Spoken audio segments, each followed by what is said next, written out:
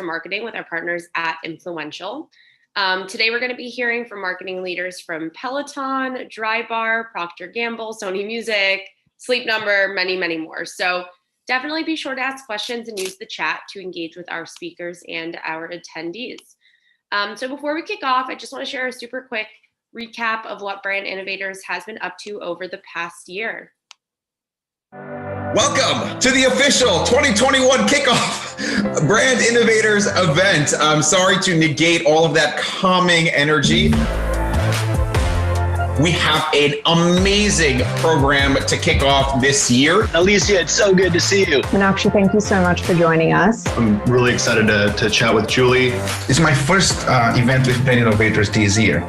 We have 3 days, over 30 main stage speakers, 13 different private roundtable discussions, everything from data-driven advertising to purpose-driven marketing, future of retail, entertainment and streaming, everything that you, the marketer, needs to know to have a successful 2021. The brand purpose obviously is critical as brand stewards, as communicators, as strategic marketers. We need to understand what brand we're trying to build. As we entered COVID, we knew like this has the potential to be a catalyst and a galvanizing force for our entire operation. People's psychology about the pandemic obviously changed week by week and month by month, where we had to really focus on safety and sanitation, contactless delivery, contactless carryout early on. The entire pandemic, we've been working on just making sure that our content is speaking to the times, is sensitive to what people is going through, but is also continuing to evolve. I'm sure that everyone here has seen babies and families and partners passing behind the Zoom or the Teams calls. And I think the ability to want to keep human and to allow for the integration of personal and professional lives is something that helps a lot and put people at ease. We are shopping brands that are consistent with our values. We are looking for brands that have a point of view in terms of society and what is happening currently and current events, that are also close and working with our communities, and importantly, of course, that they are sustainable. I think that's so important for brands right now to really make sure that they're not just sticking to whatever media plan or social plan they might have had before, they think they're supposed to do, or waiting for things to get back to normal. There's not a normal, there's not a thing to get back to. We're really in a place where we can only go forward and really progress. Every single touch that we have with a consumer is an experience and is a representation of the core of who we are as a brand. And so all of those need to weave together. It's not a new concept. It has been around for years, but now consumers have raised the bar of the expectation of every single experience. The number of experiences in our brand ecosystem has exploded astronomically. Think about your customers and try to see if you can map their unmet needs that kind of point you in the right direction for the kinds of things that you should be experimenting with. Obviously, testing and iterating kind of new things in a way that makes sense and that give you the confidence to really launch new things at scale. On my mind, it's just B2C. Like we're on the same side, like their B is my B. What is more important, the structure, the processes, or the culture? I've seen places that have no structure, no process, but it works because the people are a certain type of people and it fits well with what they're trying to accomplish. What is that story that any of us are telling, and how do we make sure that it's actually satisfying a need? Think about search, think about social advocacy, think about all of these other channels. Like, you need to be relevant and you need to be needed. Well, the worst thing you can be in our business, as you know better than I, is irrelevant. We certainly are out of that, and now we're starting to see embracement. People have a feeling towards Gillette that's positive. And when you are able to combine love and respect, I think you're able to secure business for a long time. We focus our PR only around March for Women's History Month and November for Women's Entrepreneurship Month. The closer you keep whatever area of purpose you explore and you dedicate yourself to what your brand stands for, the easier it is. Awesome. Thanks so much, Vishal, for queuing that up and sharing that. I now want to welcome our host for the day. So we have Chris Dietert hosting, the Chief Communications Officer at Influential, and he'll be bringing you through today's program. So welcome to the stage, Chris. Thanks so much, Isabel. That was a great video, by the way. Thanks. All right. Hey, everyone. Welcome to the March edition of Influential's Livecast with Brand Innovators. For those of you who are watching that are not familiar with Influential, we are an AI influencer technology that drives actual business outcomes, including sales, foot traffic into stores, and TV tune-in lift. We have an outstanding lineup of brand marketers and agency leaders, so I'm excited to dive in. I'm thrilled to kick off our first session of the day with this great lineup. We are joined by Steve DeAngelis from Rebuild, Cherie Jones from The Growth Agency, and Molly Schultz from Worldwide. This session will be moderated by Jason Gohl, the Director of Sales at Influential. Welcome to the stage, Steve, Cherie, Molly, and Jason. How you guys doing? I'm great, thanks. So everyone on, unmuted, everything's good? Molly's the last one. Molly, your camera. And yep, sorry guys, something just happened with my Zoom, of course. Wouldn't be, sorry, give me 1 second, I'll be right there. That's okay, everyone can watch me get washed out by the yellow background here.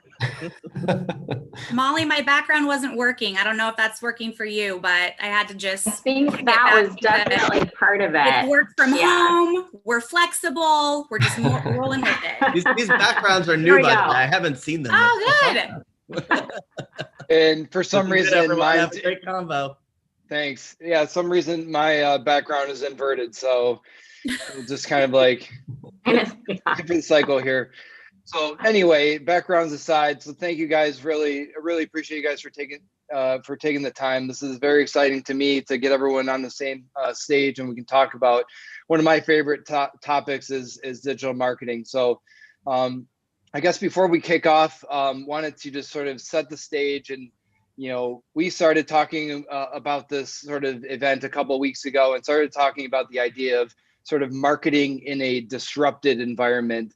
And I'm thrilled to have you guys on the stage because we do have a bit of a West Coast kind of representation, as well as the East Coast representations, and then Steve and I are based here in the Midwest in Detroit. So super cool to have a bunch of different perspectives on the stage. But I guess before we get into the meat of the conversation, I would love to just hear for a second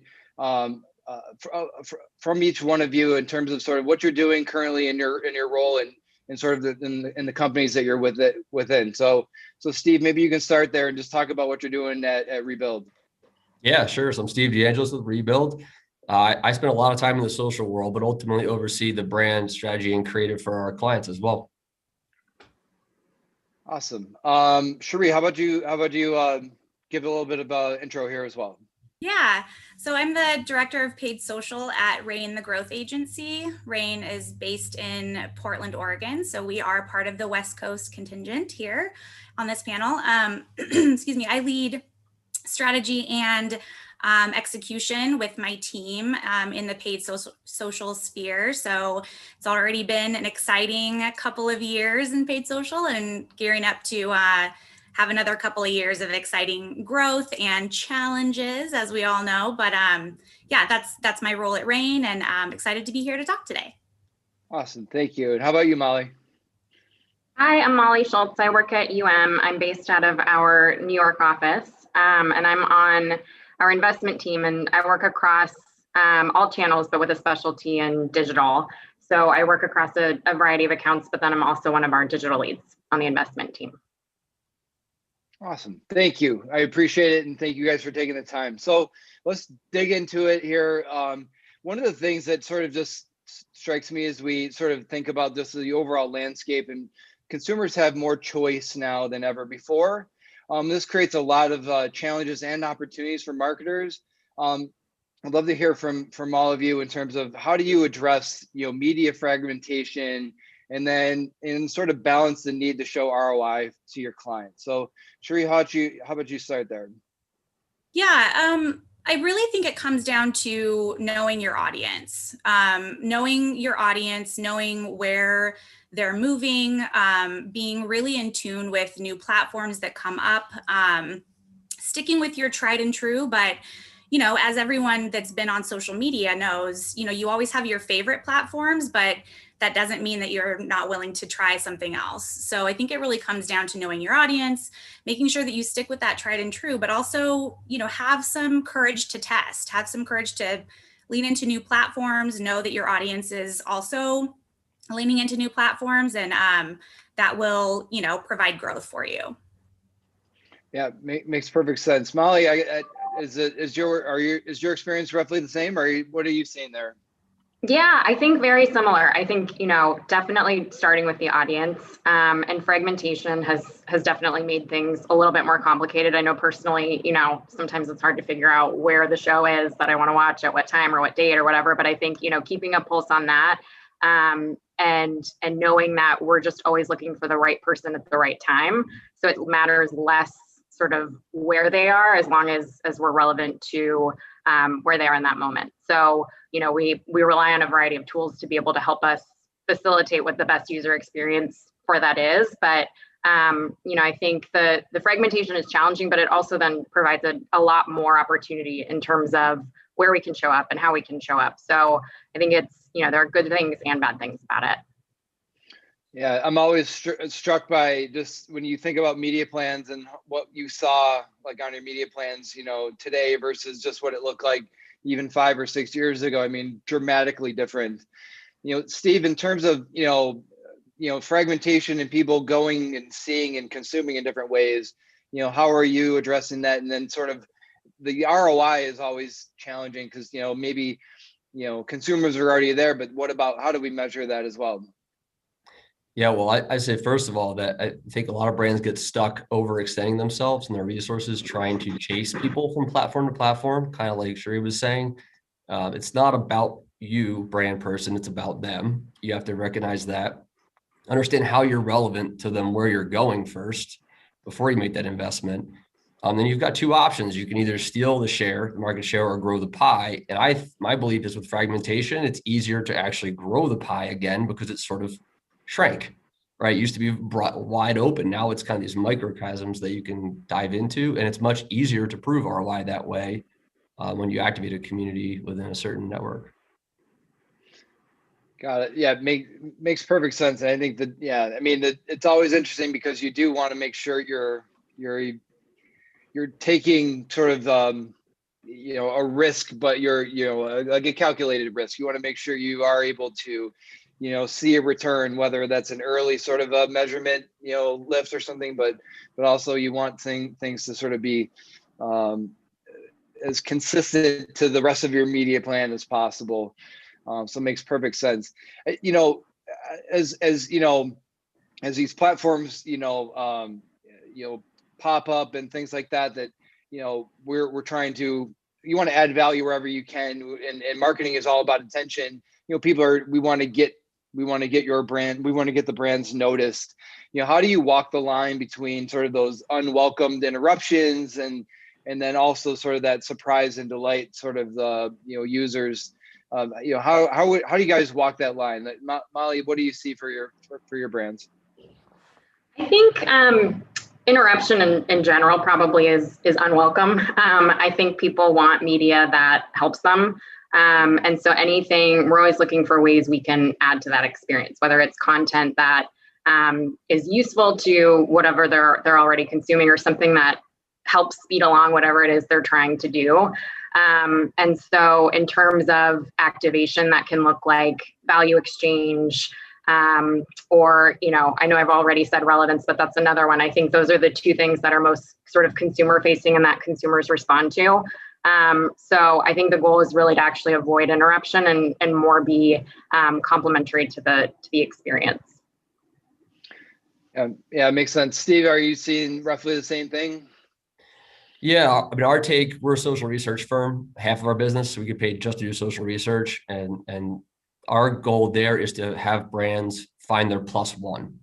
So you're relevant here. What's the first degree of separation where you're relevant also that you can play in, right? And then you can create an experience like Molly was saying that is going to pay off and enhance someone else's experience. And a quick story, we work with Kids Kicking Cancer.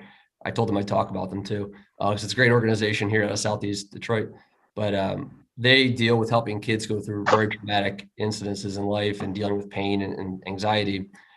So they wanted to find and help adults online and other people who are suffering. So we help them identify this pain communities where they're relevant, and they already had this beautiful content already created and a history of it. It's a much easier place to seed your content and be relevant instead of walking into the party and saying, hey, I'm Steve, I'm a cool guy. No one does that. You want to walk in and have people recognize it themselves. Yeah, makes sense. And Sheree, it's funny when I think about how, just early advertising. I mean, think about the original, the 30-second spot on TV. It is by nature it's interruptive. I mean, that's the point. We are trying to casually get ourselves into these conversations and be noticed, but not be interruptive. Like, what are you guys doing for your clients?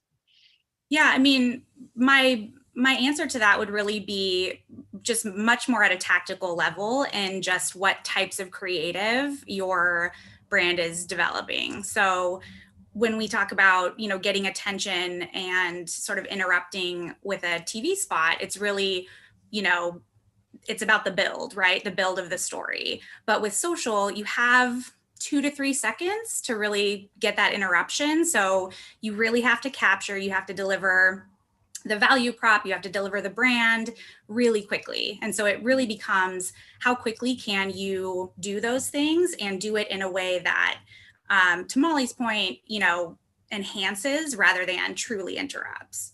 Mm-hmm.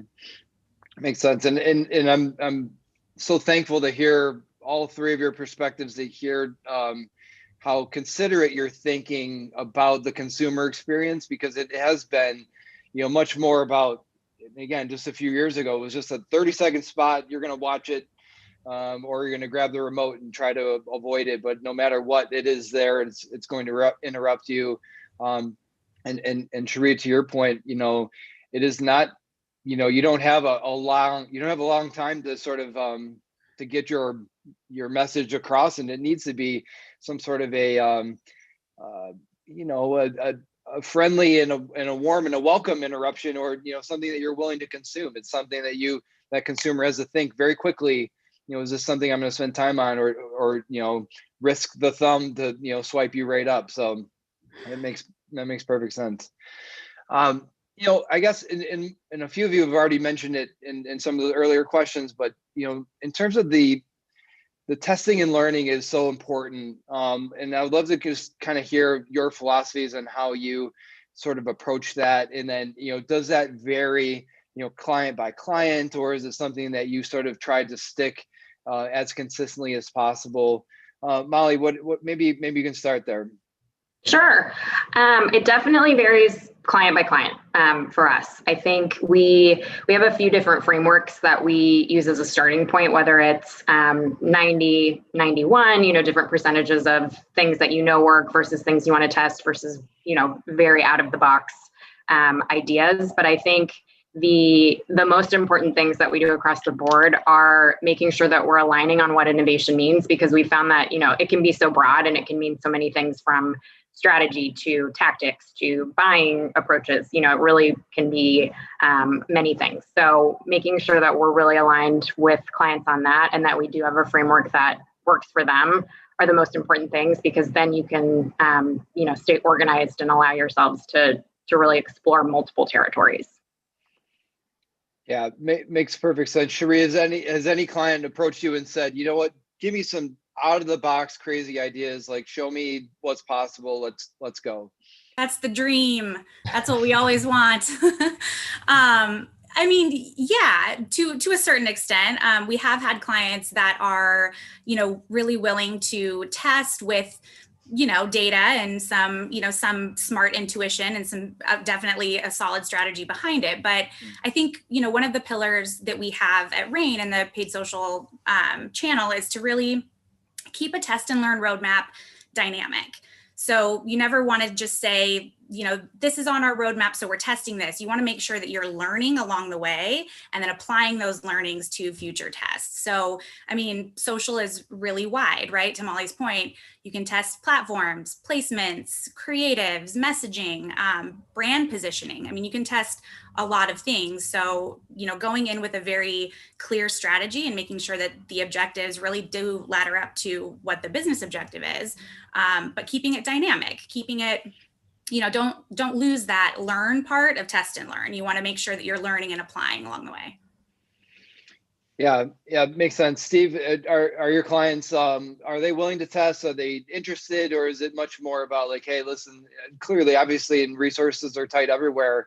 How much, what's their appetite to sort of, explore some of the new territories?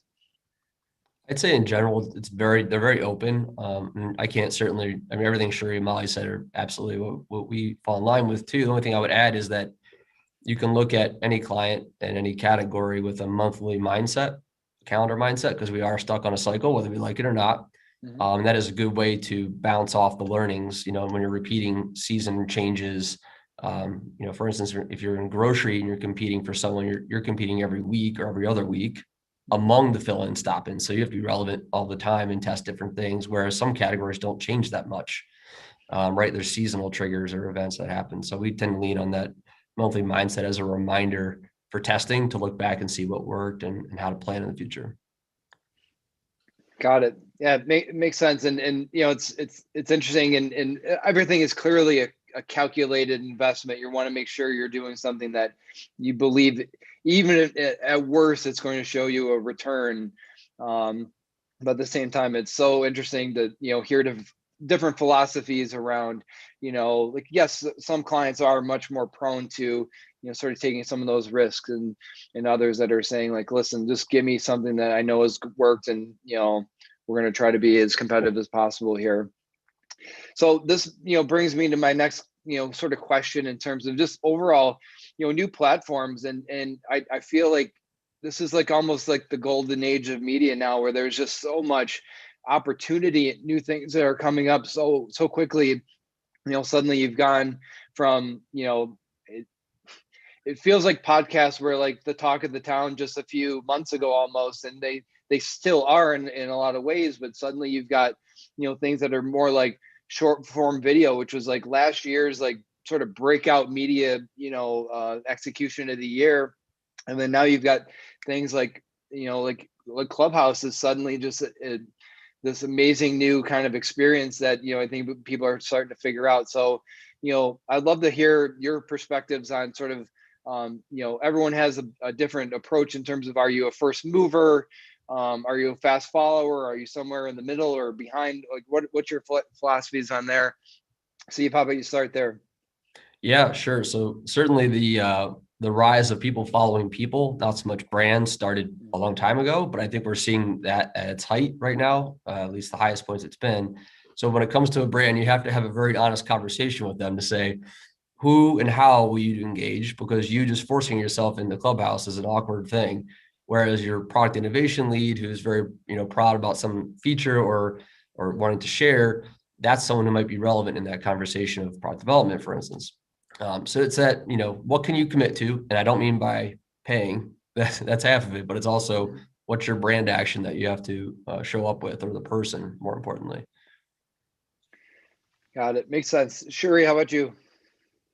Yeah, I mean, I would echo that strongly, just because it's not every platform is going to be, for every brand. You don't need to be in every platform to have a successful brand story. You don't need to be on every platform to, grow your business. That's not, we would value strategy and, know your audience, make sure that you have the right creative, the right brand message to really support what that platform is all about. TikTok is a perfect example. TikTok really saw just a huge rise in consumption over, 2020 when everyone was in quarantine.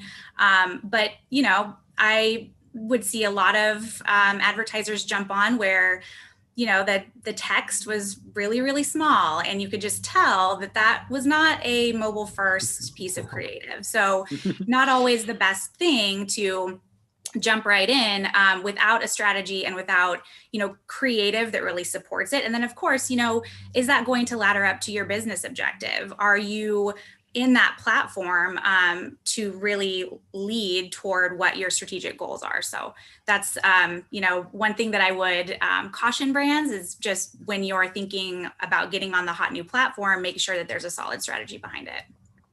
Yeah, it's great advice. And Molly, from your purview at the agency and how you sort of look at things from an investment and innovation lens, I can imagine that you've got the entire,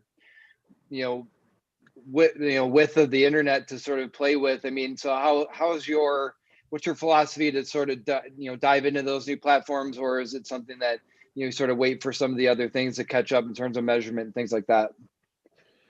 Yeah, I think, building on what Sheree and Steve were saying, it's easy to get sort of caught up in the moment of, oh, this new Clubhouse just came out. Like, how do we get on, just kind of fast forwarding. But measurement, to your point, is very important. But we also try not to let that totally prohibit us. Kind of going back to what we were saying about innovation, I think there is a time and a place for things that are emerging that don't quite, have as strong of a measurement structure in place, which we are seeing improve with podcasting. But I think that's a good example and something you were mentioning earlier. But I think first and foremost, our focus is really about where culture is being driven. And, that primarily happens on social platforms. And I think if you're, a brand and you're looking to be on a platform where people engage in culture, because that's where people are informing and making their decisions. People take their cues from the broader culture. So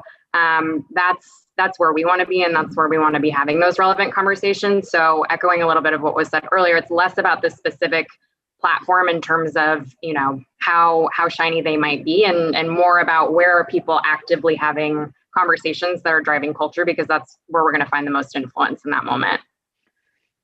Yeah, that's a great perspective. And it's so interesting because you see some of these things that just organically happen, and they're, I go back to the Super Bowl, Oreo ad from the, a couple of years ago. It was like, you can still dunk in the dark. I mean, that was just brilliant. And everyone was trying to then, sort of recreate that, even for the next few Super Bowls. And, you can see there's a lot of effort that goes into, trying to create something that feels very organic and natural. And then, even last year with sort of the ocean spray, skateboarding gentlemen, that whole thing was very like, just, magical and organic, and it just sort of worked out.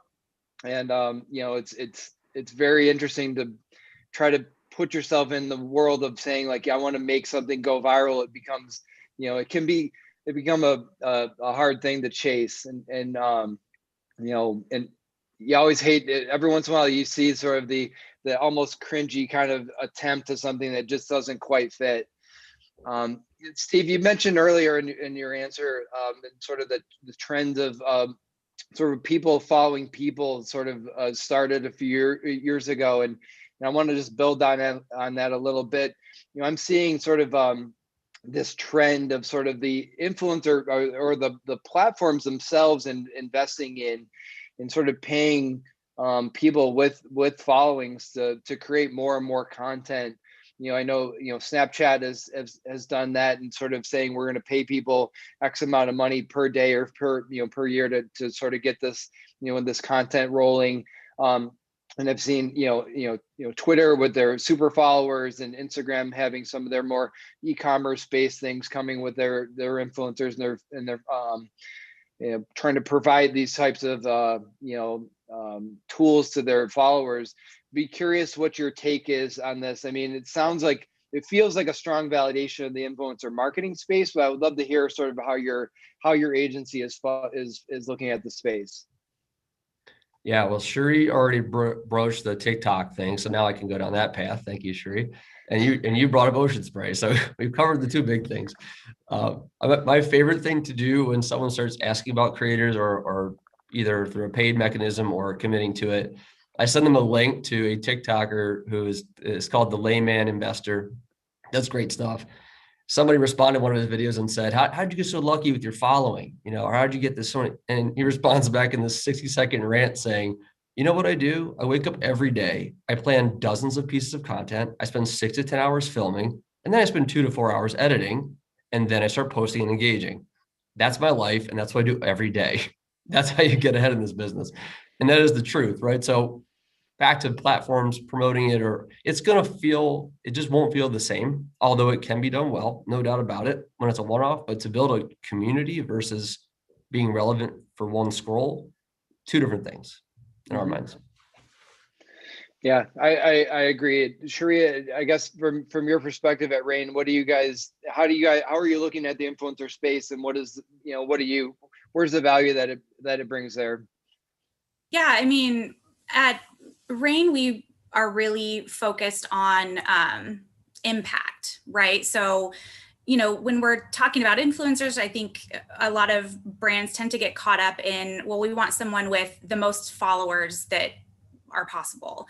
And while that's good, and that, organic reach can be, powerful, we really want impact. We want an audience that's really engaged. And so, Steve's example was perfect. When you have a creator that is really working on their brand, and it's a true, they value their audience. It's very clear they have a very clear brand voice themselves. Those are the people that you want to partner with, because you're really looking for that impact. You're looking for, someone who values their audience, so that audience is engaged. There are measurement tools that you can leverage, or that we leverage at Rain, that can kind of dig into someone's audience and, are they responding when this creator puts out a piece of content? That's really where the value is. And so for our clients, it's really about pushing that impact and, looking less at follower count and more at engagement. Makes perfect sense. And Molly, again, you've got plenty of different sort of ways to interact and engage the consumer. I mean, how is your agency and specifically you and your brands, how are you looking at influencers and what they bring to the table? We look at it in a couple ways. I think in isolation, it can be really powerful in terms of impact, like Shuri was saying, and building content where you sort of almost have a head start with having that emotional connection with people, because they already have that relationship with the person that they're following.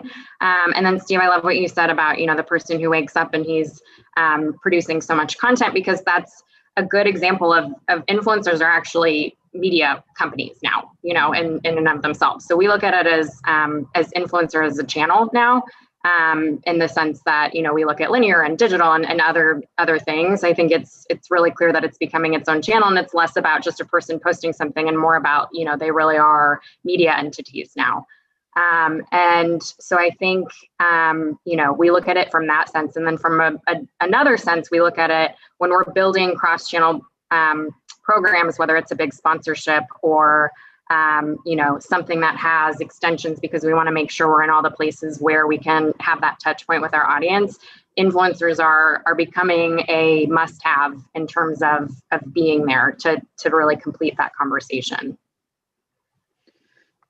I love that perspective, and yeah, thanks for that, because and again, in my prior life, I was sort of in a situation where we'd purchased billions and billions of banners and video ads and things like that for different clients and things like that each year, and it was it becomes a very useful way to engage and get people to interact with the brand, and as I saw this opportunity where there was, this new sort of emotive and breakthrough type of creative unit that suddenly is getting more and more attention in sort of in the walled garden, environments of the social platforms. I'm like, wow, there's a lot of potential here. So thank you guys for your perspective on that.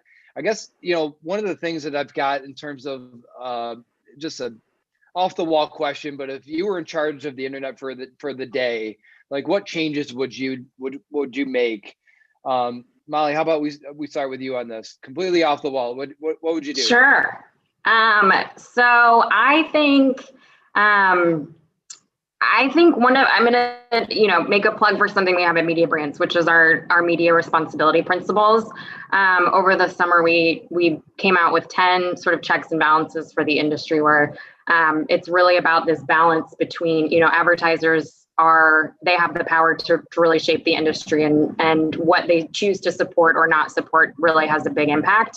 But I think digging deep into one of them, I think it would be great to have rules around public discourse. I think on social, it's really easy for people to get caught in kind of these echo chambers on different platforms because everything is so personalized now, which, we love for advertising, but I think it can get tricky when, in your feed of content, there isn't really, journalistic ethics around what is filtered there. So I think that's, a hot topic in our industry. And I think I would love to see that change. And so I think I would make everybody follow the Media Brands responsibility principles as a set of rules there.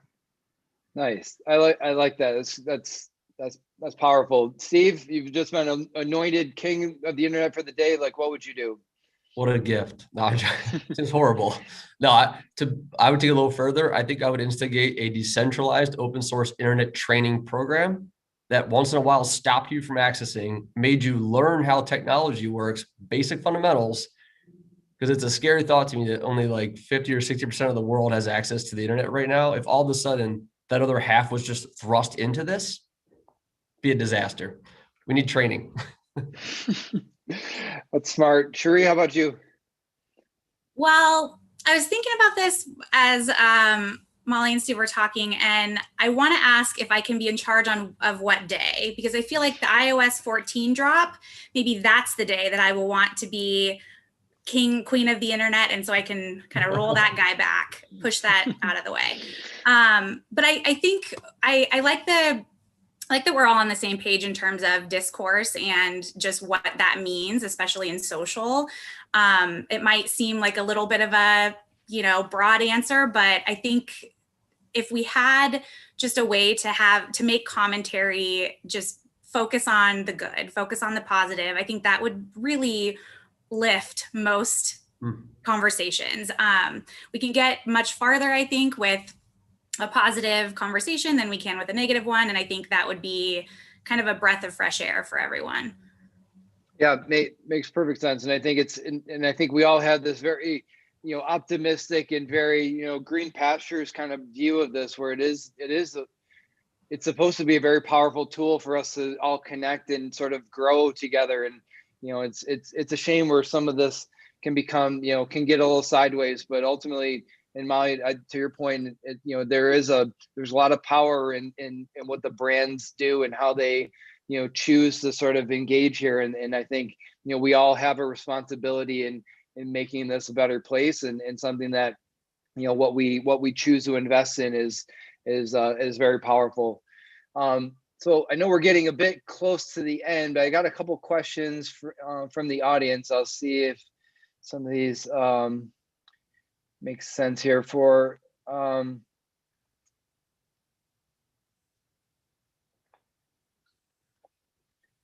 right. So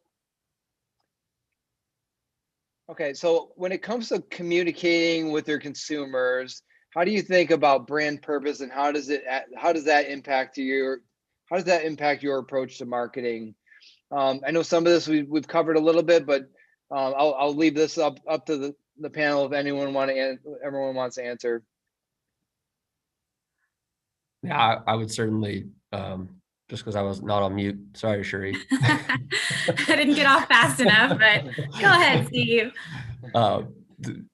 I think the purpose is your commitment to what it is you do. And I think if you're tried and true to that, and you just showcase it, you don't need to force it into conversation, showcase it in little bits. That's where you can find success.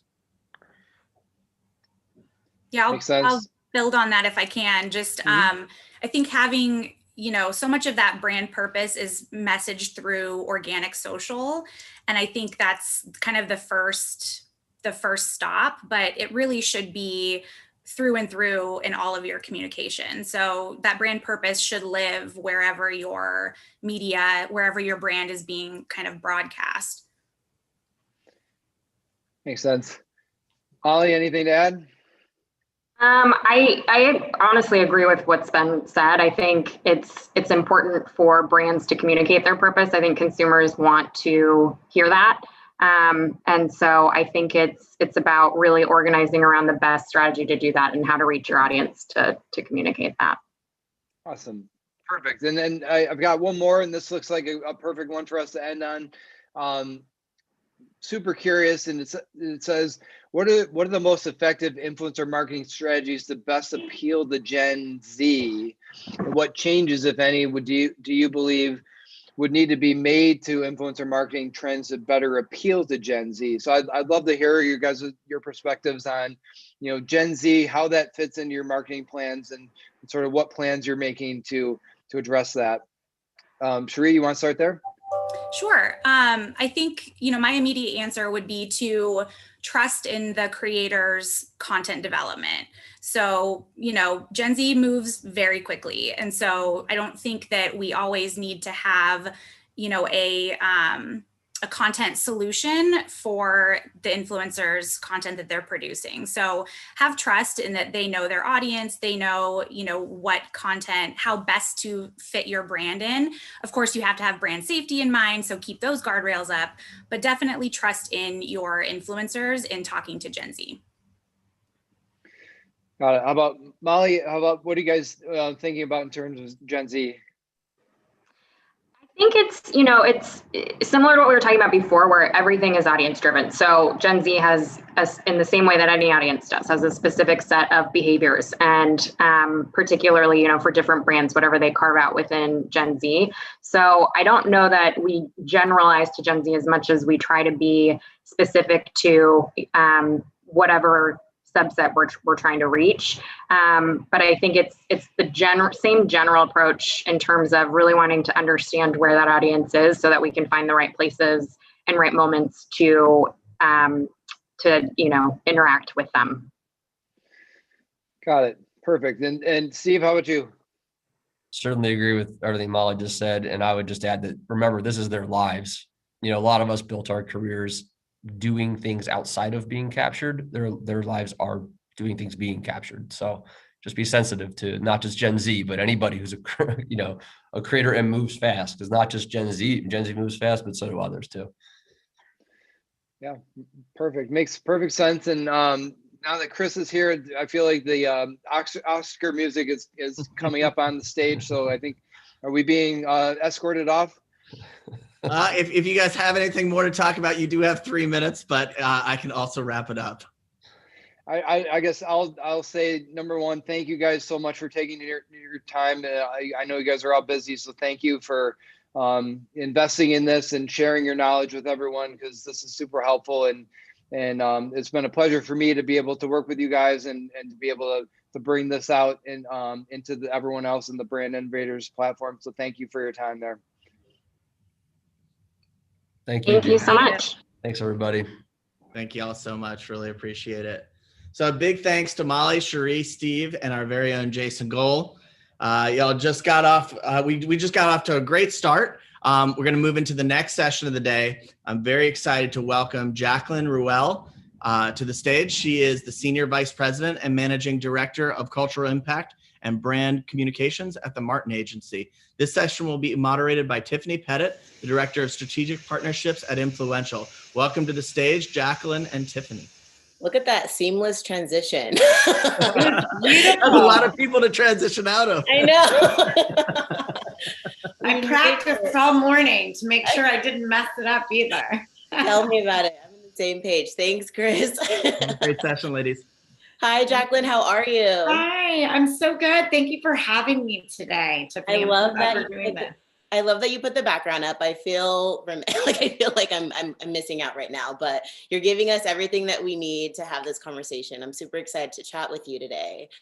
I do want to remind the audience, I know that we have folks in and out there in the Brand Innovators world. Welcome. Thank you guys so much for being here. I'm Tiffany. I lead Director of Strategic Partnerships at Influential, social data company specializing in showcasing the effectiveness of influencer marketing by measuring things like foot traffic, tune in, all of that fun stuff. And we're here with Jacqueline, who has a mouthful title of all of the buzzwords that I love. She is the Managing Director, Cultural Impact and Brand Communications at the Martin Agency. That's and right. I'd love to hear more about that department because it is fairly new, and you've grown it to be a mix of a lot of different folks who have their own specialties in their own right. And I won't talk more about it. Let us know more about that and what you guys are doing with your clients. Yeah, definitely. So the Cultural Impact Lab at the Martin Agency was started from the ground up. So I founded it just about 2 years ago this week. Actually, we launched out into the market. And so the idea was we wanted to create an entity inside the agency that allowed us to engineer influence. We're here to talk about influence today. It allowed us to engineer the idea of how can we make the work that we are so diligently creating at the agency be more talkable, be more buzzworthy, splash the headlines, take over the social feeds. And so that was really kind of the essence of the idea of creating the lab. And so what we've done from a discipline perspective is we've looked at what are all the facets of amplification. And so we have hired and built the team on the backs of earned media specialists. So we've taken people from the journalism world to brand marketers to tried and true PR agency experts. We've coupled that with paid media specialists. So because we know sometimes you got to press the gas pedal down, right, to get stuff out into the world. And then this year, excitingly, we've added a really robust layer of implementing a social studio. And so really thinking, from the organic to the paid to community management to cultural creative for the feeds, what does that look like? And so we've really kind of invested the past, I'd say, 6 to 12 months, just looking at how we can integrate that more fluidly across, because we do have more of our clients and brand partners asking us to kind of stretch across the digital ecosystem and think about where are all the places that we can put that impact. I love to hear that because, as this space evolves, it's definitely not just one note. Thinking about influencers, thinking about social, but really thinking about marketing as a whole. How are people reaching their customers? Because their customers aren't in and of itself just one size fits all sort of demographic or psychographic, wherever they might be. So you guys have a lot of legs, I want to say, in different spaces, which I think is really smart. You did mention creative studio. I'd love to hear more about that. It does make me think about the year that we've come off of and how things might have changed, and bringing things in-house and getting more creative in general, taking things into your own hands with team members. Tell us a little bit about some of those differences in your efforts across your team with your clients this year versus last year. Yeah, well, the Martin Agency is a creative agency at the core. And so we are fortunate that we have such a creative powerhouse of folks that we can tap into at any given time to help us, figure out what that impact looks like by way of assets. I think what's unique about what we do is we hook into the process from the beginning. So I think, a lot of people may relate to instances where you feel like you've bolted on the impact layer to the end of the idea. And the truth is we engineer it from the front end. So we don't let decisions get made that create any sort of missteps in the amplification or in the creative process, right? Because we know sometimes that we might need to land something in the social feeds that will propel a conversation forward before a larger creative moment happens, before an activation takes off, before maybe a TV spot is even launching. And, I think a lot about, it feels so long ago since that we've been able to sit down with people in person, but I think, and this was actually probably 7 or 8 years ago. Honestly, it might have even been longer than that, but I was sitting with some of the editorial staff in the Huffington Post, and they talked about, at the time, which I think is now everyone's going to nod their heads and be like, yes, we know, social being the new front door. And I often think about when the plane had to land on the Hudson in New York, like that news started permeating by way of Twitter. Like that's what people are. And so I think very often when we think about, how we're going to create impact and where we're going to drive the influence, like it isn't always the traditional channels. And so we also are embracing that mentality with speed. I think we've talked a lot about this in our agency. I think the pandemic forced all of us to get faster, and I don't know that we're going to slow down if people trickle back into the office. I think like speed is the new way in these days. It's certainly a mantra we've been embracing, but I think something that we were able to do amidst the pandemic going on is we were able to prep up a brand new production hub inside our walls. It's called Superjoy. It's amazing, but it allows us to create more content at speed. I think the power of influencers quite often for brands is you can enlist someone that can create that content at speed. You could brief them this morning and something's out a couple hours later because they are tracking with the speed at which people are scrolling through the feeds. And we all know what that looks like at any given day. And so I think, that's really what we're embracing on the creative content side of things. It's just honestly trying to keep up. I mean, pivot was like the word of the year, being more flexible, faster, just like adaptable, like bigger, stronger, better. I love you said adaptable. We did words of the year with my team. Everyone picked a word that was going to be their mantra for the year. And mine was adaptability. Coming out of 2020, if you didn't learn or if you didn't have adaptability prior in your skill set, hopefully it's ingrained now, but I don't want to lose that either, right? Like we learned how to face adversity head on and be more nimble and be more adaptable. So I think that was something I wanted to bottle up and take with us this year. I always think about that same sort of mindset, how we've been adaptable this year to like, when you're traveling, and it's kind of a little bit off base, but when you're traveling, you want to travel with someone like a good travel person who can adapt to what happens when we can go back outside again and, enjoy that. Those are the best folks to be around. They're adaptable in that way. That is funny. You learn a lot of adaptability, especially in work travel. It's like, the plane's delayed. We're going to be late to the meeting. What happens next? 100%.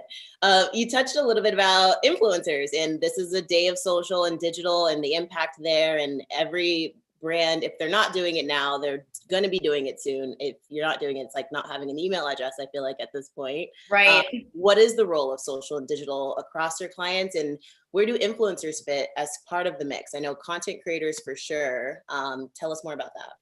Yeah, for sure.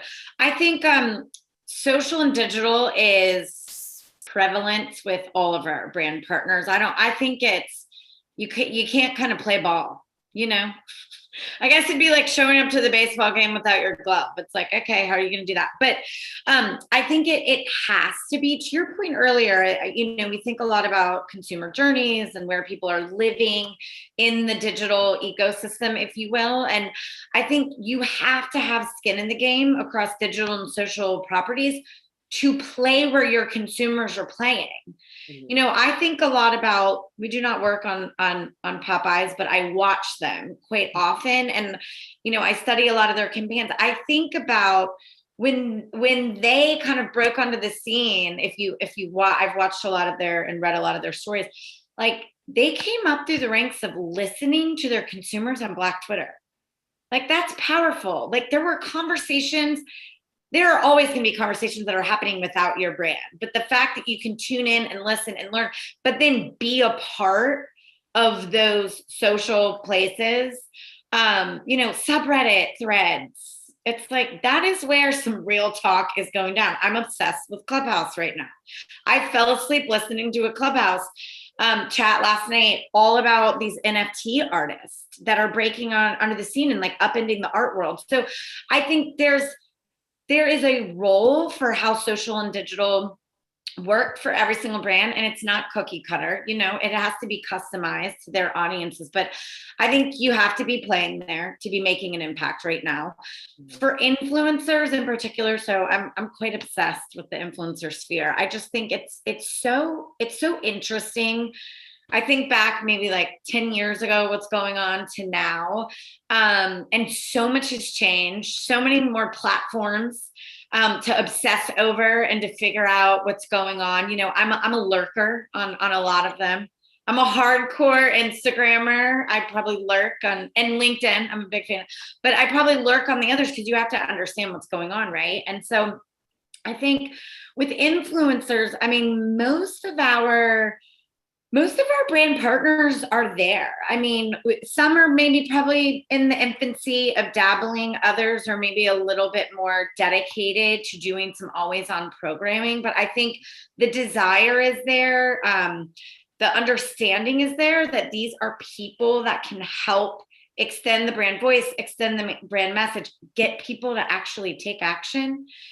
Yeah. I think that there's a lot to be said about the role of influencers. And I think it's maybe similar to old days of sponsorships. Like you can get your logo, on a field or in a roundup of, people sponsoring these things. But I think with influencers, these people are dedicating their lives to their personal curated content and their feeds.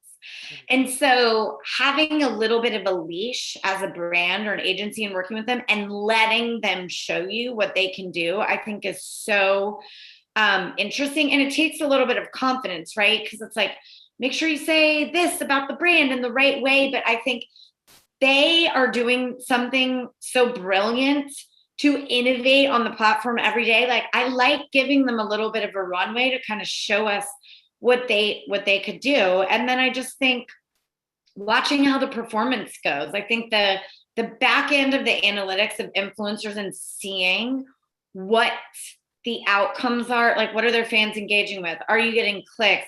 Can you attach that to a sales leap on any given day, week, month, or whatever? Like that's where I think kind of nerding out on the analytics in the back end is like where the future for influencers goes, to actually see, is this person helping you sell out a product? Are they a lead generator? There's a lot of different facets of influencer world that I think when you connect it to the back end data, there's some really, really powerful things that could happen. 100%. You are speaking our language. Love being able to, because it's evolved so much. I remember I was a beauty editor, one of my first jobs out of college, and we were working with bloggers, and it was like we were giving them an opportunity to be a part of us. And then they started saying, well, this is your opportunity to now pay me. And it was such a flip. And so just to see the impact that they have for these, brands of all sizes has been incredible. And then for brands to then trust them, in a lot of ways to do what they do best, I think is really impactful too. You brought up Clubhouse. I do want to touch a little bit about any new platforms that you guys have explored for your clients. Have they been open to TikTok? Have they been open to, I heard Snapchat is one of the top apps in the store right now. Yeah. I'd say I am personally obsessed with Clubhouse. I was very fortunate. I feel like the invites have opened up. It felt yeah.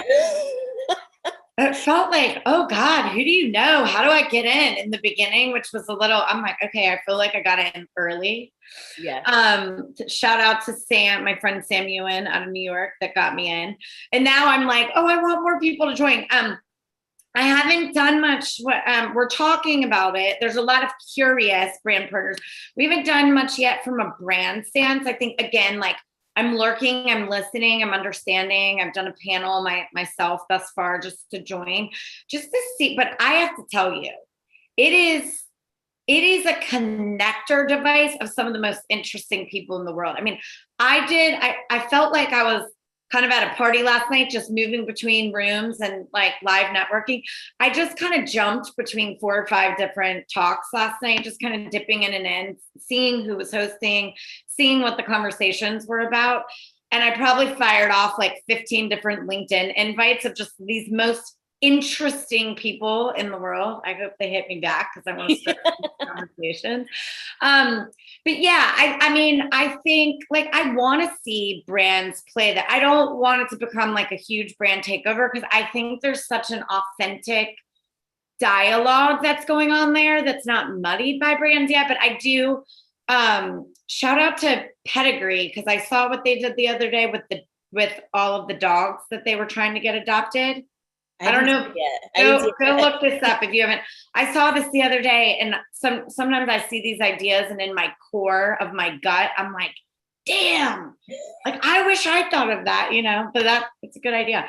They made profiles for all of these different dogs that they were trying to get adopted, and it was just a really interesting use of platform. So I think when you can innovate on a platform like that with a great idea, I love that. So I do think more clients are starting to kind of play in the Clubhouse space. I think TikTok, number one, is like, we got to do more on TikTok. I think we have a ton of our brand partners that are looking to play in that space, but also to try and be smart about it and not make it the brand bandwagon moment.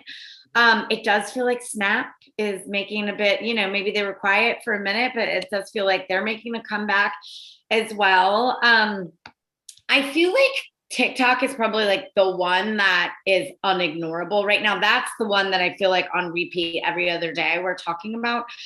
I don't know that there's any other platforms that have come up. I mean, I know we keep seeing waves of platforms trying to enter the space. I feel like in the past 8 months, Clubhouse has probably been the one that feels the stickiest right now. That's actually like, okay, a lot of people are flocking there, and I think they're going to hang on and do some really interesting things. They just made a great marketing hire the other day, so it feels like they're on a run with that. So I'm excited to see what happens there. And then TikTok is just one that is, I mean, you can go so deep. I'm so enamored with what happens there, and I like to think about, you know, what can we do? I know we want to talk about innovation. I might skip ahead.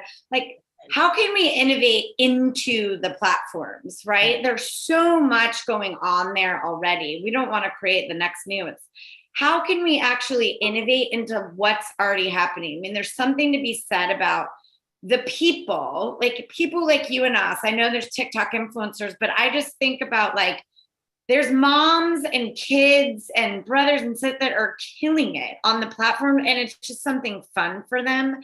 And I think a lot about just, you know, I guess now we're calling them the nanos, just the consumer influencer with this, that like, you can't really see my phone. I'm holding up a phone, that device in their hand, like everybody's an influencer now. Mm-hmm. You know, you can shoot a video and post it online. And if enough people start following it, like you just influence the conversation. So I think it's just, it's really interesting to see how you can crack into the power of like your average consumer and almost like ride the wave with them in making them part of your influencer sphere, not just the influencers that are making the buku bucks at this point in time. Yeah. Shout out to Maya and Fadia, everyone who's went out there to Clubhouse. We're super excited about the platform. We've done a couple panels too. I'm gonna have to follow you and see what chats are getting in. Yeah. It is a huge research platform. It's, you know, great to definitely listen in. And to your point, it's a huge connector. And then, yeah, TikTok's unavoidable at this point. I think that if you're not thinking about getting there already, you will be soon for sure. Thinking about research. So you mentioned you're a lurker, and I would argue you're a research lurker. Like, right. That's right. How valuable is that in that sense? And then even in a more technical sense, for you and your teams, are your clients really interested in, you know, maybe social listening or any sort of like analyses, maybe competitor analyses, anything like that? Yeah, I think at the forefront of everything we do is this cultural insight and trend research. The team is wired every day to stay on the forefront of what is the talk, what do we think the predicted talk is for the rest of the week. We are we talk a lot about the lab at the agency being the cultural heartbeat of the agency. we are on the forefront of trying to stay on top of and be ahead of what that next insight is going to be. What do we think a trend is that could be bubbling up in some of these sub-threads, as I like to call them, that we need to wrangle and be on that early curve of conversation, right? So I think we're kind of, we live and die our success right now by research. I think it is a critical point. I know, for years, we've all talked about the power of data. I think, hand in hand, the research goes in with that. And we have a lot of really impressive tools that help us stay on top of the predictive analysis, social listening, 1,000%. But I still believe, I'm not going to let robots take over, right? The human power and the intellect behind those tools is where I think we hit like a unique differentiation point, because you could have a really powerful trend in the palm of your hand, but it's what do you do with that to advance the conversation forward? Or, tying it back to influencers, who are the people that are at the forefront of that trend that you can partner with that will scale it up for you, right? Because like back to this whole NFT conversation, like you're going to do something with NFT. I do not know I am not the person. There are way too many people out there understand it. They're on the forefront of creating NFTs, or they've studied them and they're owning the dialogue there. So it's like, how do you think about, as you're researching, who are the actual people that are driving the conversation forward? And sometimes it might be particular news outlets or entities who are producing the digital news, who are taking to Twitter and social platforms to push it out in the world. But I also like to think about who are the individuals who are well studied or just super immersed in a topic that you can align with, that helps there. So yeah, I think on the research front, it's understanding what are the trends and who are the people behind those trends that are pushing the conversation forward, and really kind of zeroing in on that. Mm-hmm. Making it more purposeful and specific. I love that. That's what I took from that. And it's also making me think about understanding what's going on in social, for sure. Understanding what's going on in culture in general. I think that you guys touch on everything. It doesn't have to just live on digital or on your phone or anything. It can be as soon as you walk outside. I want to hear more about some of the purpose-driven, maybe feel-good initiatives that you guys might have tapped into last year, or you and your clients as a whole. And do you guys have specific, maybe dedicated resources to honing in on things that are happening in our country, maybe even in our world moving forward? Yeah, that's a good point. I think, brand purpose has been an evolving conversation. I think this past year enabled many more agencies, brands, individuals to take a pause and think about what their brand purpose is and what it means. And, do they need to start over? Do they need to rethink what they're doing? Do they need to get started? I do think with how much was going on in the country, like outside of the pandemic, there was so much culturally going on in our, and there still is right now. I mean, look at the past 2 weeks alone. I think what we pride ourselves on at the Martin Agency, and I think we wouldn't be able to be good brand stewards to our partners if we didn't reach deep and do this ourselves at Martin. But we have a mission that's all about fighting invisibility.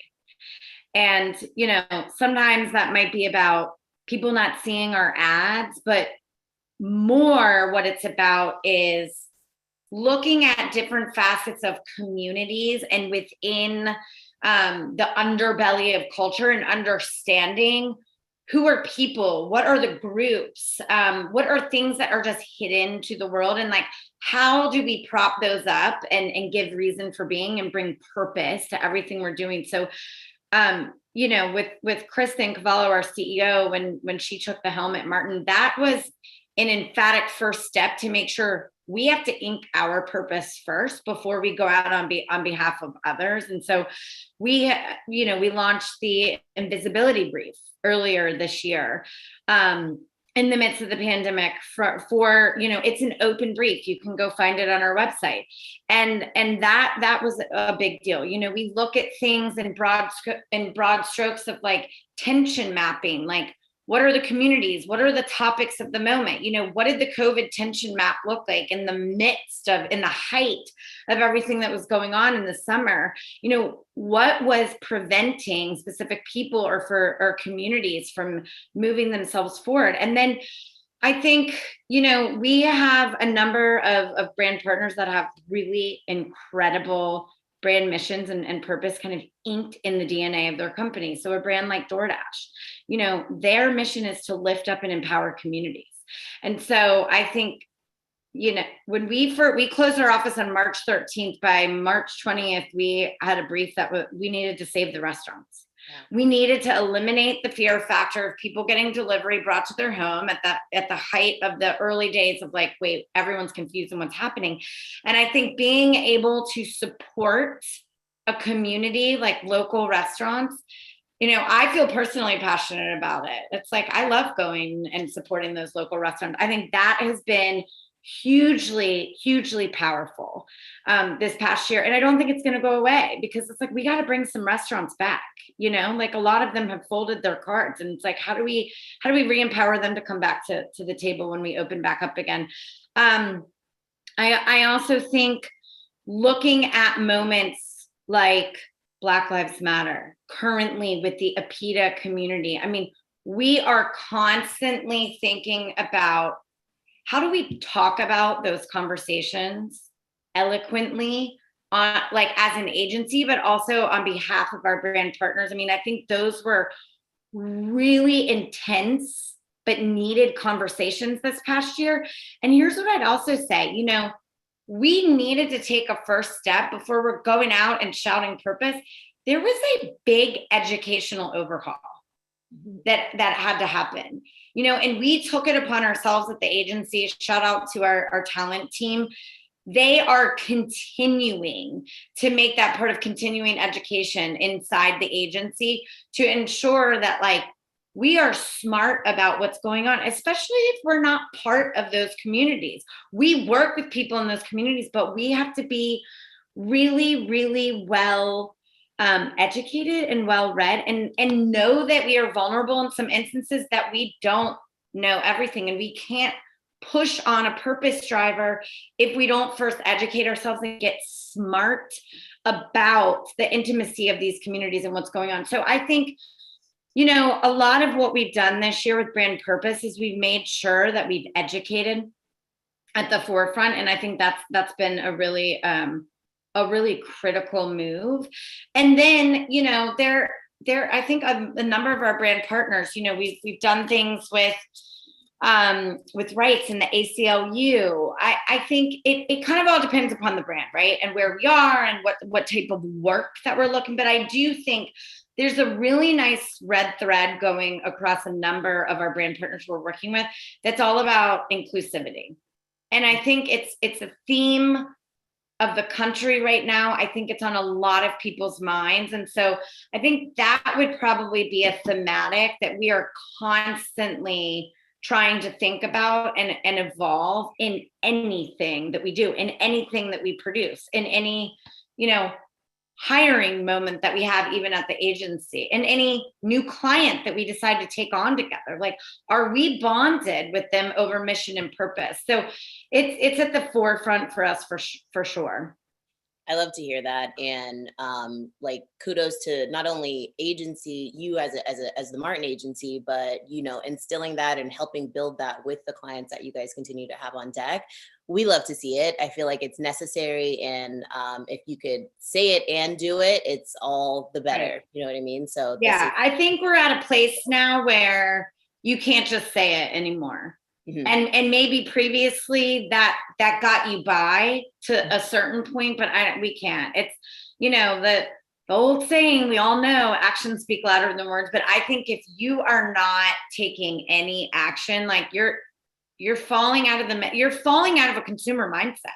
Mm-hmm. Because I think that we as consumers now are wired to look for this. And I know we're all probably everyone's tasked with the millennial mindset. Every day we get a brief. It's like, and we're going after the millennials again. But they're the future. And so we know that they're looking for those brands that have purpose and are standing for something, and not just standing, but doing. 1000%. I'm going to jump into some questions because they're in here. And then I'll shoot to more of my own too. Someone's asking, what are best practices and pitfalls that brands who want to be more purposeful about equity, inclusion, diversity, and accessibility need to be aware of? What are some best practices that they need to be aware of? And there's a 2-part to this, but we could start with that. Best practices. Okay, yeah.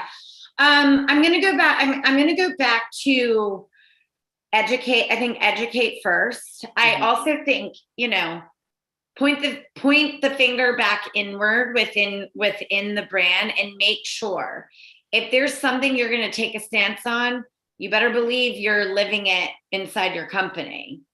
You want to make sure, like, if you're going to take a stance on pay equity, and I think yesterday was Women's Equal Pay Day, right? If you're going to take a stance on that, you better make sure you're living it inside. So I think looking inside your own brand and community and making sure that you are bulletproof in a way before you go and take a stance. And then I do think, and you talked about listening earlier, part of education, listen to your customer base about what do they care about. Because if you as a brand decide you're going to commit to something that actually maybe isn't even on the radar of your customers, you might just be shouting into the dark, and like maybe they come on board with you.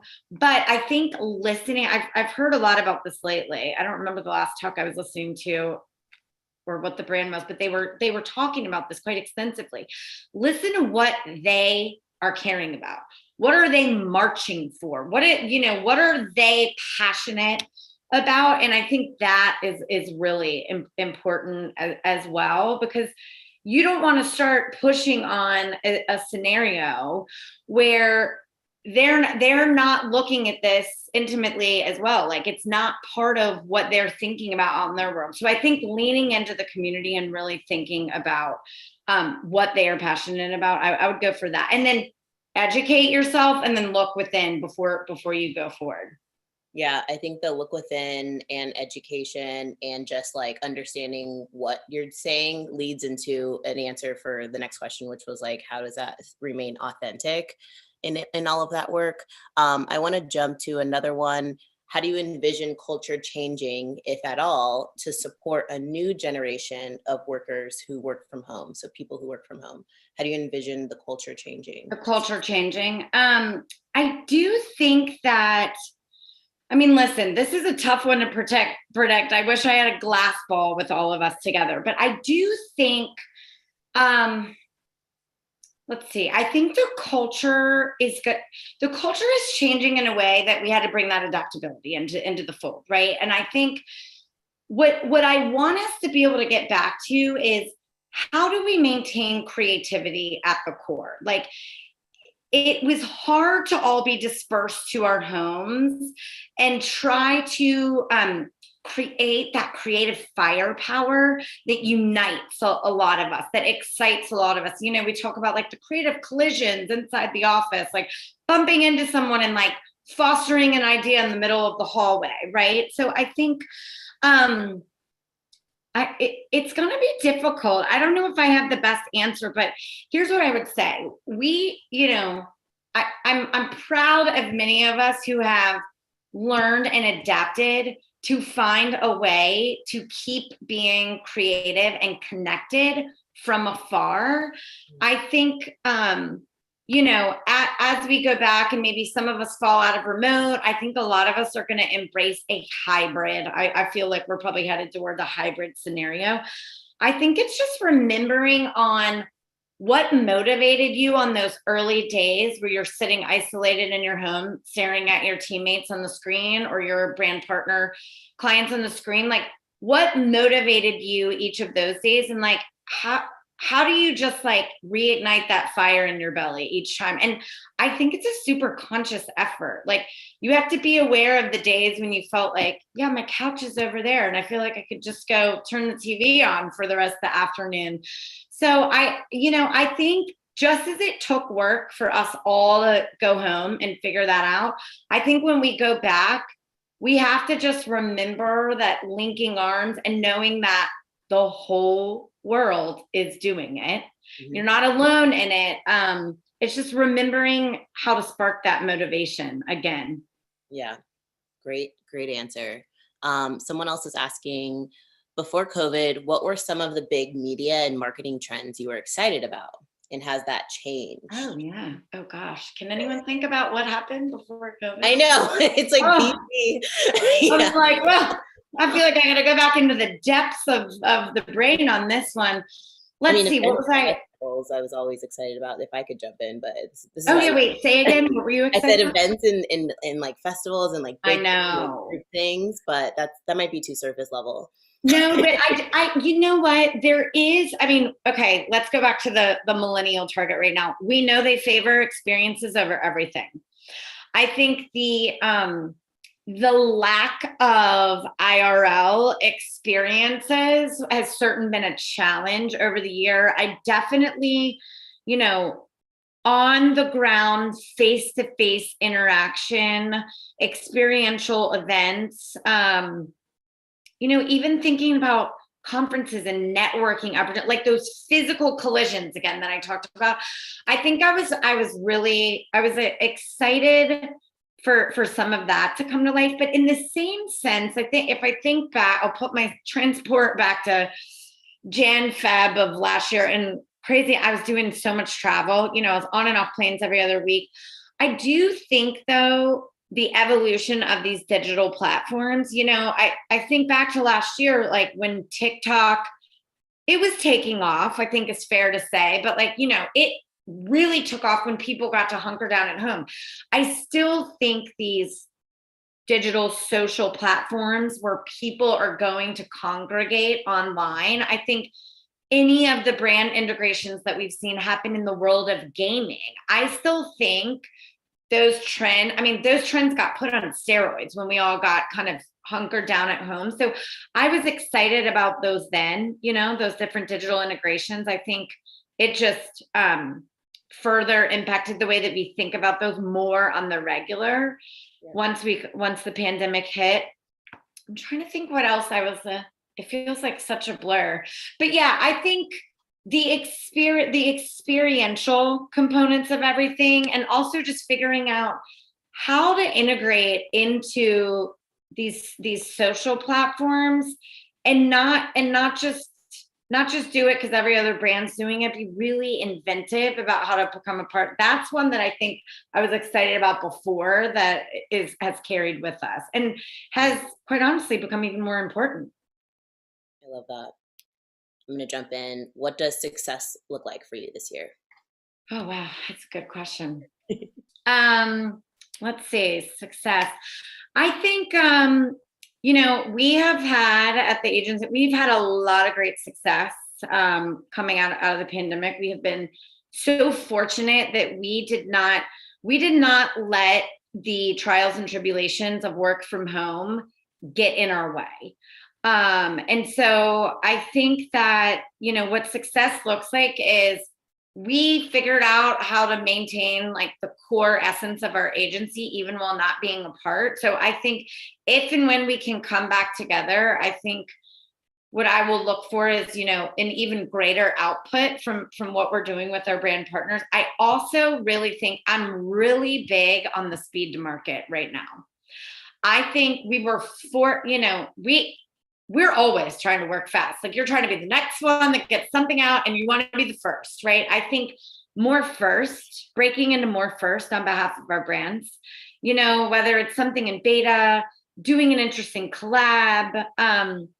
I want to be ahead of the curve. I think we are always trying to rapidly respond in culture. I think if we can ink some more first, even as the agency, on behalf of our clients, that is a big deal to me because I don't want to see us backpedal with the speed. I want to see us like wrangle the speed and get better. I don't know that we need to go any faster. I just think maintaining what we've been able to do in quicker turns on things and getting work out into the market faster and in the hands of consumers, I think that will be kind of a champion of our success.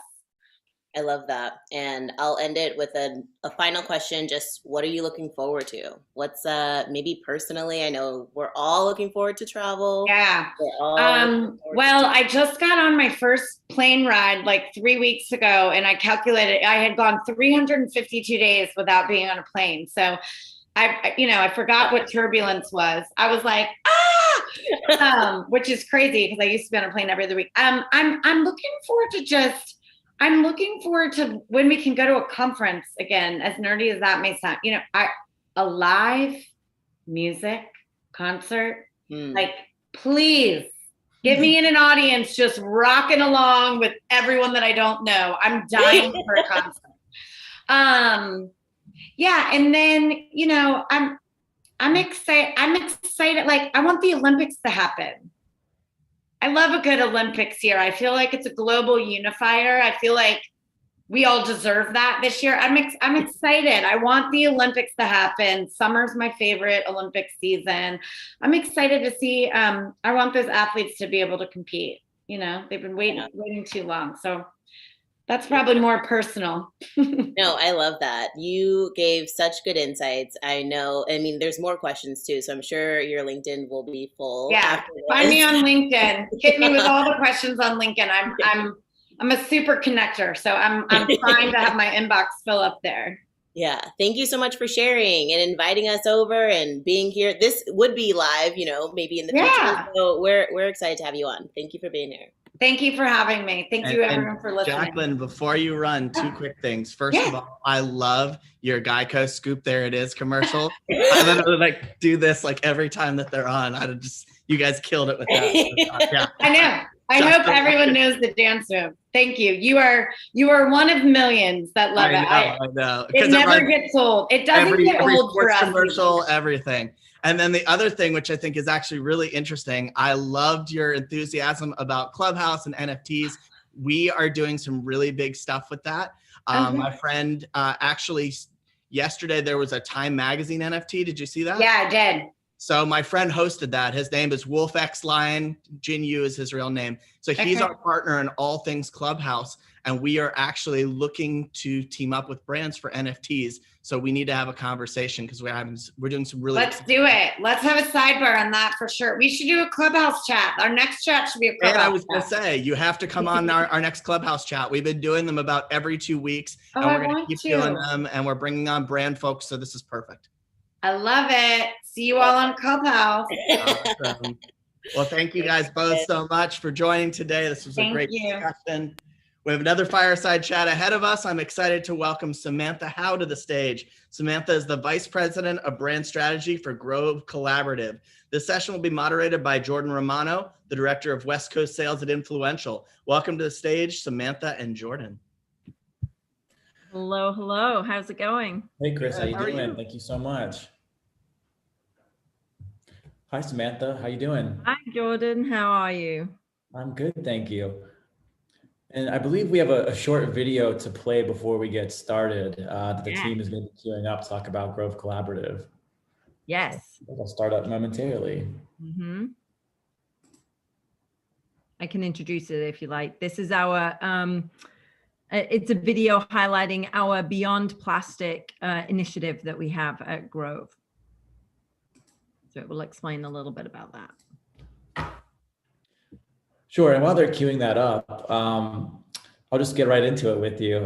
Could you tell us a little bit about yourself and how Grove Collaborative grew from a scrappy, mission-driven DTC CPG brand that started out selling third-party brands and in 4 years became a Bay Area unicorn? Yeah, so I actually joined Grove nearly 5 years ago. And I remember meeting with one of the founders, who's now the CEO, Stu, in a little Victorian in San Francisco and just chatting, and I was really intrigued because at the time, influencer marketing was not something a 13 person, startup would prioritize. And, I went to talk to him, and it was the passion and the mission and the ambition of what, Grove and what he wanted to achieve just really, hooked me and pulled me in. And, so I started at the company in 2016. Grove was actually established in 2016, in March 2016, and from the get-go became a certified B Corp. And, the mission was really to provide all families across America, all kinds of homes with, natural, innovative cleaning supplies and home and personal care, products that are an actual positive force for human and environmental health. And by that, we mean they are sustainable. Oh, here's the video. I will continue in a minute. Thanks so much, Sam.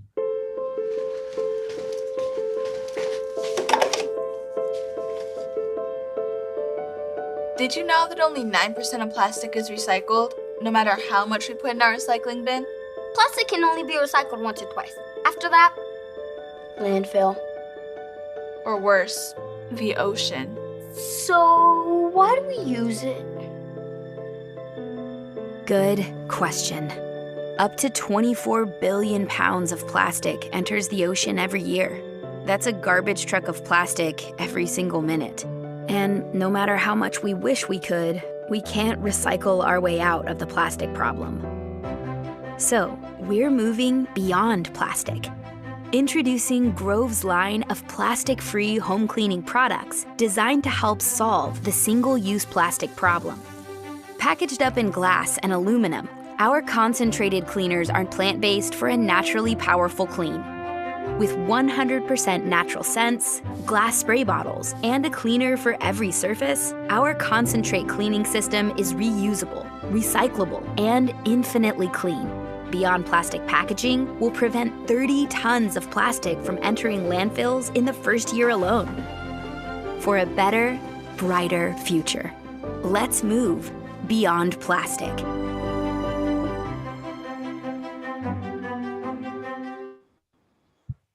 Yeah, it's a very informative and powerful video. I had no idea that things, plastic could only be recycled a couple of times, 2 to 3 times before you can't use it anymore. So I definitely learned that. But, yeah, it is not. There's this myth, I think, that plastic is infinitely recyclable. And the reality is actually only 8% of all the plastic you put in your recycling bin actually gets recycled. So, and that's in a good state. There's some states where you can't even recycle plastic. Wow. So, recycling is a little bit of a myth. And we made the business decision to just stop using it where possible. And that's not only with our own products that Grove creates, but also we're encouraging our third-party brands that we sell to partner with us. We developed a plastic working group to really, look at what's available for the industry and try to make everyone a little bit better. We're not here to just make our own products better. We really believe that the true power is in changing the industry's behavior.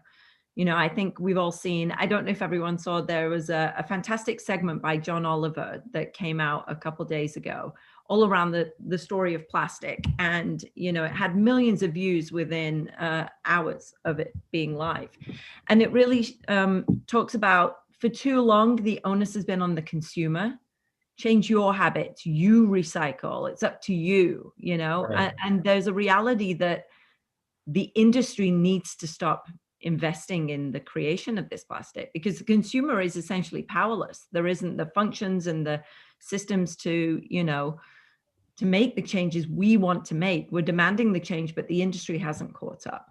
And so we're, one of Grove's main missions is to challenge the industry to do better, to be better, and with that, we hope, and, we say internally that we want to be a force for good. And that's really kind of what Grove is all about. And the mission has really, has powered a lot of our growth. People say to us oh, wow, you've grown so quickly in just 4 years. Well, we're addressing a very real consumer need. Consumers feel bad. We were all using, if you look around your house, in your shower, under the sink, it's just plastic everywhere you look. And most of it's been designed to use once and then you throw it away. So, we're really providing a very different, service and a different option for customers. That's great. I mean, there's so much on the consumers to try and do their part, but you can only do so much as a consumer, and it really takes corporations or companies such as yourself to step up and really make a difference and create something like this. Yeah, and that's how we see ourselves as, sort of really trying to challenge the CPG industry to just do better and be better. And, switching to recycled plastic isn't the answer. Ultimately, I think it's a little bit of a myth, and it's really, aluminum is just a fantastic material. It's infinitely recyclable. So why not have, and it's not going to shatter in your shower. So why does shampoo not come in aluminum bottles more readily? So, there's that's the kind of conversations we're trying to have at the industry level. And we're trying to let consumers know that, like, the more you buy from us, the more power we have in the industry to make those changes. And we really bring that to life through our own products that we create, because that's ultimately what we can control. Yeah, great answer. And this kind of leads me to my next question. So Grove Collaborative's own brand line continues to grow. How does innovation play a role in this part of the company's growth, and what does innovation look like? I know you touched on it a little bit, but if you could just go into a little more detail about that. Well, we really see our own products as being the truest iteration of our own values. If we really truly want to change the world and we want to start, moving away from plastic, then we have to start with our own brands. And we really believe that by leading and showing growth, that others will follow. And so, it's resonating with our customers. Like our own flagship, we call it the Grove Co brand, is the #1 brand on our platform right now, because consumers are really just buying into it. They love building a system, and that they get small vials of concentrated cleaner, and we're not selling them water that they already have in their house.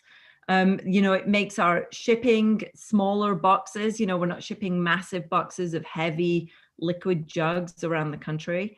We've launched innovation's a key part of what we're doing. And so we launched this year a new personal care brand that is all shampoo bars, or bar form, I should say. It's shampoo, body care, a conditioner, and there's more coming in that line, which is going to be really exciting. And you just store it on a tray, and when you're done, it's disappeared. There's no bottle to throw away or anything.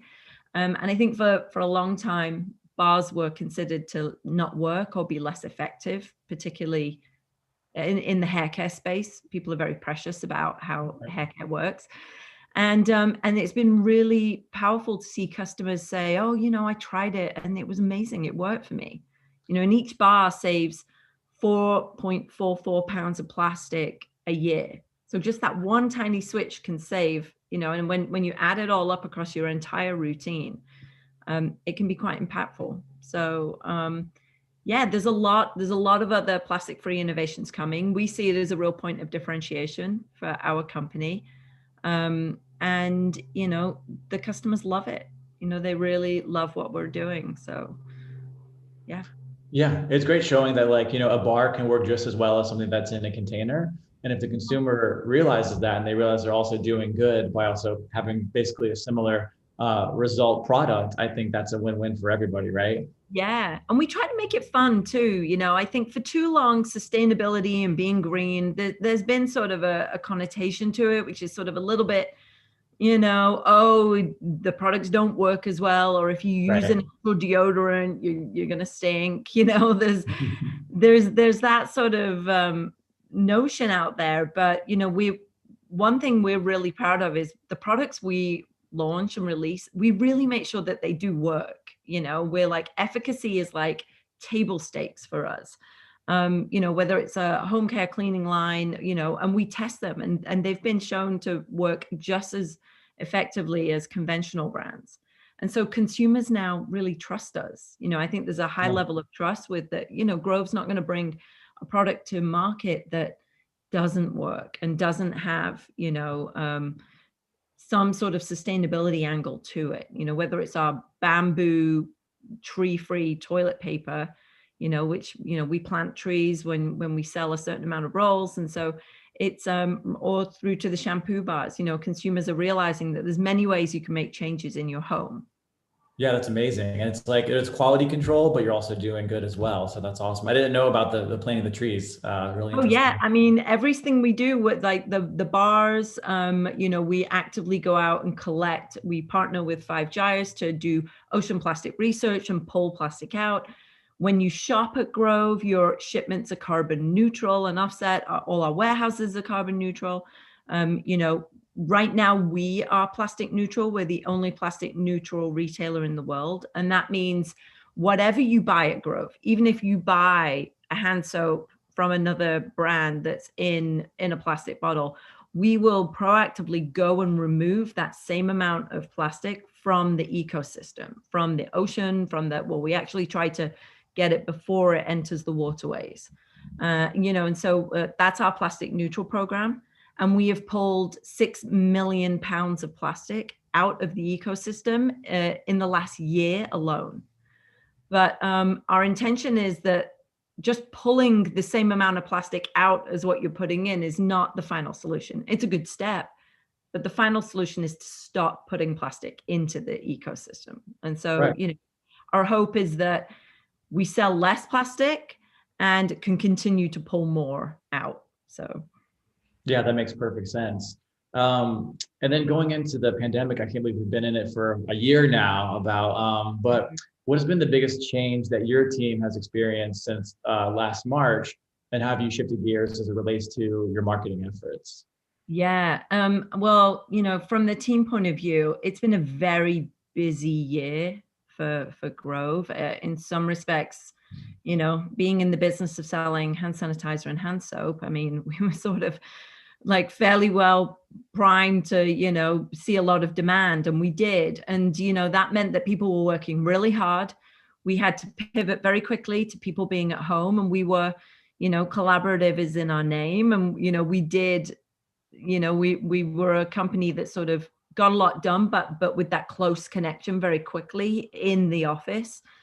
And, we had to learn how to do that on Zoom, and that, it's been a challenge, as with everyone, but we actually have managed it really well. I think staving off that sense of burnout and, keeping that human connection has been really important. I'm European, so I very much advocate for vacation and days off. And, over the last summer, we actually mandated, if you have not taken time off, you need to go. Like, we don't care what your excuse is. Go. Even if you can't go anywhere, just shut the computer for a week, because we didn't want people, we work hard, but we didn't want people to burn out, because we're really protective over our team. We have like great retention at Grove, and we didn't want to lose people. And then we've tried to make sure that we still have fun as a team, that we still find ways to stay connected. So we've done everything, particularly my team, we've done everything from baking bread via Zoom, like that was like in the early days. And then just I love that. Yeah, everyone was doing that for a while, right? The first few months. Yeah. And it was fun. We'd never done it before. And then just recently we did a Bob Ross painting class, like online, and that was fun. Just awesome. to do something creative together. You paint a lot of little happy trees, Yeah. And, our office team have been fantastic about keeping people feeling connected. And we have like weekly all hands meetings where we keep everyone up to speed with what's going on. So, we've actually come through this really, really well. I'm really proud of the team, and it's been amazing. But from the marketing side, there was a lot of questions, like very quickly in the content space, about how do I clean? What is safe? What is, and like we were well primed to answer that. Did I need to bleach every surface in my home? Was that a thing? And so, we balanced our informational content that we were putting out but also trying to, keep a positive message going, because at the time, no one knew how long this was going to be. And, our customers have really enjoyed getting those uplifting moments from us. So we instigated putting little notes on boxes. We actually started doing it before the pandemic, but we weren't changing them up that frequently. And what we've realized is customers really enjoy the little handwritten note on their delivery. Yeah, it's very personalized. Yeah, so we started making that a monthly thing, and now we switch it out every month, and we try to make it fun, motivational, uplifting. We had recently, "You are doing awesome." And customers, I mean, the amount of social shares we got from that one little thing, that personal connection. I've had the most incredible emails from customers saying, "You don't know how hard a day I had today." And then I got home, and that note that just said, "You are doing awesome today," it made me cry, because it felt like someone was telling me, just keep going. And we were like, wow, I mean, it was such a little small touch, but it's that personal connection that people are really craving right now. And and we're all going through it together for sure. Yeah. And I love that you told your employees you have to take this time off, because a lot of employees, they won't do it unless they're kind of told to, right? It's like, yeah, we're all working from home, but Zoom fatigue and burnout is a real thing, even if you're working from home. So it's great to have that time to unplug. And we try to we have what we call Thoughtful Thursdays, which is every Thursday morning, just block it out, no meetings, no Zooms. It's your time to just work and get the things that you need, because, we found that there's been a lot of those memes that say this could have been an email. And, right. We're trying to, make sure that we're not becoming that kind of a company. Got it. And then you touched on this a little bit, but can you tell us a little bit about, marketing dollars being scrutinized more than ever this year, and how are you maximizing your marketing efforts? Yeah, it's a great question. We're a culture very much based in test and learn and measure the ROI. We always have been, even in the brand space. We're very, when you're a small startup, every dollar counts, right? And we still have that mentality, even though we're getting bigger. And that those of us who have been around for a long time, we're always like, okay, but how are we going to measure this? How are we going to measure this? And it's really important to us that we have clear goals as well, and that we're setting, we look at the holistic view of like, what is the thing we were trying to achieve, and what do we believe is the steps that will get us there. And we're getting really good at saying no as well, because I think it's easy to get distracted by what's new, what's cool, what are other people doing. And we try to just, focus on our own end goal that we've set for ourselves and how we're getting there, and stay the course, and try not to react too much to week by week changes, and try to just focus a little more on the long term. It's been tough in a year like this year to keep your eye on the end game and not freak out about what's happening, week by week. But, I think that's kind of how we've assessed all marketing. We've tried to keep the teams focused and happy, and, everyone knows what their budget is. And thankfully, because of the space we're in, we haven't had to pull back too much, but we also haven't done, there's certain strategies that we might be ready to do, but we are not going to do it at this time, because we need more time to wait. An example of that would be investing in a bigger celebrity partnership. That's something that we, looked at in 2020, and we're like, not right now. We're still establishing who Grove is and what Grove needs to be about, and that needs to come first, and that can wait. So we will do that, in 2022, something like that. So that's, it's about just picking the right things for your brand at the right time, and being comfortable saying no sometimes, even though it's a great opportunity, Yeah, it sounds like you guys are staying very true to your brand mission, your brand values, which consumers are going to see that, and that really ensures trust in you as well. Yeah. And then also going into that, can you tell us a little bit more about your influencer marketing strategy, and how you approach the ever-changing social landscape at Grove? Yeah. So, I think you're right. Being true to ourselves and being authentic. That's really important to us. And we sort of look at that for everything we do, I remember before we went into direct mail, we were like, ooh, is sending mail true to who we are, you know, and we had that debate, right? Is putting more paper in the world the thing we want to do? We now use recycled paper content in our direct mail pieces, but, you know, we think about that in every aspect of our marketing, and particularly in the influencer space, the authenticity is really important to us.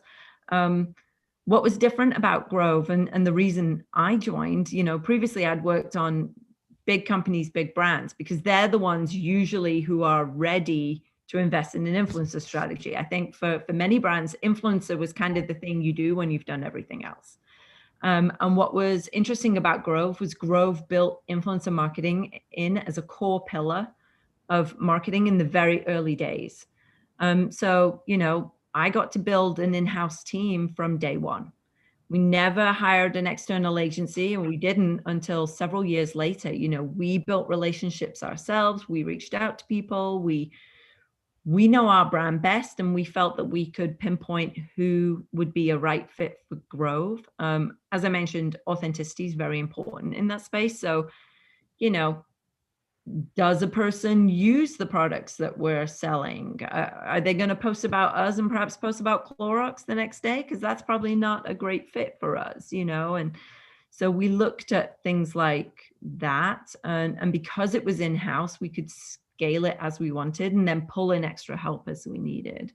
Yeah, that makes sense. And you kind of went into about how you measure success as it relates to influencer marketing and influencer partnerships. Are there any recent partnerships that you guys have done, since you do a lot of it in-house, that stand out to you? Yeah, I mean, there's been so many great ones, you know, everything from discovering smaller, you know, I mean, we partner with everyone from micro influencers right through to, you know, bigger influencers.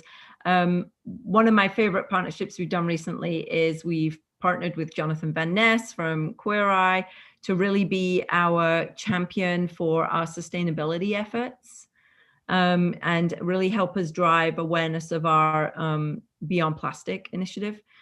So he's been producing some awesome content around, you know, living plastic free and, you know, encouraging people, you know, and that's been really resonating. So that's been awesome.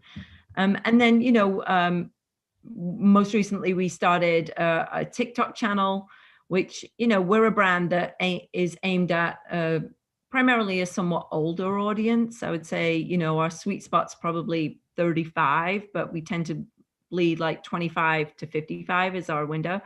So you could argue that TikTok wasn't directly relevant, but we've had a lot of fun with it. We found that we're engaging a younger audience around sustainability, and that we're grooming the customers of the future, if you will. You know, these are the people who are fighting for change and want to see, you know, brands do better. And so they're some of our biggest fans in many ways. And so we've had a lot of fun partnering with TikTok influencers and doing different things there. Yeah, that's a really good point. And, you know, you're targeting people who are in the family. So it's like maybe someone's 13, 14-year-old kid sees something, they mention it to their parents. Exactly. And also you made a good point. I mean, a lot of the younger generation, they're really, I feel like from a young age, taught to be so eco-friendly. A lot of them, it's like starting younger and younger, right? Where there's a lot of, you know, younger activists out there for fighting for the environment. So yeah. That's great. I mean, you know, we really see that, like, we're just looking to drive a positive conversation around the brand, you know, and what on our efforts. When we're really not here to shame others, we're here to try and encourage people to jump on this bandwagon and just make some smaller changes to your lifestyle that can really, you know, if everybody made the choice to buy a shampoo bottle in aluminum versus plastic, that would have an impact, you know. So that's what we're trying to do.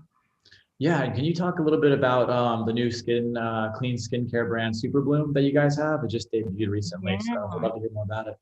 Yeah, Super Bloom was a really fun brand to bring to life. It's very vibrant, very colorful, but it actually really works. And you know, if I sort of go up a level, Grove, one of our missions is to really make, you know, natural and effective products accessible for all, and it allows everyone at every price point to invest. And we saw an opportunity to bring to market a really impactful clean beauty line that was accessible, that was 100% vegan, you know, Leaping Bunny certified. You know, it's made it's clean, but it's also modern skin defense in that, we're all exposed to a lot more blue light and things like that. And so it helps, against those.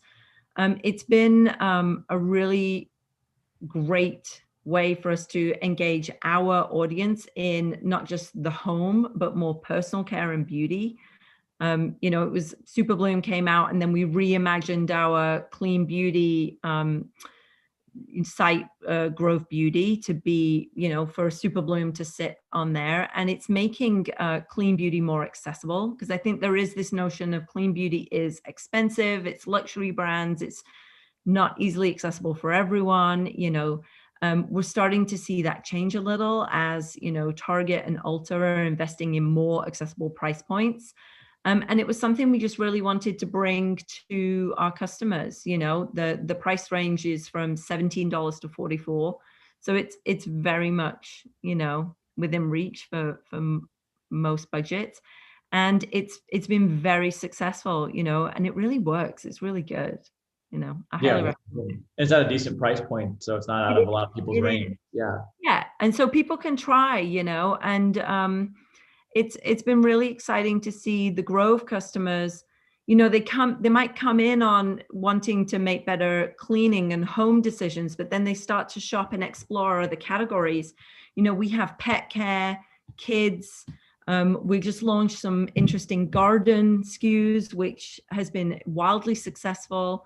They're now buying beauty items from us. And so this is, we're trying to make Grove more of a lifestyle than we're not just about cleaning. We're very much broader than that now. You're getting into people's hobbies. They might be home more. They might be getting into more gardening, that kind of thing. And to that point, so what are some strategic partnerships or collaborations, organizations that you formed to give back recently in response to COVID or social injustice this year? Yeah, I mean, giving back and, being a part of, supporting like social justice and environmental, situations has been a huge part. It's just core to our values. And so we already have that muscle in the sense of, a lot of the brands we create, we have a partner attached to them. This year, we donated 150,000 meals to Feeding America. We donated a lot of hand sanitizer to San Francisco and New York City based hospitals when there was a huge shortage at the beginning of the pandemic.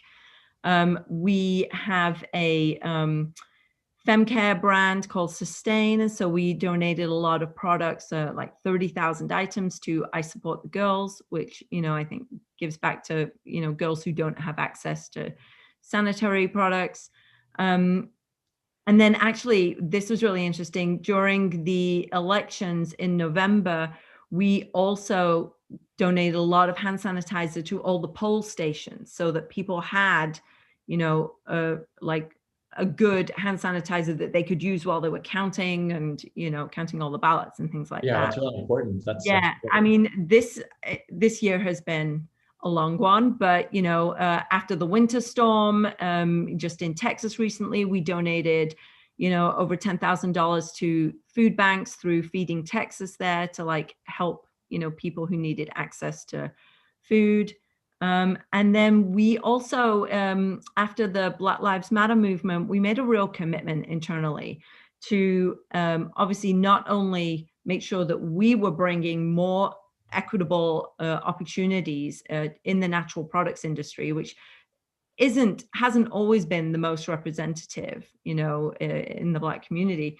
So, we made the pledge to purchase 250,000 products and goods from natural Black owned brands.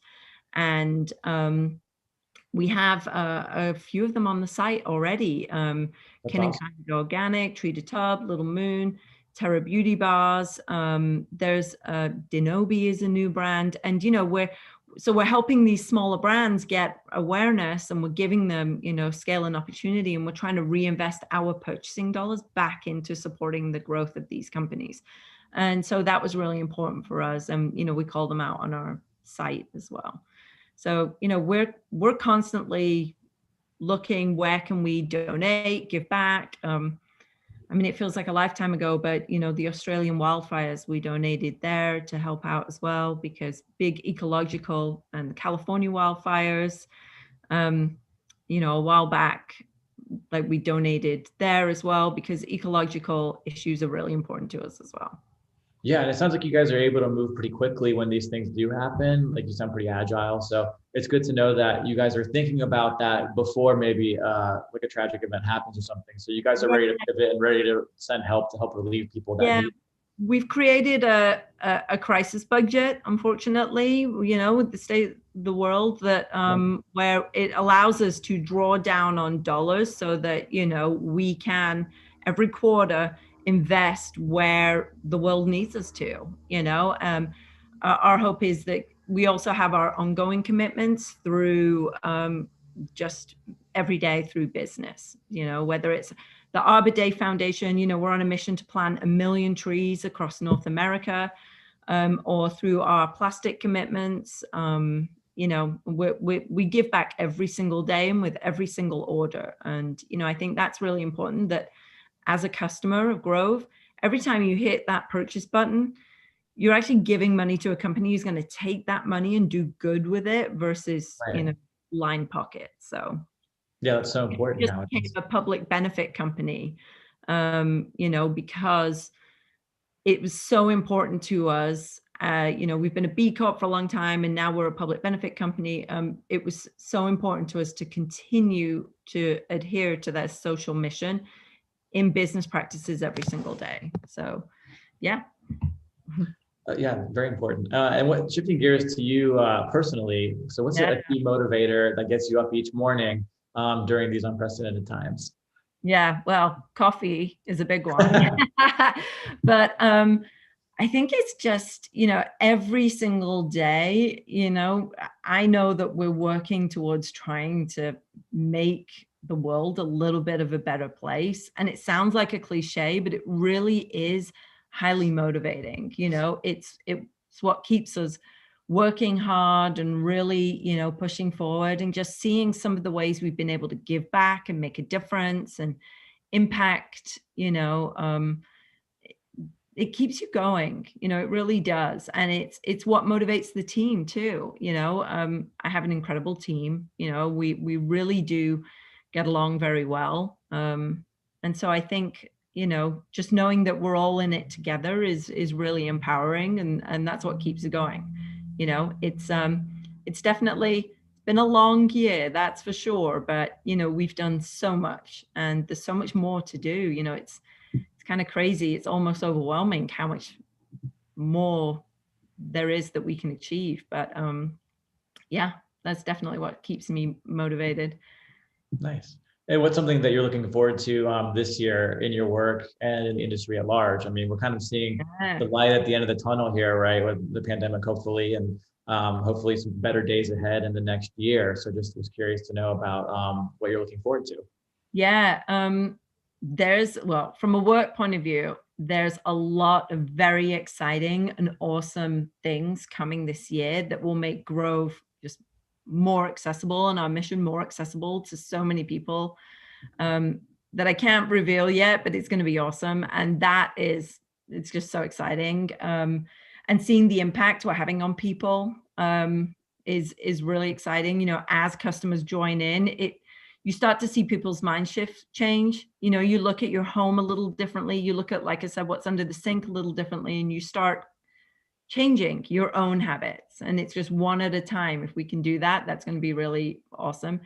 And then personally, I'm looking forward to taking a little bit of a break at some point. I'm British, and I miss my family, and it doesn't look like I'm going to get to go home and see them this summer. So I hope that I can see them hopefully by the end of the year. But taking some time off and just hanging out with my kids and focusing on them will be I'm looking forward to.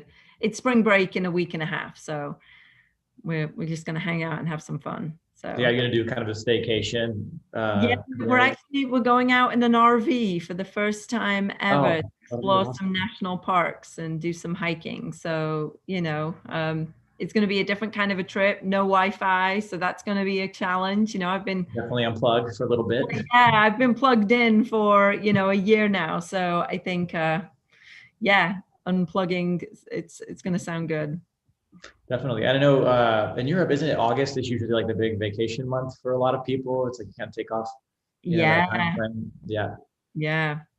The kids have 10 weeks off in the summer. So, that's something I'm not looking forward to, which is keeping them busy during that time while still working. So, Yeah. Definitely. And then we have a few comments from the audience. I just wanted to bring this up. Monet says thorough emotive storytelling and a powerful message in response to the video that you had shown at the beginning.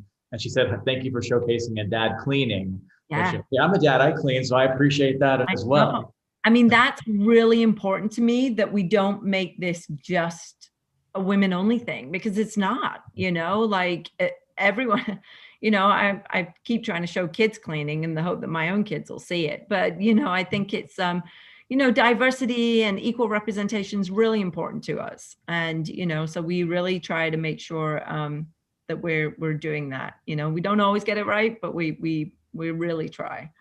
Yeah. And then Susie also says, I've been a Grove customer for a few years. Love the customer experience. And yes, those little notes are so effective. Thank you to you and your team. So it sounds like those personalized notes are really making a difference, and people really appreciate them.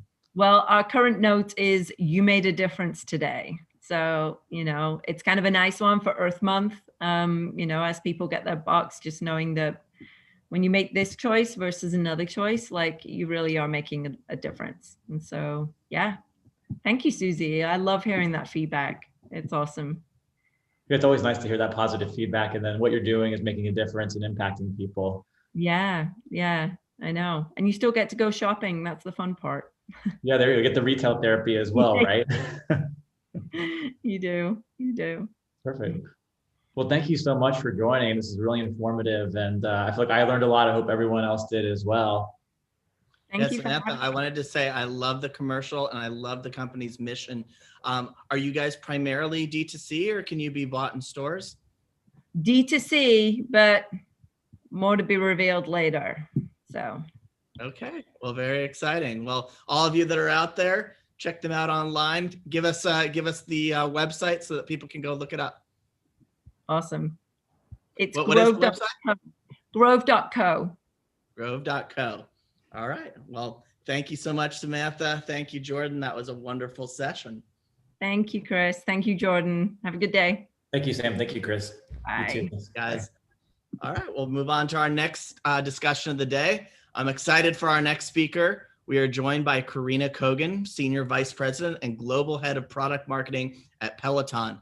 This session will be moderated by Lee Grant, the Director of Sales at Influential, as well as a Peloton super freak. Welcome to the stage, Karina and Lee. There's no such thing. Hello, thank you, Chris. Hello, everyone who's just tuning in from Brand Innovators. We have a very special panel today with Karina, Global Head of Product Marketing for Peloton. How are you doing today?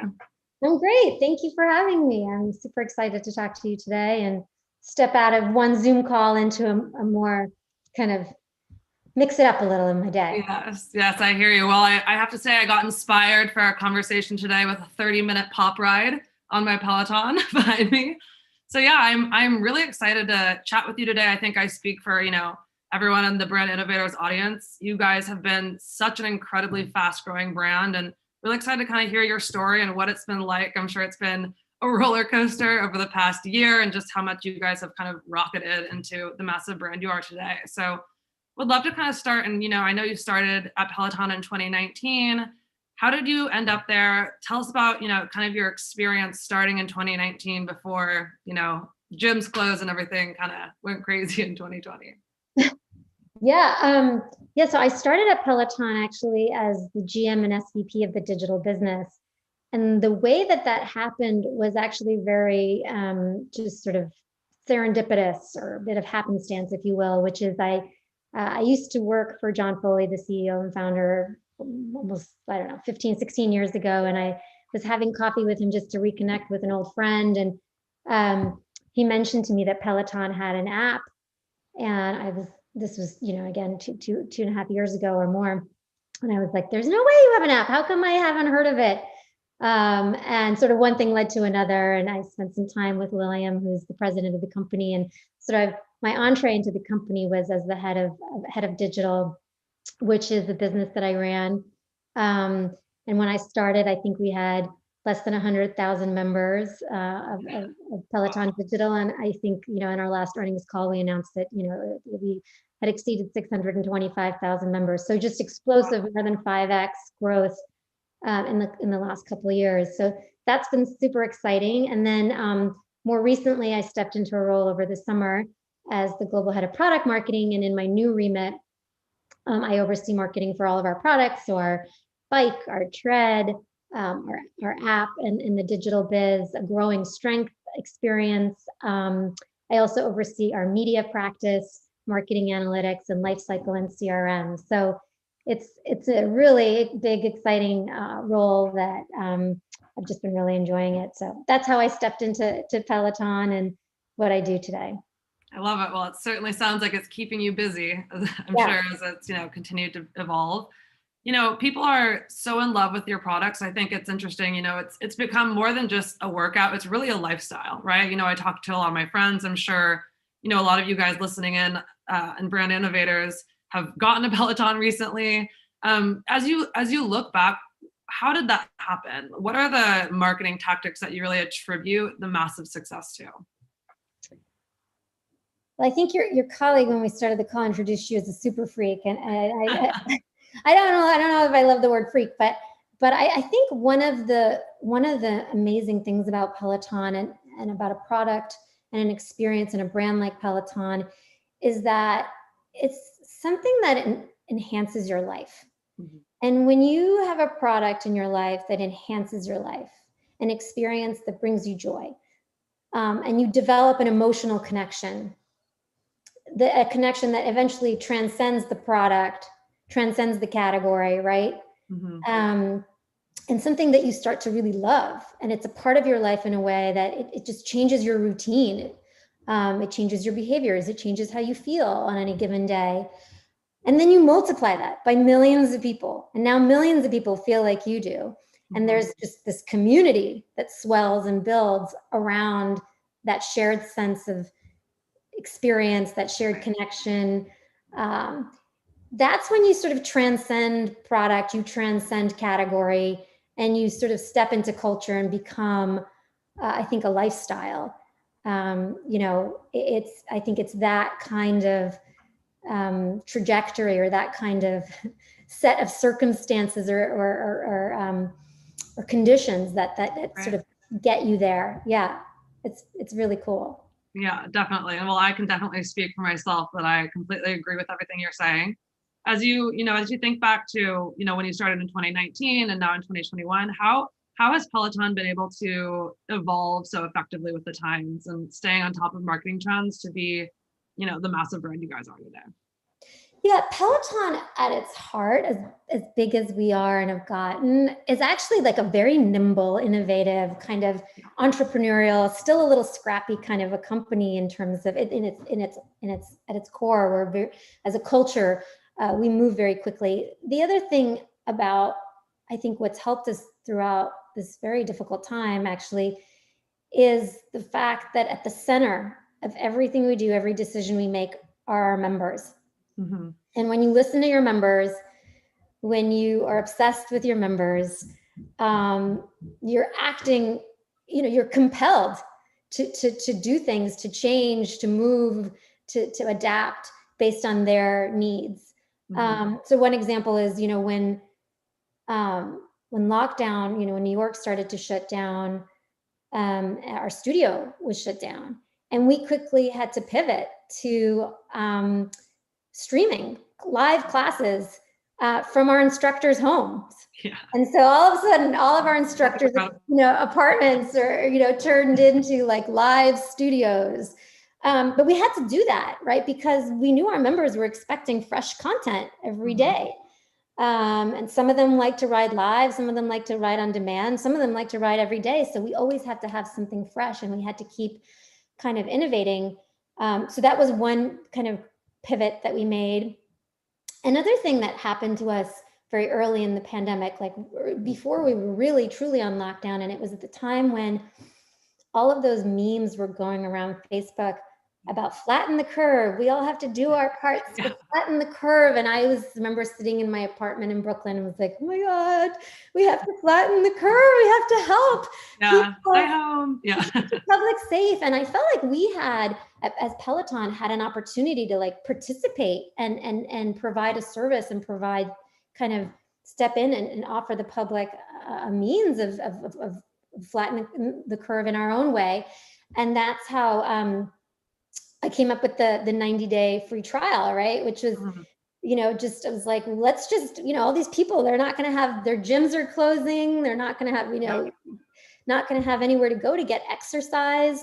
Let's make our app free for 90 days for anyone who wants something, some yoga and meditation to do at home. So that was another really quick decision that we made, like without, like it was just, we were compelled to do it for the community, for our peers, for our members, and for the community at large. Those are just some examples of the ways in which I think we moved quickly and adapted just because we felt compelled, you know, we felt a sense of responsibility to our members of the community. Yeah, and we have so much to unpack there. We'll get into kind of the 2020 world soon. I think one of the things that you mentioned is being obsessed with your consumers. So I know you stepped into the role as global head of product marketing. So one question I have is, how do you identify who Peloton's consumers are on a global scale? Like what are, you know, obviously maybe, you know, someone's needs here in the US might be different from Australia or the UK. And how are you identifying those conversations and figuring out how to most effectively resonate with each of these consumers on a global scale? Yeah, I mean, there's certain attributes that are consistent about our consumer across the globe, that they, you know, work out, for example, or that they have an internet connection, right? There's certain things, you know, that are truths across the board. Those are obvious. There are some that are a little more psychographic. Our consumer, for example, is one that's especially motivated by the experience of working out, by the endorphins, but they like the experience. Some folks, you know, they work out and it's like a utility, like I get my time in and I'm out. Or the interesting thing about the Peloton, the psychographic of the Peloton consumer is they actually are into the experience. The experience of working out is as important as the effectiveness of working out. And that's something we've seen to some extent consistently across the board. But you're right that the needs of our consumers in the UK or Germany or Canada or recently announced Australia are different than say in the US where we're headquartered. And we do consistently obsess over those differences to make sure that we provide the most authentic experience for every member. So one example is that, like, you know, Americans have a reputation. We're big, we're boisterous, we're loud, we love to cheer. We really respond to a lot of positive reinforcement and coaching, and not everybody, but you know, like we have our culture is a little bit more like that. The Brits are a little more muted, you know, like they're kind of like, oh, don't yell at me, you know, and they have their motifs. They have a little more of a, you know, they have a different sense of humor or different styles of teaching that they respond to. And that's why we have global instructors. We have instructors who you know, teach out of our London studio and that can connect with those audiences in a way that's authentic to them. Similarly, like in Germany, obviously, it's not just about language, it's about, you know, feeling like an endemic part of that, of the community there. And then in Australia, one of the things that we're thinking a lot about is, you know, the Australian market. Australians are really into fitness. I'm like so jealous. It's like you're born, I think, when, you know, from the womb, right? Right. It's the sunshine and fitness. Yeah.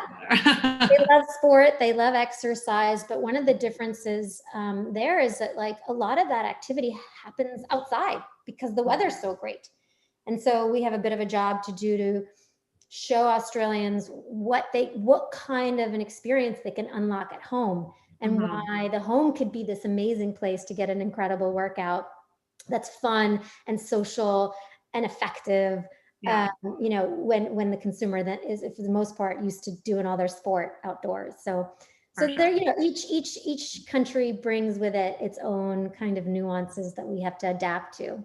Yeah, that's super interesting. And I think it must be fun in your role too, keeping you on your toes, knowing, always trying to kind of like stay ahead of what the consumer is looking for. You also mentioned your instructors. The theme today is the age of influence. How have you guys been able to leverage your instructors more than just, you get on the bike and have someone to lead you, but on, social media beyond, they've really become like, it almost feels like Cody Rigsby is like a friend of mine, right? Like, how have you been able to really leverage these awesome personalities to help market Peloton? Oh man, they are incredible, aren't they? I mean, it's a rigorous process. Like what Jen Cotter, our Chief Content Officer, does is incredible in terms of identifying and cultivating incredible talent. But then you have to have the talent too, right? Our instructors are physically incredible, like what they can do. They go through a tremendous amount of training, and they feel a tremendous amount of responsibility as trainers to show up every day and bring health, fitness, well-being, into every member's home. At the same time, you're right, they all have different personalities. Some are funny, some are, a little more serious and feel like a life coach, and that, that's about kind of letting them be that, be step into who they are, express themselves, and form those relationships. I don't think you would have that kind of relationship with Cody if he was just instructing you. If part of it wasn't, the personal anecdotes, the jokes, the music, and it's my song, and really feeling his presence and it not being quite so rote, right? It's like, it really is, each class is completely different than the last. Because if you think about it, without them and without all that personality and that, I don't know, when I used to go to the gym before Peloton, it was a pretty mundane experience. You're just on the routine. Okay, I'll do my 20 minutes of this and 20 minutes of that. And sometimes you're just like, your mind is elsewhere and it's hard to be present. Whereas with Peloton, right, because the experience of being clipped in, and then you have this guide taking you on this journey and the music's pumping, and it's like the time goes so fast. Yeah. And that's not just because you're getting an incredible workout. I think it's also the power of their personalities. Yeah, I completely agree. And I think, it's like, speaking for myself, it's obviously I want a good workout, I want that physical health, but it's almost like just as much about mental health, right? And so I think especially, we'll get into shortly about, 2020 and kind of the toll it's taken not only on like just the world, but also like the health and fitness industry. And I think, being able to step away from your computer, all the Zoom fatigue, and just like jump up on your bike in the middle of the day is so great. Another thing we talked about was, obviously you have your instructors and they're great influencers themselves. How else have you been working with, I guess, influencers or ambassadors? I know you mentioned like a, partnership with Beyonce, who's not an influencer per se, but big personalities to really represent your brand. And what's that strategy look like? Yeah, I would say it's a bit, I would say the partnership, and yes, she's not in it. She's an icon. Yeah. Yeah. We're so fortunate in that so many influencers or celebrities are already our members, and they love the experience. They talk about it. We never feel the need to or desire to pay anyone to talk about Peloton. And I think that's part of what makes us authentic, is that the word of mouth is natural, it's organic, it spreads, and it finds its way into culture, and we don't like to manipulate or manufacture that. For sure.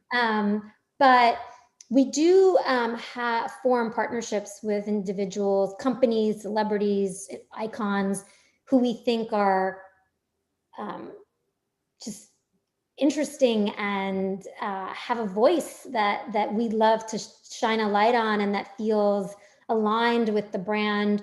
Music is a super important part of Peloton. You probably feel it. The music is a big part of the experience. And so the partnership with Beyonce was just very natural because she was the #1 most requested artist on Peloton. So it started with the members. The members said, give me Beyonce. Yeah. And so we were like, we got to go get Beyonce. The people asked for it.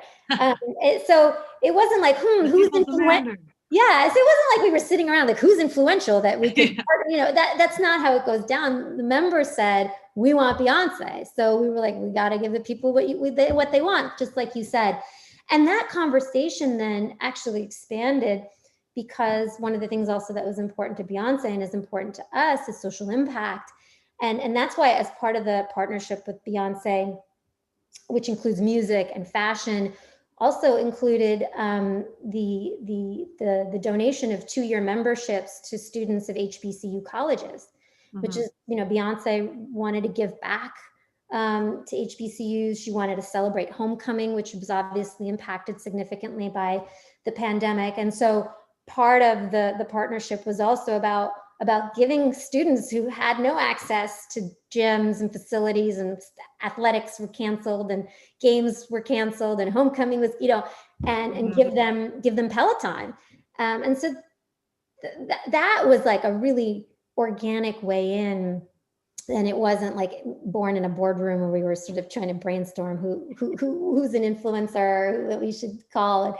And similarly, like Shonda Rhimes, is an icon that we've partnered with, and she's a member, right? And had something to say about the year of yes, and unlocking your power, and that's so natural for Peloton. That's such a big part of who we are too, right? Becoming a better version of yourself. So the partnerships that we enter into come from a place of like, where is the common beliefs? What do we want to achieve together? I love that. We have someone from the audience saying, love Shonda. So, it's really lucky for you guys. It's true. It's like, everyone can really be a member. So it helps to have, such an awesome product that celebrities and influencers are going to be talking about organically. So I want to shift over. I think everyone, is dying to know what it felt like to be leading marketing during 2020, where, there's a global pandemic, there's social unrest, there's crazy political environment going on. What has changed, for you guys in terms of marketing and, this new massive demand for at-home exercise equipment? What has it been like kind of leading Peloton during this crazy time and having to adapt so quickly? Well, there's like a lot of questions in that question. I'm going to unpack them. Well, first of all, we, obviously demand spiked pretty quickly when lockdown started to happen and people craved exercise and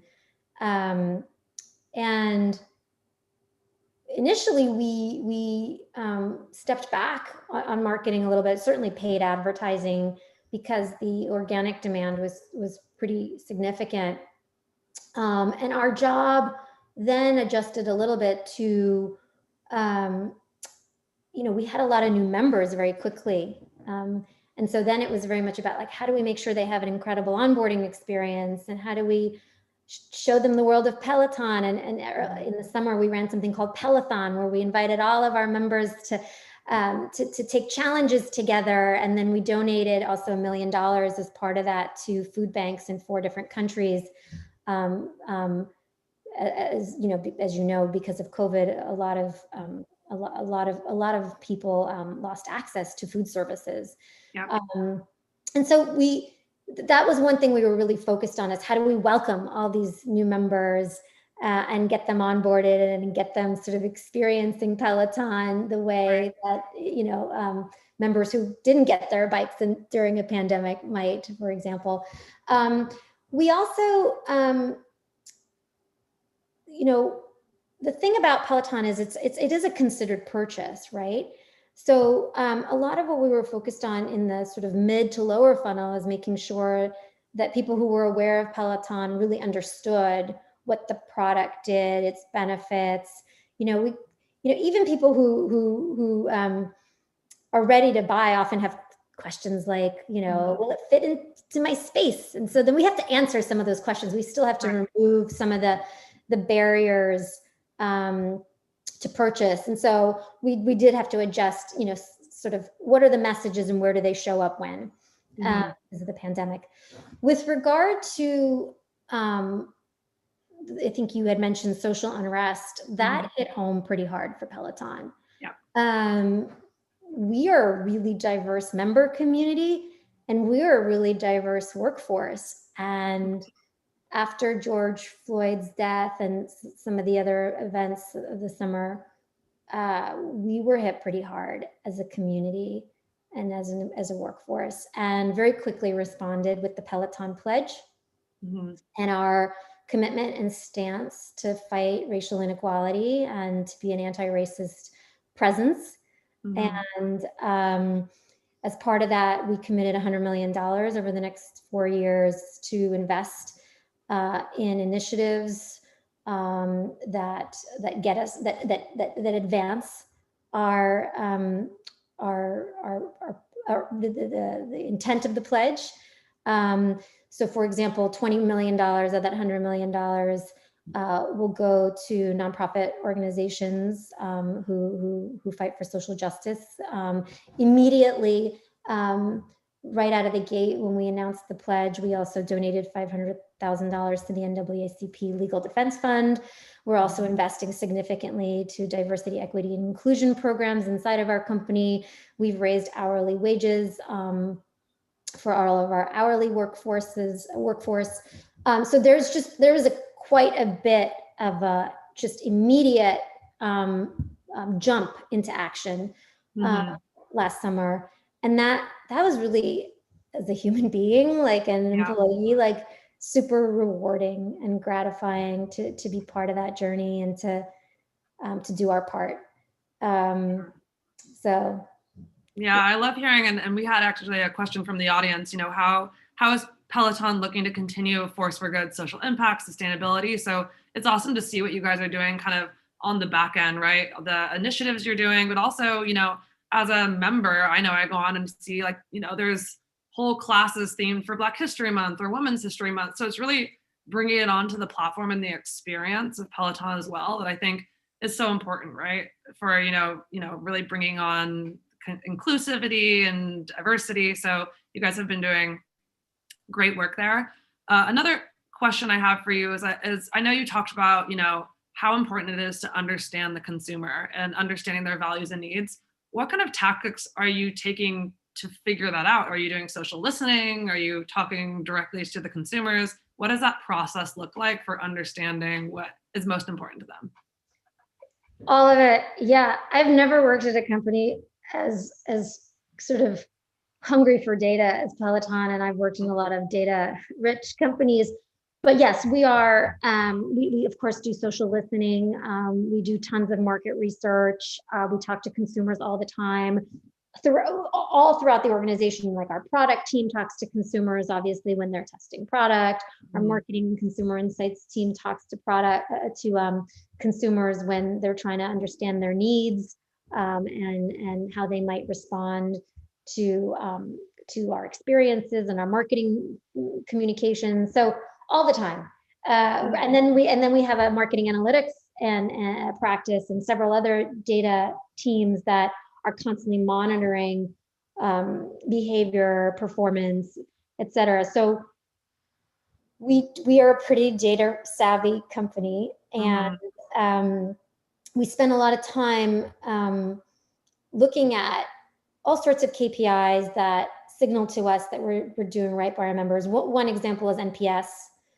Our NPS scores are off the charts. CSAT, our membership team obsesses over those scores to make sure that the thing about Peloton, as you noted, it's you love it. Like it's and so we want to make sure you keep loving it, and everybody who flies after you loves it just as much as you do. And so, and that's why and how we've managed to maintain such incredible retention rates among our membership.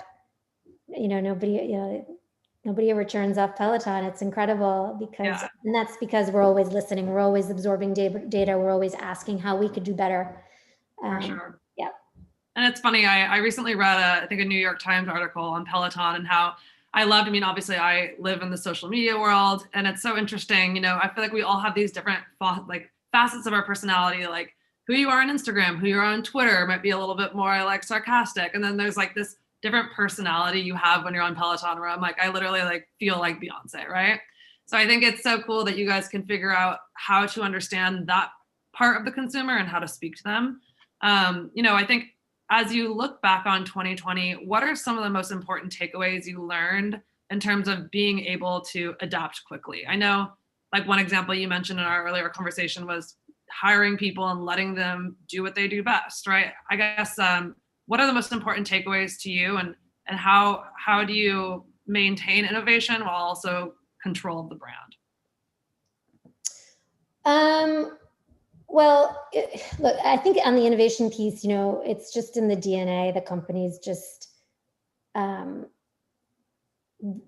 heart, like always trying to best itself and come up with, it's just incredible. Our product and technology teams are constantly dreaming up stuff. I'm like, I don't know, that sounds amazing. If you can build it, I guess that's incredible, so it's just in the DNA of the company. But again, as I mentioned, because everything starts from the member in many ways, like what do people need? What do people want? What are they telling us is missing in their lives? And how can we meet them where they are with products, experiences, content, instructors, music, partnerships that continue to like bring it all forward. And we're not happy where we are. We always want to do better. As far as the brand, the members are the brand, but in many ways it's about again, I think we feel like if we continue to do right by our members, the thing about Peloton and what I think makes it so special is that combination of hardware, software, content, and community. When those things come together, that's like when all the magic happens. That's when you turn into whoever you are on the bike, your own version of Beyonce, right? When you're on this incredible, bike or tread, and when the music's pumping and Cody's cracking you up and the community is high-fiving you and your metrics are showing up on the leaderboard and you hit a PR, it's the combination of all those things that like unlocks the endorphins and makes you happy. And I think that experience is very brand defining for us. Yeah, I love that. Well, awesome. So it's 2020 under our belt, and hopefully, the light at the end of the tunnel. Looking ahead to 2021, what are some of your predictions for the exercise industry? As gyms start opening up, what are your predictions? What do you think is going to carry over from 2020 into, the future? Yeah, I'm pretty excited for stuff to open up. I think we all are at Peloton. Like, I've never told a colleague I miss them so much, despite speaking to them every day, just because I think we all crave some more life back to, IRL, if you will. But as far as trends, predictions, the thing about Peloton and the at-home workout kind of phenomenon is it actually was happening well before the pandemic. Like Peloton was growing 2x year on year before COVID, right? Because I think lots of consumers figured out and started to understand that working out from home is more convenient. That with Peloton, you can get a killer workout, a great workout, maybe quite often a better workout And it's an incredible value on a $1 per workout basis. It's way more cost effective than going to a boutique studio, right? And paying on a per class basis what we pay with Peloton for a month. So people were already figuring that out. I think lockdown or COVID, I should say, accelerated that the awareness and realization as people started to just proactively look for those solutions. But that truth has been there all along. Right. And so we just got there faster. You know, just because the movie theaters open back up, is everybody going to cancel Netflix? I don't think so. I think there's, you know, some consumers might head back to their old routines. I think many of them have realized that, you know, that they could do it better for less at home. But I think that COVID just really accelerated a trend that was already happening. Yeah. But yeah, I mean, I'm sure lots of folks are gonna start to experience maybe a hybrid of at home and some out of home stuff. We'll see where it goes. There's a lot of research that shows that, you know, at least 1 in 2 consumers say that they do not plan to return to a gym, for example. Yeah. It'll be really interesting to see how that happens. I know for myself, you know, I used to always go to the classes and use ClassPass, and I think there is a nice combination of doing both. But I do have to say, in the remote world, being able to like get on a 30-minute workout in the middle of the day is just such a nice added benefit to the work from home. Yeah, you wear your pretty blouse on top, you got your sweats on the bottom. There you go. Yeah, I was like, no one needs to know what workout equipment I have underneath. And you're on your bike. Totally, nobody knows. Oh, I love it. So yeah, another question, I guess, you know, moving forward is, I feel like everyone is kind of talking about Gen Z. How do we reach them? How do we move quickly enough? What are your plans your marketing plans to reach new audiences like the younger consumer? Well, I think we already are. I mean, from a product perspective, I think younger consumers are quickly discovering our app. But actually, we've seen a big trend of our connected fitness customer getting younger and younger. So that's been really fun to watch, the demographics shifts as younger people embrace connected fitness and embrace Peloton.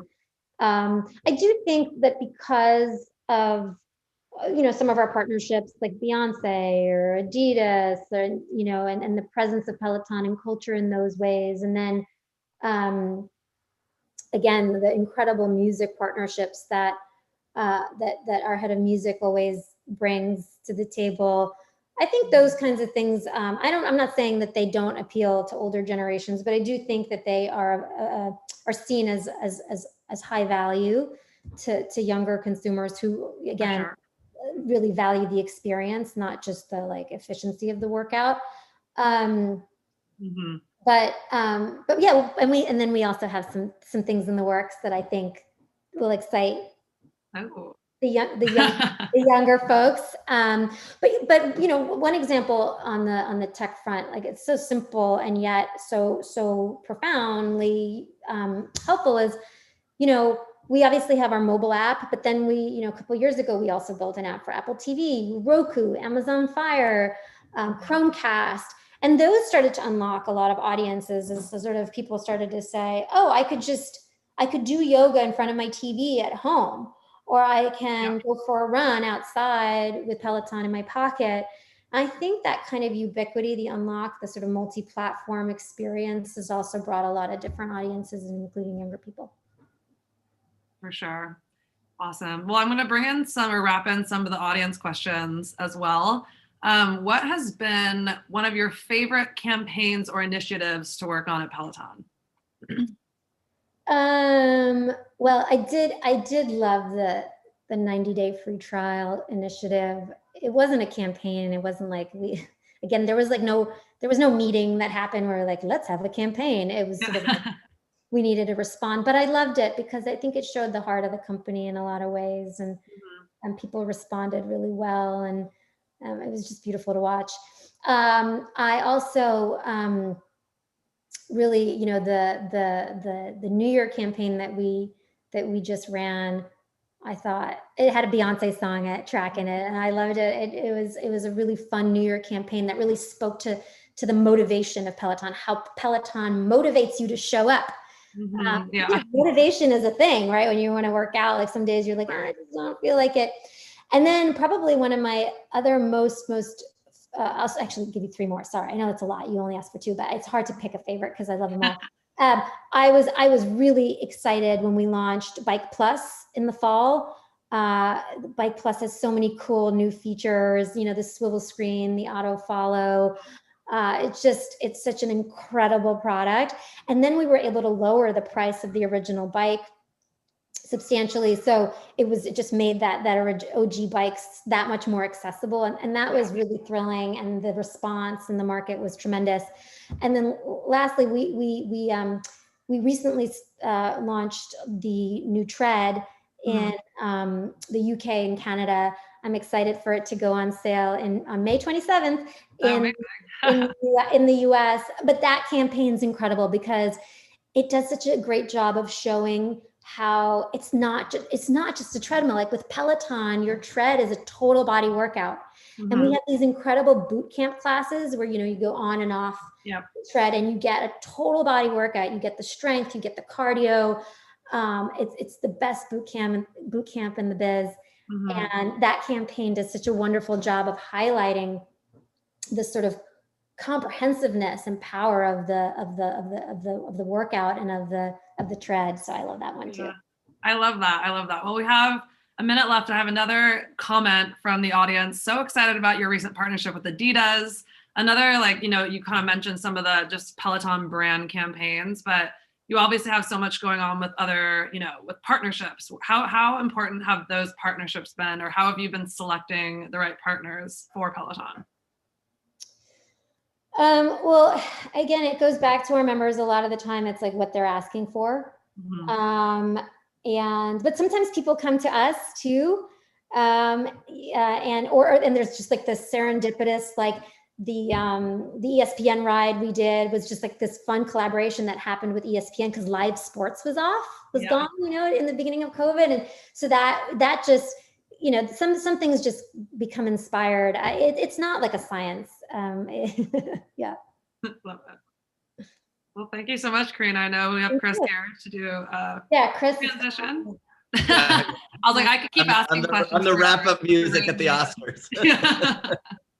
And let me recant, it's not super freak, it's super fan. And evidenced by, this is literally what is behind her on every conference call. This was not, she didn't say, let's move this in here today. This is real life for her. It's not a background like the one that I have. It's real authentic Peloton. I love it. Some good product placement for you. Thank you. Thank you so much, Karina. Bye. Thank you both so much. A big thank you to Karina and Lee for joining us today. For our next session, we're joined by Chris Stadler, the Chief Marketing Officer of Tonal. This session will be moderated by Jordan Romano, the Director of West Coast Sales at Influential. Welcome to the stage, Chris, and welcome back to the stage, Jordan. Thank you. Happy to be here. Hey, thank you so much. From Peloton to Tonal, we're killing it on the at-home fitness today, aren't we? We are. Got it covered in the fitness space. Hey, Chris Stadler, how you doing? I'm doing great. Glad to be here. Yeah, thank you so much for joining. So we'll get right into it. Could you please tell us a little bit more about yourself and how Tonal has grown over the past few years to basically reimagine fitness? Absolutely. I'm super excited. Tonal is the world's smartest home gym. We combine revolutionary digital weight and personalized expert coaching to help you get stronger faster. And I've been with the company 2 years. I've spent 10 years in fitness at Equinox and Ironman. And when I saw this product 2 years ago, I was completely convinced that it's going to transform sort of the category of not just connected strength, but really fitness forever. It's an amazing product. You know, it combines, you know, every piece of strength training equipment at the gym, and it's something the size of a flat screen TV that fits seamlessly into your home. Yeah, that's so important now, especially as, people work out at home. I guess for the past year plus, a lot of people have been homebound. And what's been the biggest change that your team has experienced since last March when, the pandemic kind of started? And then how have you shifted gears as it relates to your marketing effort as well? Yeah, great question. I think when the pandemic struck first, this concept of working out from home and working from home, frankly, was something that we were all experiencing, many of us for the first time. And so providing a product that delivered that was new and different at the time, and something that everybody was very interested in. And now that the category has gotten a bit competitive, we're starting to see brands differentiate themselves in very meaningful and different ways. And so our advertising, at the beginning in March of last year was, a great opportunity to work out from home, and was an amazing strength training product. And now we're getting a bit more nuanced and sophisticated with our messaging to make sure that this idea of intelligent fitness and a piece of equipment that knows you better than a personal trainer knows you is rising above the tide to help us lead the market. Yeah, that's really interesting. I know, Tonal uses digital weight. I know we were talking about that before. So that's kind of like the difference between, an actual weight and a digital weight, and actually can remember basically what your strengths are, right? So it knows how much you can bench press and that kind of thing. So that's right. So strength training hasn't changed for hundreds and hundreds of years. It's been really about big metal plates that are bulky. And typically you would find at a gym because you can't fit them into your home very easily. Mm-hmm. And the big unlock here was, as you said, the digital weight, and allowed us to shrink the equipment down. So instead of needing a garage or a basement to have a bunch of big equipment, many of our members actually put it in their living room or their bedrooms. So it's nicely integrated into your home and your life. You see it every day, so you're hopefully more likely to work out, and it doesn't collect dust. Yeah, there's no avoiding it, right? When it's like right there staring at you. That's right. Yeah, and it's bolted to your wall, so people really love it. It creates a habit, and our churn is among the lowest in the industry. Like less than 1% of our customers churn. So we have almost 99.5% retention. Oh, that's great, especially nowadays. And with marketing efforts being scrutinized more than ever during these times, how are you guys maximizing your efforts in marketing? So we're growing awareness right now. So we have 26% awareness. We tripled that, over the last year. We expect to double it over the coming year. We have a big TV campaign, so generating broad awareness and letting more folks know about Tonal, and then certainly micro targeting and going after particular segments of the market that we think are very, very high potential. So folks who may have had a gym routine before the pandemic are looking for alternatives, and frankly aren't getting what they need from dumbbells and metal weights. A lot of the strength training options that you have for your at-home workout are based on old technology. And so digital weights is really what we believe is the next frontier in fitness, and really unlocks a world of opportunity. So your first workout on Tonal, you do 3 exercises, and based on how you lift on those 3 exercises, the AI and machine learning kicks in and will set the weight for you for the rest of your experience on the product. So you never have to set the weight dial again. It pushes you like a personal trainer would, and is like, and really a category of one on the market. I love that. So it's almost like it's like a mini boot camp, right? So it's like you're going like a training camp. It's like the first 2 times. And instead of like actually having like a coach or somebody evaluate you, it's actually like Tonal or your trainer, I guess the actual program is evaluating you. And it can kind of tell, right, if you're like cheating a little bit, if you're not going to your full potential, it kind of knows where you're supposed to be at, right? As far as like certain benchmarks. It does. We have amazing form feedback, which is what a trainer would do for you in real life, right? So there are 17 points of measurement throughout the equipment that all make sure that your form is good. And if it's not, a little message will pop up on the screen and let you know how to adjust for more proper feedback and better results. Oh, that's so helpful. Because I mean, it's like when you have a spotter, it's like they can call you out. But if you're working out at home alone, social distancing, that kind of thing, it's like, who really knows? Like you can only push yourself so much sometimes, right? Not all of us are like super motivated to do everything right or have the correct form on like every rep. So it's great that it keeps you honest like that. It does. And we have the largest strength training database in the world. So we're constantly collecting data and using that data importantly to improve the experience for our members. So we know, for example, that if you do tricep exercises when you're doing trying to build chest strength, that's one of the most important factors or very highly important factors in delivering the optimal results. And we've incorporated that into our programs and workouts. So interesting. Yeah, I think I heard recently that like doing your tricep is just as important as, if not more important than working out your bicep as well. I think a lot of people tend to focus on the bicep. So it's like you got to work all the muscle groups and then also the tricep helping out, with they all work together in synergy. Yeah. Right, exactly. Very cool. And can you talk a little bit about your recent partnership with Nordstrom? This is really exciting that Tonal is going to be in Nordstrom stores. Or is it's super exciting. It's one of our big initiatives this year. We announced it about a month ago, and we're in 40 Nordstrom stores nationwide. We're opening up one a day over the course of the month, so it's quite a fast rollout. We think they're an amazing partner for us. They're very on brand. We have very like-minded and shared customer values, looking for innovation, looking for the best of products that they can find on the market.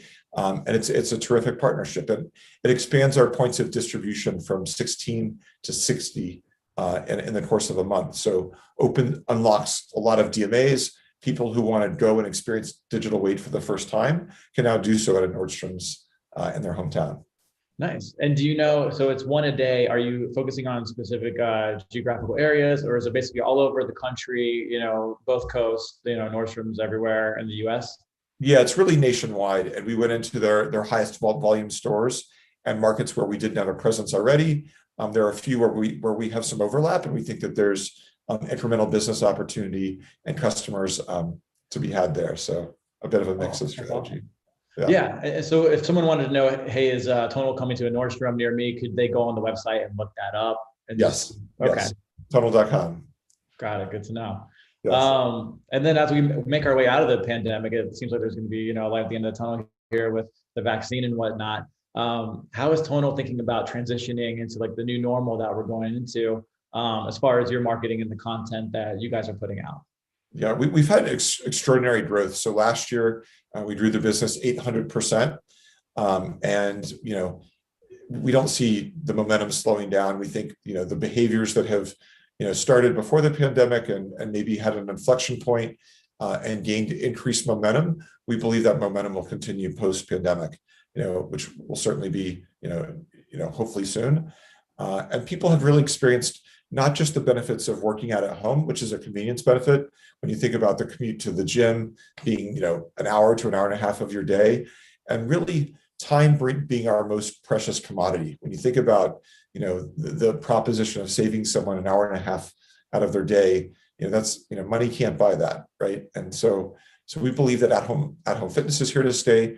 We believe that intelligent fitness and brands that deliver a very, very micro-personalized experience targeted just for you are the ones that are going to succeed post-pandemic.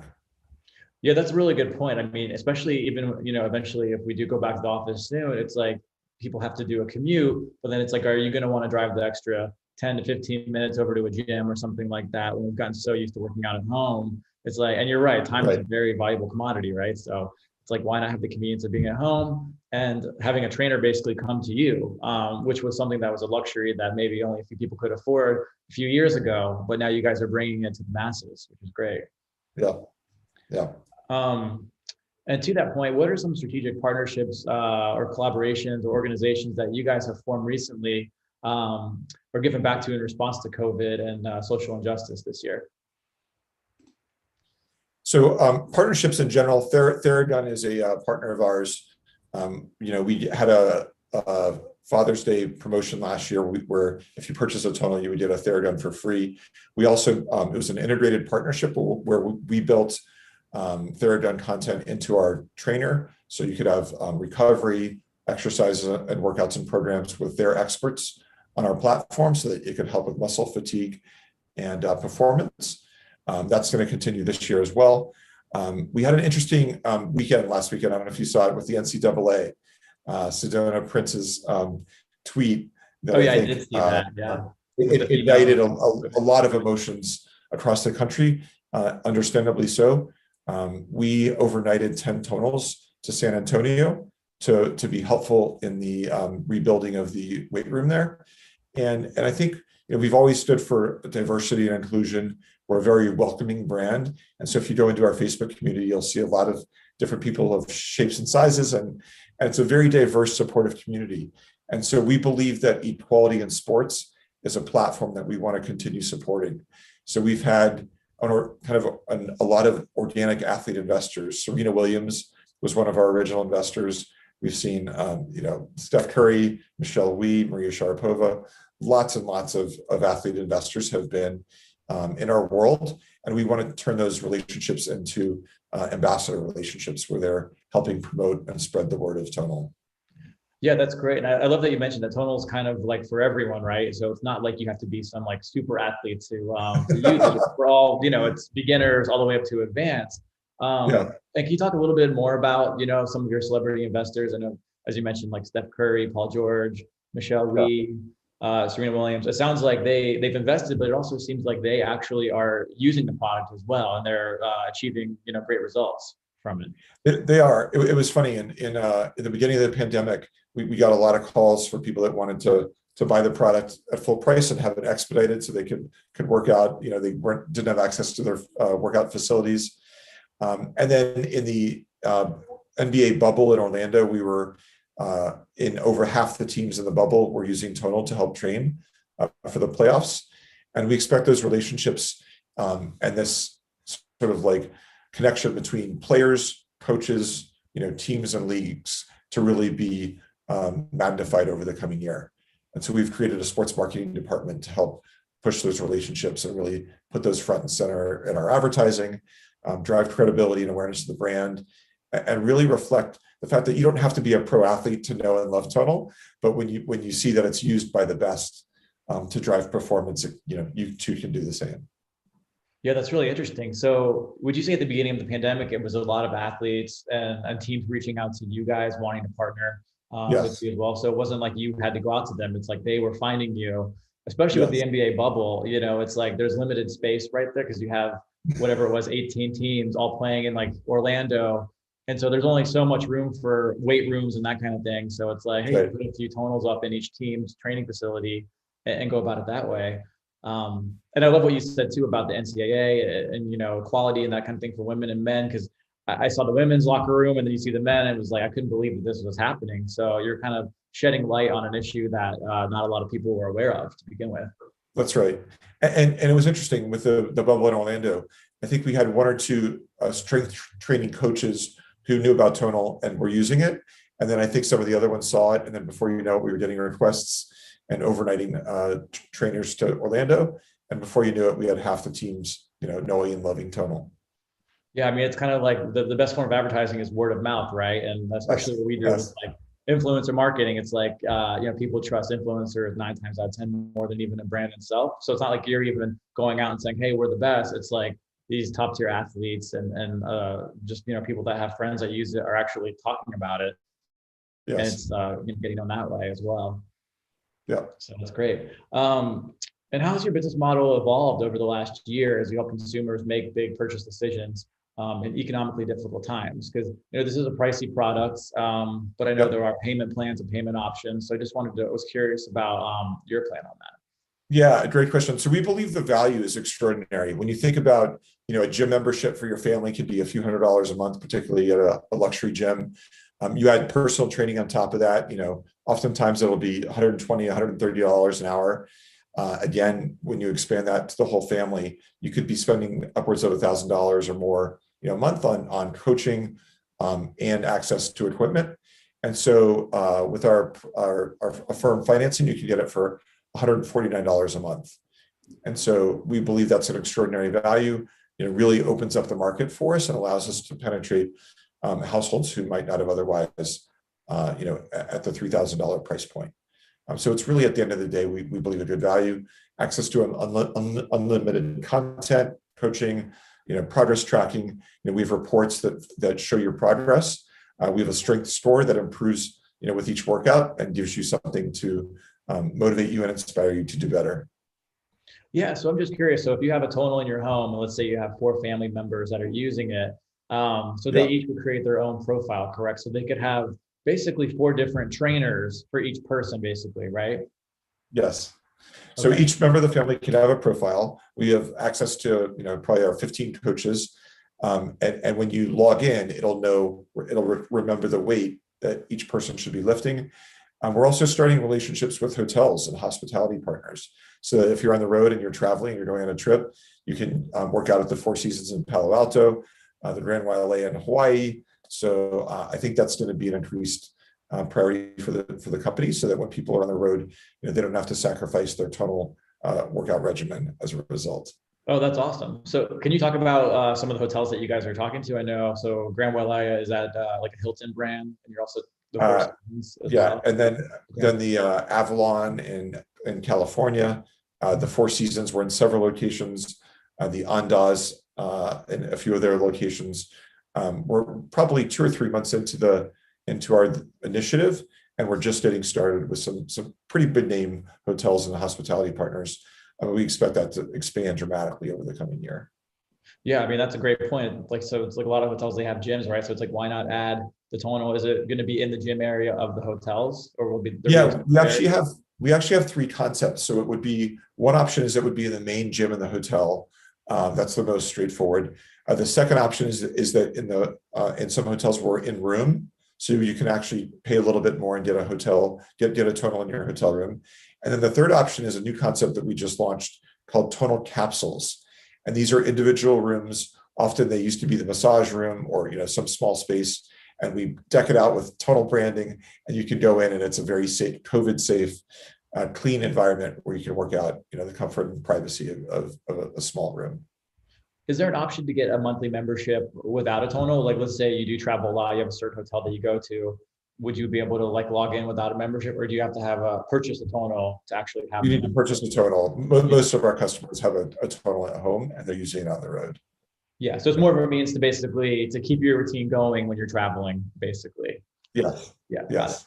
Cool. And then switching gears a little bit to you personally, what's been a key motivator for you that gets you up each morning during these unprecedented times?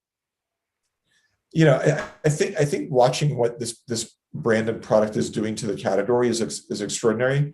With 800% growth, we know that we're onto something.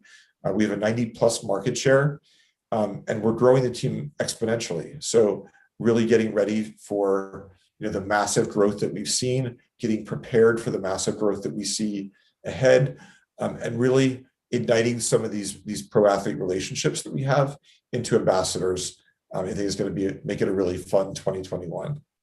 Yeah, definitely. I'd love to see, I know you mentioned you have about 15 trainers, correct, on your platform. So would there be any ideas to maybe have a Serena Williams training session where basically, I don't know if you guys are thinking about this or you can talk about it, just an idea that I had, I just want to throw it out there, basically train with Serena or something like that you guys are thinking about? Yeah, we are absolutely thinking about that. We call it our masterclass strategy. We piloted it with Mark Allen, who's a 6-time Ironman world champion, and we have strength training for triathlon on the trainer now. And that was a good success. And we expect to expand that with sports like tennis and golf, and really about using strength training to improve your performance. We know that it's critical to a lot of sports, and something that we would love to have legends and leaders in sport as guest coaches on the trainer to help our members do better and get stronger faster. Yeah, that's really important. And thinking about it from a sports perspective, it's like you're going to train differently as a football player as you would for basketball or tennis. So are there any plans to do something like that? Like I know you mentioned, the Ironman strength training. Are there any specific categories of sports that you guys are thinking about branching into?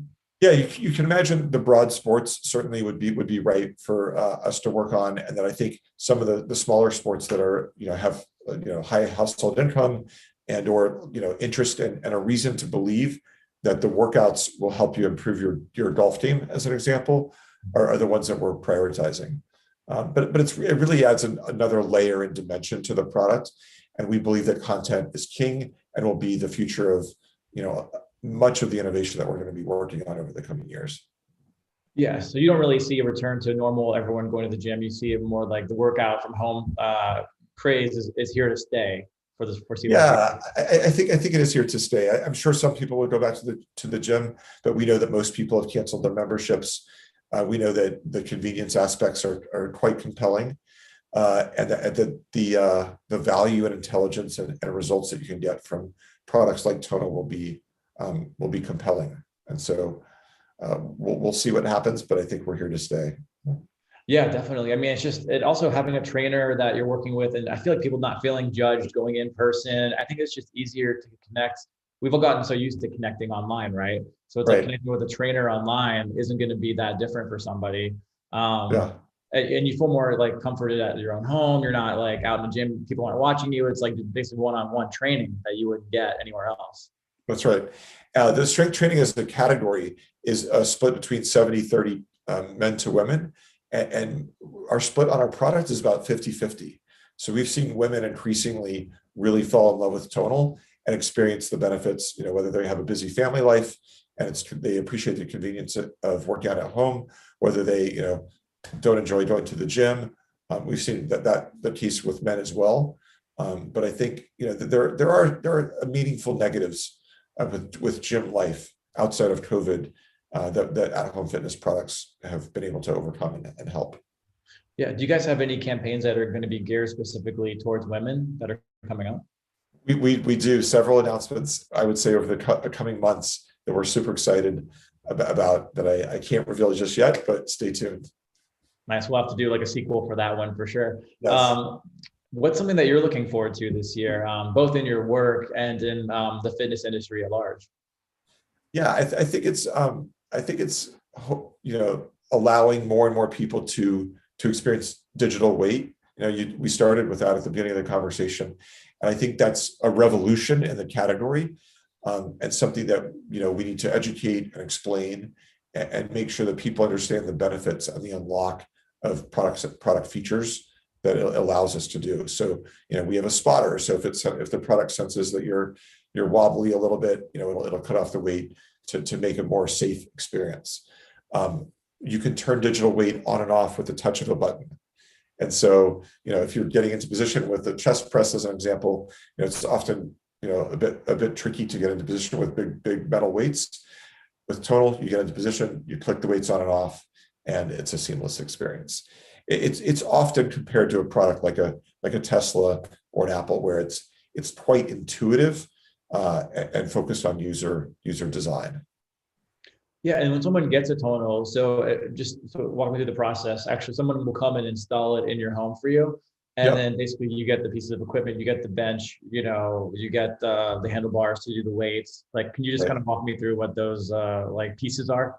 Yeah, there's a group of smart accessories that are all Bluetooth enabled. So the smart handles I mentioned before, the smart bar, you can also turn off and on with a click of a button, a rope, a bench that's very lightweight that you can actually move around easily in your home. And then we have a full professional installation. So it's about as easy as installing a TV in your home. And we come and do it all for you so you don't have to lift a finger. And then we talked about the strength assessment at the beginning of your workout, where you do 3 exercises and then the rest is history. That's awesome. Yeah. We actually have a few questions from the audience right now. So let's go to that. Do you foresee yourself entering fitness adjacent spaces? For example, workout clothing, retail, that kind of thing? Yeah, we actually have clothing on our website right now. So we'll be expanding the portfolio, collaboration with partners that we'll announce over the coming year. But apparel is a great, adjacent category for us. Very cool. And then another one, are there any types of workouts that you're going to add to the portfolio? We kind of touched on this a little bit, but are there any specific workouts that you wanted to call out? Yeah, we've actually added a lot. We've added boxing, meditation, yoga, Pilates. And so, I think we're going to continue expanding the set of modalities that we have and really go after, emerging trends that may be smaller but growing. So lots and lots of content news is on the way. Yeah, that's great to hear because, they say recovery is also key, right? So it's like you don't want to overextend yourself with the digital weights. It's like if you want to do that one day and then you go into like a yoga or meditation, I think that's great that you have that, especially for mental health as well, right? With everything going on, that's really important. Yeah, meditation is a bigger one. Do you find that a lot of your users are using that now? They are, and I think it also speaks to opportunities for the whole family to experience Tonal and love it, right? So you may have one family member who's really interested in strength training, and then others that are interested in yoga and Pilates, and it's really, we're striving to be a full family offering that delights everybody in the household. Yeah, something for everyone. I love that. Another question here: how has the pandemic shifted your outlook on in-person spaces and retail space? So I know you mentioned, the exciting news about Nordstrom. So that is an option to go buy a Tonal at Nordstrom, but consumers can also go to your site to purchase as well. So how's the pandemic kind of shifted your ideas on that? Yeah, so we were one of the first brands that did. We created a virtual showroom, and you could get a video demo from one of our sales reps without leaving the comfort of your home. So if you didn't feel comfortable going to retail, you could log on to tonal.com, book an appointment, and ask a few questions, have someone show you the product and get a full 45-minute demo. So really making it personalized for the purchase barriers or questions that someone might have. Yeah, I love that, because I mean, it's also good to know, it's great that you're in Nordstrom so you can go in there and actually try it out first, the full thing, but it's great to know you can have kind of an informational session, if you will, before. That's awesome. Yeah. And then going back to, your celebrity investors and your partnerships, how does Tonal determine which celebrities to partner with? Do you guys have some kind of like grading system, or what's like the process for, partnership? Yeah, well, in the first phase of our life cycle, I think we had a lot of inbound interest and word of mouth. So Serena I mentioned, was one of our original investors, and word travels fast, right? As we talked about with the coaches. And so we've had a lot of interest that has been inbound. And I think what we're going to start doing increasingly is really outbound, proactively identifying athletes that we would love to work with who might not be in our orbit right now, and trying to work on partnerships and relationships with them. So it's a bit of a two-way street. Yeah, like I know the Olympics are coming up in Tokyo this year, right? So are there any like Olympic athletes that you guys have thought about? Maybe it's also like a sport that might not be traditional to weight training that you think of, like a swimming or something like that. Have you guys thought about doing anything with the Olympics? We have, and so a lot of those plans are still confidential and under development right now.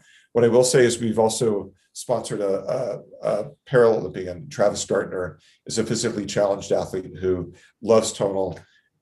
It allows him to get into position better than any product he's ever seen, and we sponsor him in his journey to get ready and get fit. Oh, I love that. That's awesome. Yeah. How do you feel about other home tech fitness products, like competitive or, rising tides lift all boats kind of thing? This is a question from the audience. So do you feel like it kind of helps you that there's a lot of people starting to enter this space, or do you think, you guys should be the only one, that kind of thing? Well, Peloton has done a great job turning what was a quite boring activity of a stationary bike into something that's entertaining, and obviously created a great business out of it. We believe that we're like kind of paving the way in connected strength training, and with a 90+ market share, and all of our competitors really focused on dumbbells, which is old technology, and it has a fairly limiting impact on the workout. We're excited to be leading the way and invite competition. It's always healthy to make you innovate and stay better. Definitely, in sports and business, right? A little healthy competition is good. Yeah. And then what are some partnerships that you would like in the future? Just as far as like accessories, like would you guys ever do something with like Apple Watches, or like heart rate monitors or that kind of thing? Yeah, we actually do have a very, very strong partnership with Apple. We have a watch integration, so it'll pair with Tonal and measure your heart rate. They've been a longstanding partner of ours. Apple Music is something that we integrate into the workout, so you can play your playlists and workouts. So lots more to come from that relationship. Definitely. And then shifting to influencers, how essential are influencers to the success of Tonal? Very, very, very influential. We've done a good job of working with both fitness-minded and lifestyle influencers to drive the business, drive awareness. Tony Horton is one of our guest coaches, and he's been great. He's been sort of a fitness legend from from decades ago and has a very, very loyal following. And we've built content and workouts with him that have done very well. So we'll continue those types of collaborations with well-known fitness experts. Do you view your instructors as influencers? I know, like on the previous segment with Peloton, a lot of these the instructors have kind of become influencers themselves. And then how does Tonal support that? Yeah, very much so. We bring them onto our social media channels to have Tonal Talks, which are diving deep on topics related to strength training or adjacent categories. And certainly they represent our brand, and we're excited to be able to collaborate with them on ideas to help tap into their communities and build their brands as well as Tonal. That's great. Another question from the audience here. Are there considerations to do a smaller mobile version of the product? I know you said no earlier, you don't have that right now, but are there considerations to do that? We're innovating across all aspects of the business, so no announcements to make, but across software, across hardware, across content, across marketing, we're always looking for new ideas to test and learn and make sure that we're on top of the wave of innovation in the category. And I know you mentioned the music partnership with Apple Music. I know Peloton recently did one with Beyonce specifically. Is that something you're working on? Would you have some kind of like an artist series lineup? Yeah, music is important. I think it's more so in cardio, where you're looking to be distracted and entertained. And in strength training, we have music channels that you can select your genre. It's certainly an integral part of the experience. But there's also a lot of education that we have to do throughout the experience about movement, how to lift. So we want to make sure that's balanced with the coaching narrative that is happening throughout the experience. Definitely. And then how critical is paid media and paid social to your media mix? And basically, how do you measure whether a campaign is successful if you're using an influencer? So paid media is very, very important. We have a strong TV prospecting plan. We've got digital prospecting, obviously remarketing, and influencers are increasingly bigger and bigger bucket of our spend. We know that we've seen good returns, lots of good learnings on the types of influencers that do well, and really leading into those relationships. Are you guys looking at using micro influencers and nano influencers to really kind of target your outreach, or are you still thinking about sticking with a celebrity? I know you guys kind of run the gamut on all sizes, right? Yeah, I think with any strategy, it's a mix, and so we are constantly evolving and tweaking the model to make sure that we're delivering a great ROI on the total project. But certainly, micro influencers do play a big role because we know that their highly engaged audiences often do very well. Yeah, and are you focusing on like Facebook, Instagram? I know I've seen some ads on there. Or are you shifting towards TikTok to maybe get a younger audience? Or basically, what kind of platforms do you see yourself focusing on maybe within the next year? Yeah, the bulk of our spend are the big Goliaths, but we had a video go viral on TikTok that was really amazing that resulted in, I think, double the clicks that we had ever had on our website. So we're certainly exploring a deeper partnership with TikTok. Yeah, that's great. And I feel like Clubhouse would be good for you guys as well too, especially talking about workouts. You could create kind of like a fitness talk and that kind of thing. So are there any new emerging platforms that you guys want to? Clubhouse is one that we're keeping an eye on. I've spent some time on there. We haven't had a formal session there yet, but certainly one that we'll look at over the coming weeks. Nice. Well, that's a good segue because we're doing a lot of stuff on Clubhouse and we are looking for CMOs to join us. So I would love to join. That'd be fantastic. We would absolutely love to have you. Well, great. Thanks so much, Chris. Your product is super interesting. Give me an idea. What is the price point for it? It's $29.95 for the base product, and then we have smart accessories and delivery that are added on to it. And then I mentioned before, the $149 a month financing option is quite attractive and an amazing value. Okay, and then what's the monthly on the subscription? $49 a month. Okay, awesome. Well, thank you so much for coming on today. We enjoyed your conversation, and we look forward to having you on a upcoming Clubhouse soon. Awesome. Thanks for having me. Appreciate it. Thank you so much, Chris. Thanks, Jordan. Take care. We have our next panel coming up is another amazing one. We have a big one this time. We have Lisa Bailey from Sleep Number Corporation, Marshall Williams from Ad Results Media, Brett Senior from Procter & Gamble, and Mike Schaefer from Marina Mar Communications. This session will be moderated by our good friend, Carrie Purse, the principal at Influence and Inspire Consulting. Welcome to the stage, Lisa, Marshall, Brett, Mike, and Carrie. Hello. This is a heck of a transition. Speed dating. All right, we're getting people on here. There we go. Everybody who's on mute or has their camera off, please switch that. Marshall, you're our last one. All right. Here we go. Take it away, Carrie. Excellent.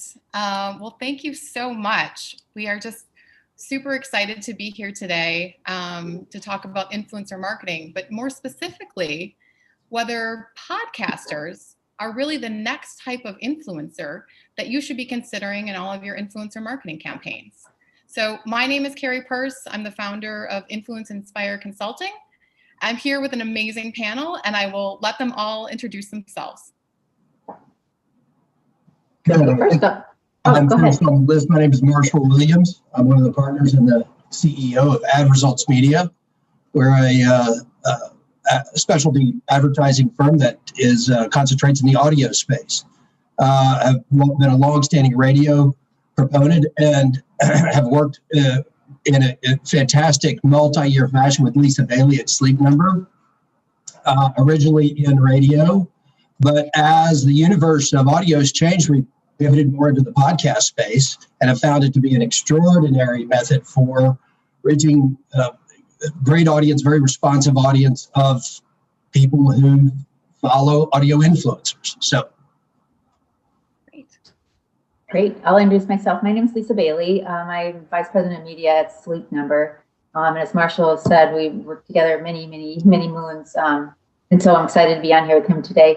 But my sleep number, my sleep IQ score last night was an 85. So that tracks my quality of sleep. So hopefully if anybody else is a Sleep Number fan out there, hope you got better than that. But so I'm glad to be here today.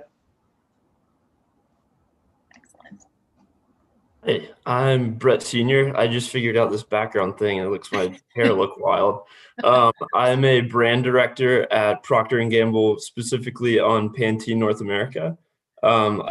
I focus on innovation that is, call it the next couple of years out, as well as our responsible beauty platform and our LGBTQ communications and platform. And good afternoon, everyone. My name is Mike Schaefer. I'm the Group Senior Vice President of Corporate Digital Innovation at Marina Mar Communications. I oversee the corporate and health digital teams in that capacity. Excellent. Well, I'm glad you figured out the background. I tried, but apparently my laptop is too old, so I can't even use it. I'm very jealous. Okay, so with that, let's not waste any more time and we'll dive right into the panel. So, when you guys hear people say influencer marketing, you know, most folks think about Instagrammers or YouTubers that partner with brands to promote their products or services. But as the discipline of influencer marketing really matures, an increasing number of marketers are looking to activate all different types of influencers, including third-party credentialers and even personality-driven media. So how do you think about this broader definition of influence? And really, what is the potential that it unlocks for marketers? You know, I think when we look at the evolution of influence and influencers, we need to look at the evolution of earned media. That just a few decades ago, we had newspapers, TV stations, radio stations, and as communicators, we were really comfortable with that model. And now with publishing and sharing content being so democratized, all you need is a social media handle or a GoDaddy account, and you can enter the media conversation on just about anything. So that means influencers have evolved as well.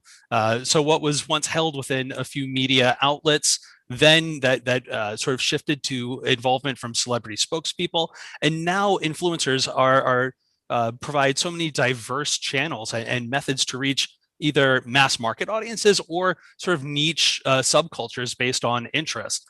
And so what I find really interesting is that we can classify influencers not just by their audience quantity, but by the quality relative to the need of the goal. And that really sets an amazing tone for everything in 2021 and beyond.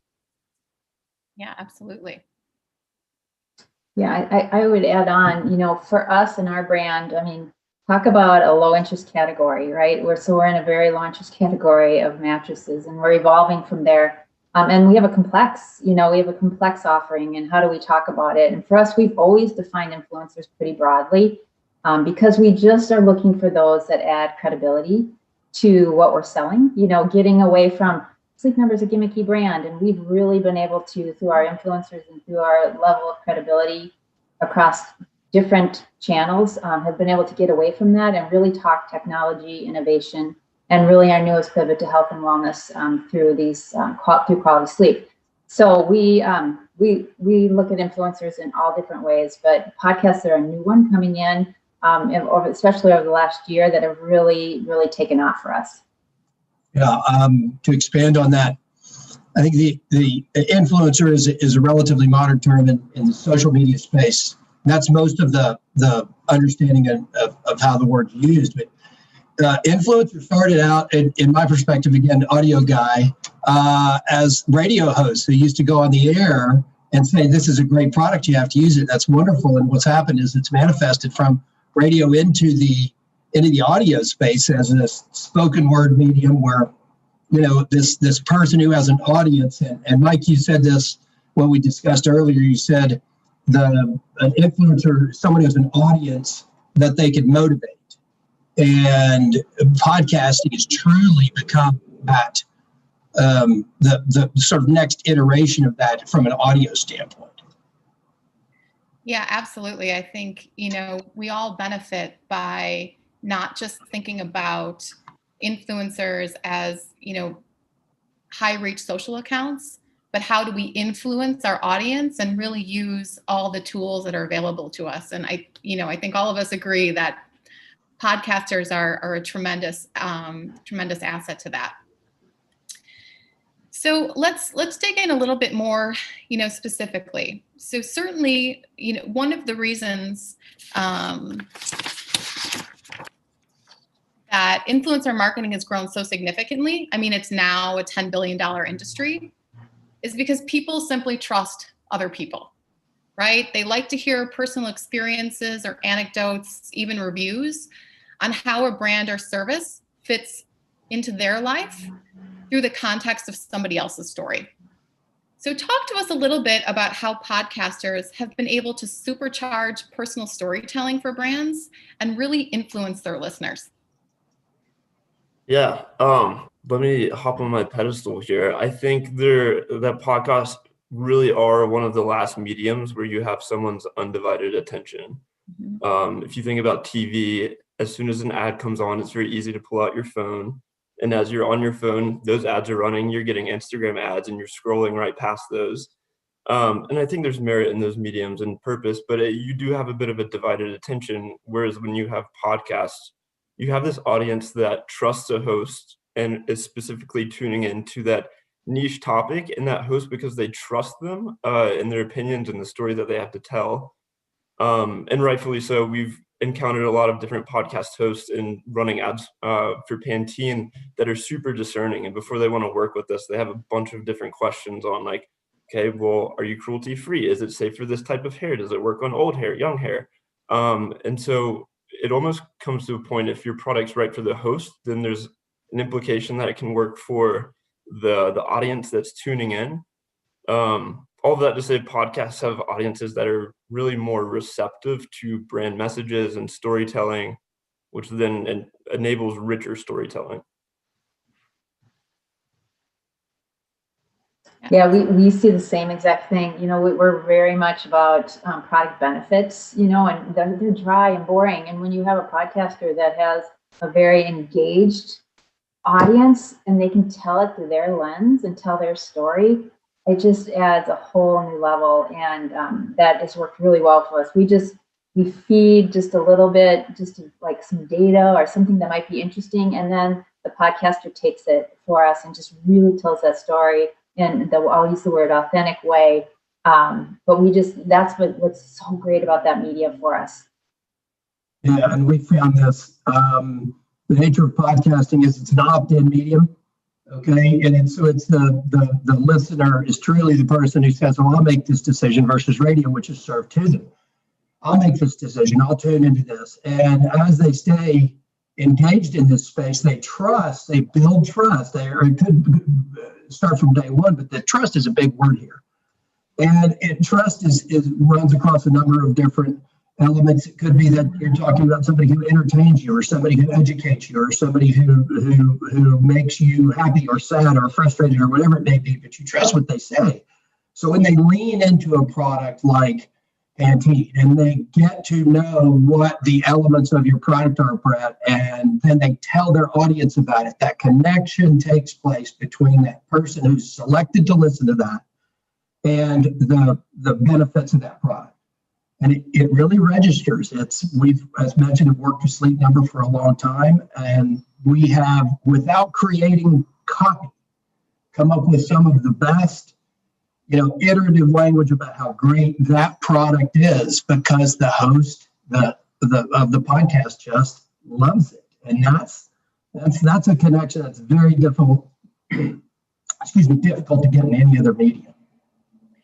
Yeah, absolutely. And I think it's so interesting that we're having this conversation today about podcasts being such a personal medium. But you think about the two brands we have here today, hair and sleep are two of the most personal things you can think of. And so it just lends itself incredibly well to this type of influencer. So I think that, that takes us to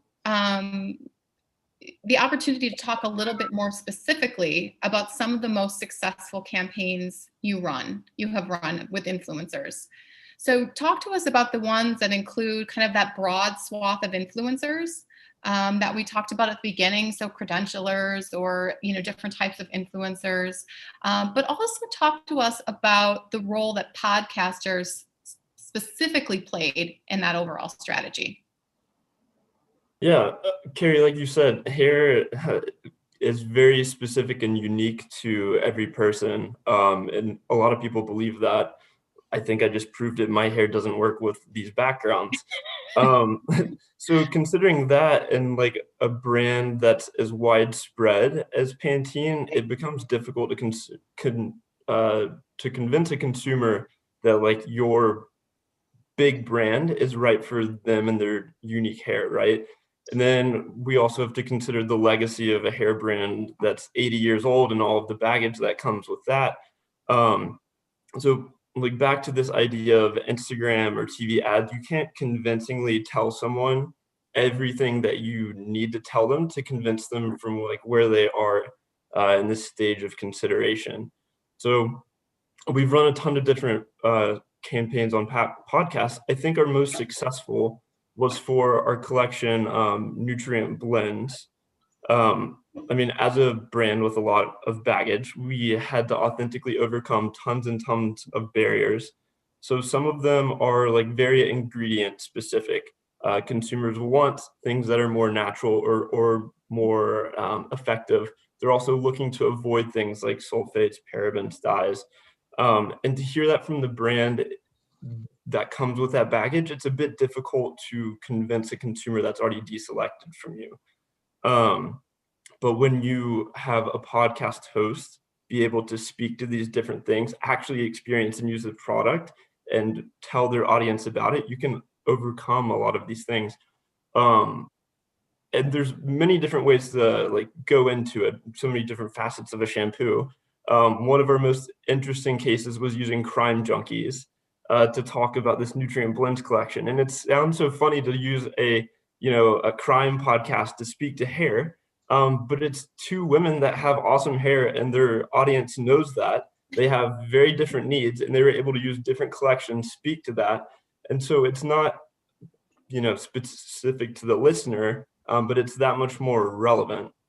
So that's something that's specific. And then there's also times where we tap into podcasters that have broader reach or more exciting versus like very sciencey and detailed, and that helps us hit more consumers with a new, exciting, check this out type message. So there's a plethora of different ways in which makes it a really, really exciting medium.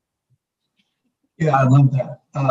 Ashley Flowers, who's the host of Crime Junkies, is we've been in this space a long time, so I've noticed that she first started out, and I love her. I could just see her getting completely engaged with your product and talking about attributes and features, and oh, it smells great. And it's just, I can absolutely see that. So that's a good pickup. And who knew that true crime was going to have this reach into a young female segment? I mean, I would have never thought that, but it's enormous. Ashley will go to a theater event pre-COVID, and 3,000-4,000 people would show up to see her. And so that's the kind of loyal following she's built. Anyway, so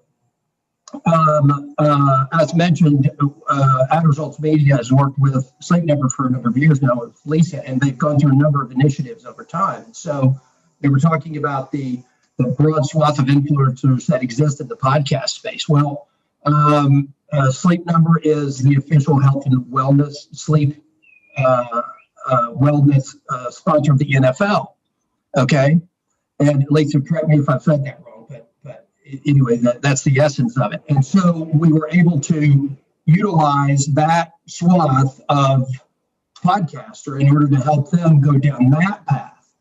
They're also health and wellness as a category is extremely important to them. And because of the breadth of podcasting, I pulled up some data today. And because podcasting oftentimes gets the sense that, well, it's kind of niche and there's no scale and so on and so forth to big brands. There are more than 2,008,000 podcasts active right now. Okay, effective this morning. And that's a growth of like 50,000 podcasts in the last month. So there's real scale here. So when you lean into that health and wellness category that Sleep Number has said, hey, this is important to us, we want to reach these people, whether they be fitness experts or sleep experts or what have you, there's a tremendous amount of scale just in that vertical, just in that niche that we can reach into. I was talking with somebody this morning and I asked them their fastest growing podcast on their platform, Heather Osgood at True Native Media, and she said, Sleep Meditations for Women gets over 1 million downloads a month. That's a lot of people who are opting in to get that kind of content. So there's real scale in this space, and it can be as targeted as you'd like. Yeah, no, absolutely. These are such incredible examples of, just the power of people being relatable. I've often heard listening to a podcast being compared to sitting in a room listening to your friends talking, which was something so desirable during the last year. And so I think just, hearing these examples really brings it to life. The next question, it's a funny one. Marshall says niche and I say niche. And it's always one of those like ongoing debates about how you pronounce this word. So this next question is focused on niche or niche audiences. Pick your pronunciation. But one of the most notable similarities between traditional social media influencers and podcasters is that there's literally a podcast or an influencer account for every imaginable niche interest. So share with us about how reaching audiences with these niche interests impacts your influencer marketing strategy. And then also talk to us about the role that personal relationships play in making these efforts both meaningful and long-term. Yeah, we work extremely close with our influencers and our podcasters to make sure that our values and messages are truly aligned. Like if someone doesn't believe in the things that Pantene as a brand does, then it's not a good match and it's not going to resonate with the audience that they've built trust with. We have a few different initiatives where we go super in depth in trying to educate our audience from like sustainability programs and where we are driving like conversations around closed loop packaging and a reduction of waste and energy. That is very kind of, it's very niche to choose my side of that battle. to talking again about like the ingredients and the science of like why something works, why it's in, why it's out, and really explaining that. Not everyone wants to necessarily hear and like sit and hear about those things. And so working with the right podcast, the right host, finding that niche place where your message is going to be resonant is really important. We've also found spaces to talk about non-product messages. So we have this responsible beauty platform, and a leg of that, as I mentioned earlier, is our LGBTQ platform. And we speak to, the role that hair plays for the community. It's really fascinating. For instance, 60% of people change their hair when they come out. And it has a huge impact on their identity, the way they feel they express themselves, the way that they're perceived by the world. And, that's not something you can really talk about in a Facebook post or a 15-second ad, but you can have an interesting conversation through podcast hosts. And so these messages aren't right for all different audiences. I don't think anyone has the attention span to listen to all of that from one single hair brand, but podcasts have become the perfect way to be the right worm in the right ear, right time, right place, if you will. Yeah. So we're in a golden age of digital content. And Marshall, the fact that you just said that there's over 2 million podcasts and 50,000 more every month, that's crazy. I'm old enough to remember when cable TV came out and how we went from 4 channels to 50. And now there's a channel, there's a podcast, a show for whatever interest you have. And Carrie, to the question about relationships, because there are so many niches, I'll fall on that side. That also means that there is a tremendous community that comes with each show. That if you're listening to a show that interests you, you might have thought, you may have gone your entire life thinking, oh my God, I thought I was the only person interested in X. But it turns out there's thousands, if not millions of people that have the same interest, or at least curious in something I'm interested in too. So then the relationship of that community between the listeners, but also between the host and the community, is so trusted because you're sharing that narrow interest. I think there's so much power because of that shared experience, that everyone sort of found each other on the same virtual campfire, and that community has a lot of power when you market to them authentically. Definitely. So, Lisa, do you have any thoughts on, basically targeting niche interests, or the role that podcasters have been able to help really, supercharge your brand in that aspect? Yeah, I mean, obviously, as we look to health and wellness as a key area of focus, that's, obviously we can go and target that, right? We can go target that, but everybody sleeps, so even just having a broad going on to several different genres, we still hit those people who are interested in health and wellness. So it does both for us. It allows us to target more specifically, try different messages, see how that pulls through. We can track the traffic, we can track it to our website, which is great. And they tell their story. Again, if they're telling you what your sleep number setting is every time they get on, or what their sleep IQ score, there's just a little bit of that personal touch that again brings the customer or the listener in and engages with us and tries to understand why is this person telling me about that, or why are they talking about what their sleep number setting was versus their partner's sleep number setting, and why is that important? And so it just allows them to unpack the story for us, and it allows us to then find those different audiences that resonate differently with different messages as well. Yeah, I think, it's the stats about the, explosion of podcasts over the last year has just really been tremendous. And, I love this discussion around people finding their community through media, right? So like it was bloggers, right? You could, or Tumblr communities even. You could find people who had the same wacky, obscure interests that you do. And influencers, represent that beautifully. You can find, a community. And I think podcasting is so interesting because it is personal and private. It's not on the internet for everybody to see, but you are part of this crew that really follows these podcasters and welcomes them kind of, into your home. So it's incredibly interesting. And I think, has a great deal of potential to reach those niche targets. I think niche one, Marshall, but we're not counting. Okay, I'm changing it from now until forever, niche. We're not counting. It's okay.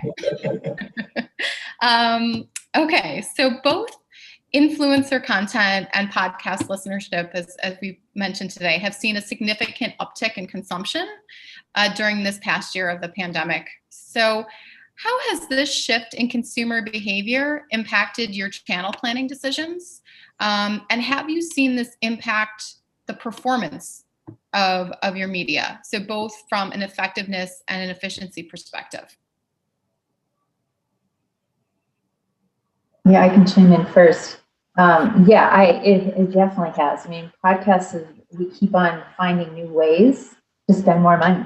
It's all good because we're seeing great returns because again, we can track those results and we don't think it's going to slow down. It's going to be, it's now just finding the right genres that again are authentic to our customer and what they're looking for. So right message to right target audience to right mindset, all of that is a trifecta with podcast. And so we see it as a growth opportunity for us in the audio space for sure. And we'll continue to invest there as long as we're seeing a strong ROI like we are today. Great.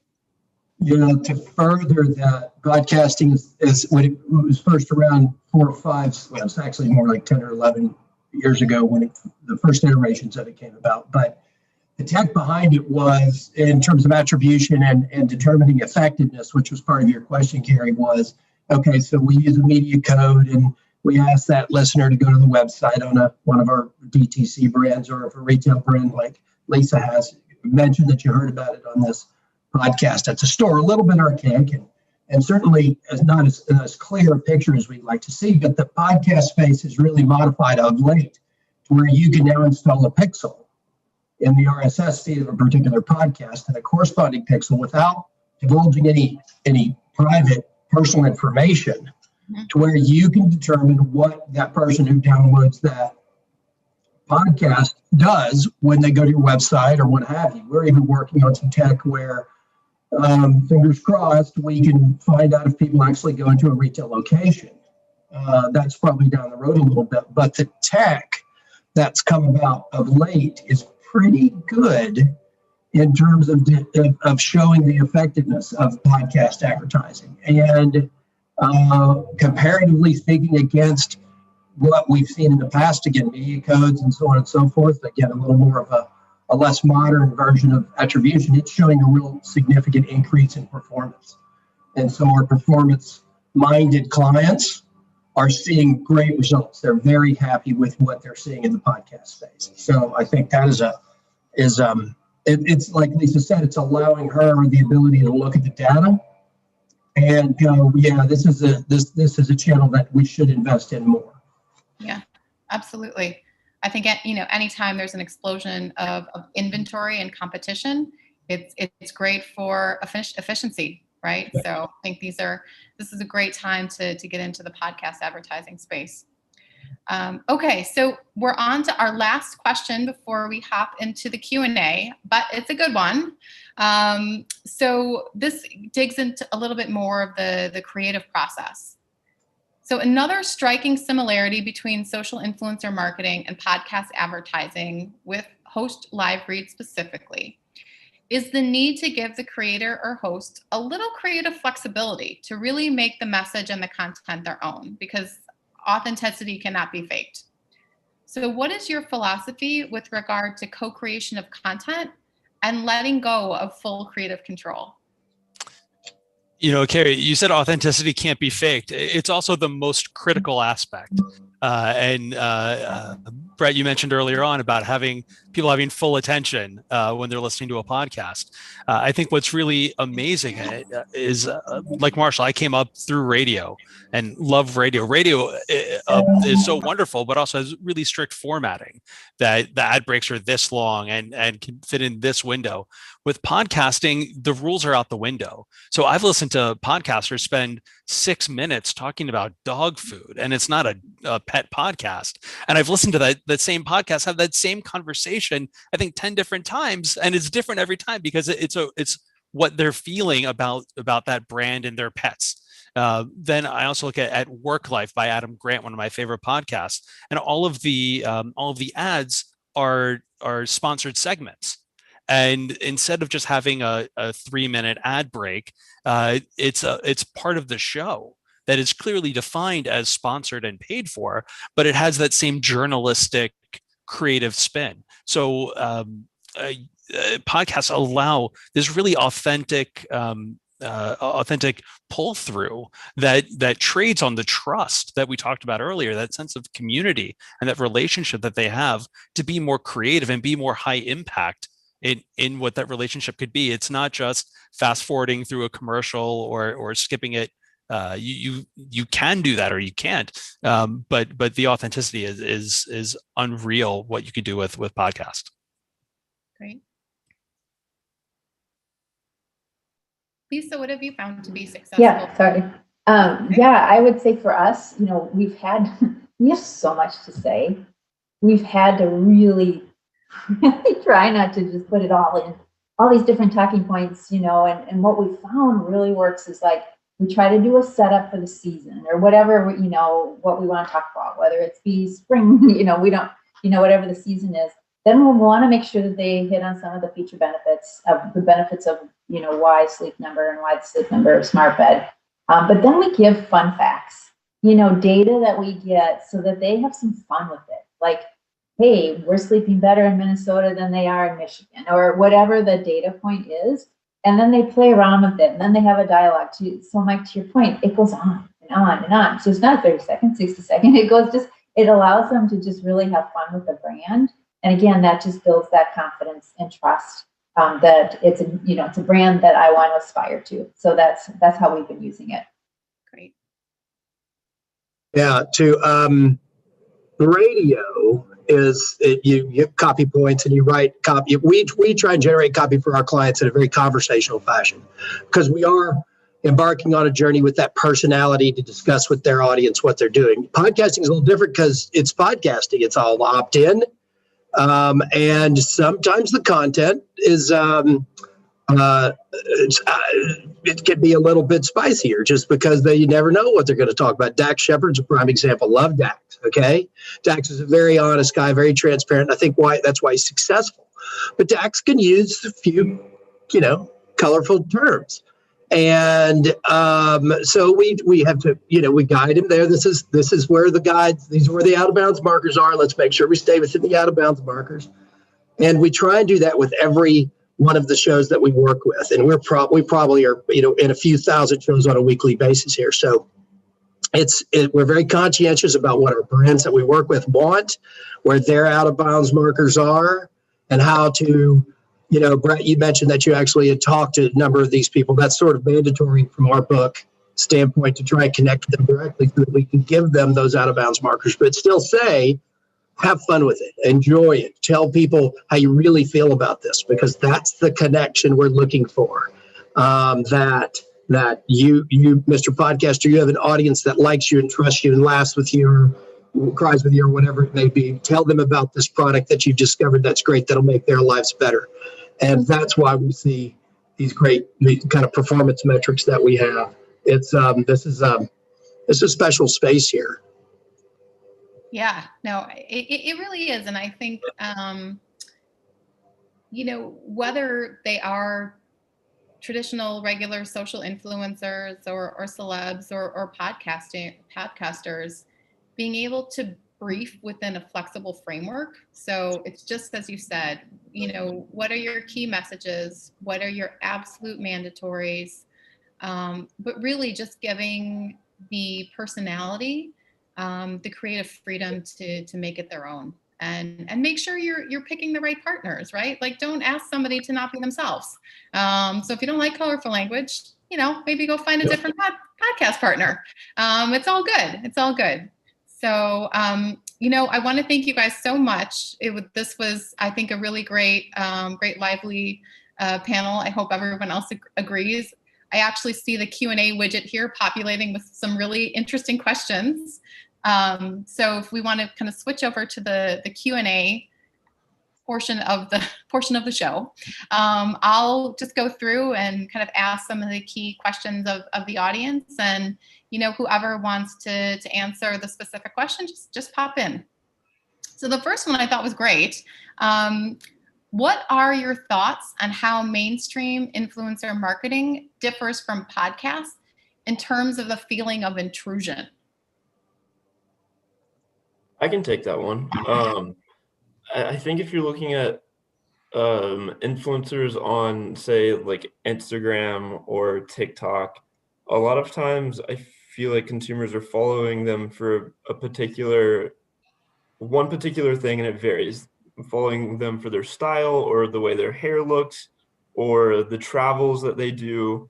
But it's that one particular thing. And then if you throw Febreze in, to use a P&G example, Febreze with a travel influencer, it's more likely to feel a bit weird, and I think intrusive was the word they used in the question. Whereas podcasters, you're tuning in to hear their opinion and their storytelling about whatever topic.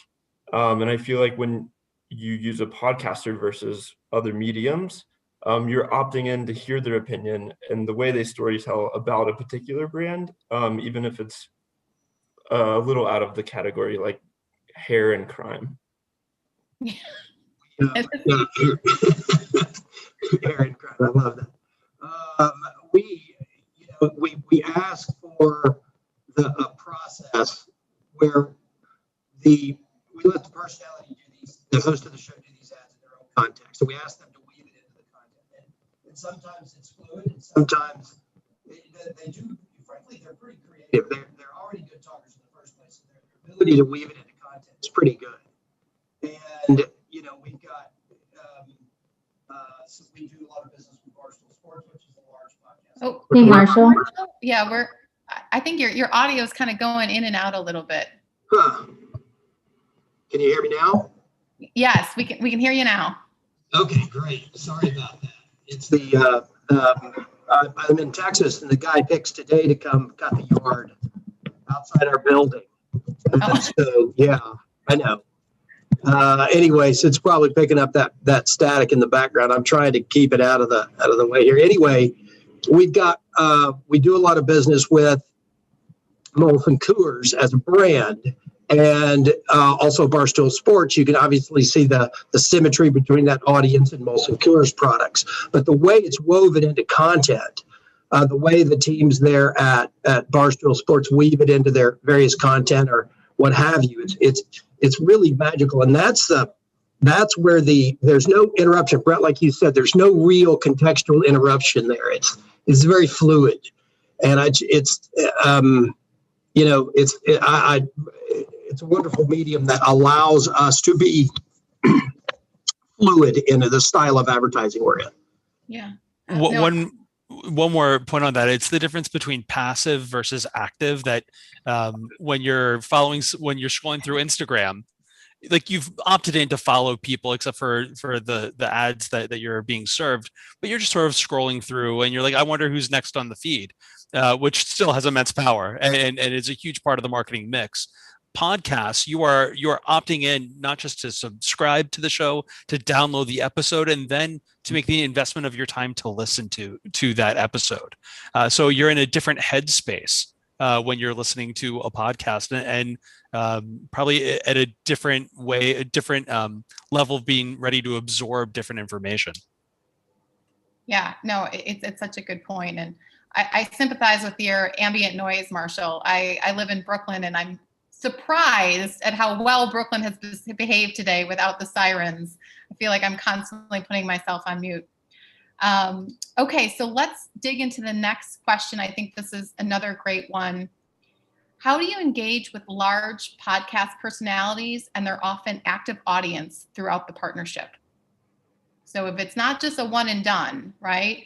How do you continue to this momentum, and how do you potentially kind of re-engage or continue to activate their audience? I can jump in on that one. So for us, we're constantly trying to feed new information so it doesn't get stale, because you're right, the audience will get pretty tired of it pretty quickly. So it's constantly refreshing. And we have those personal conversations with the podcasters too, just to kind of talk about what we're trying to get across, talk about anything new at Sleep Number, try to get them excited about it. And they sleep on our product. So you can kind of have that dialogue with them about it too, so they get some excitement about it. But it really is about keeping their what they talk about fresh and exciting. Great. Excellent. Anyone? Yeah, I mean that constant. I think it's important you stay in touch with them, and it's important that you feed them innovation. Sleep Number's done a great job of innovating over the course of years. We've got some of our personalities with Sleep Number that have been on 10 years or so, and so talking about sleeping on the same bed for 10 years is going to be boring. But what they've done, and we provide this information, is continue to update with new innovations that Sleep Number has. They've got a Sleep IQ product, which is an app-based program on the phone that keeps track of how well you sleep. We update them on any kind of iterations that take place relative to new product lines that come out and that kind of thing. Just keeps things fresh. Because if it's one and done, that's one thing. But if you're doing this over the course of time, and you should be, because it's an ever expanding audio space, you've got to continue to update them. Brett, I'm sure you do the same with new products, new innovations, packaging changes, the whole smash. I'm sure that's part of your lexicon.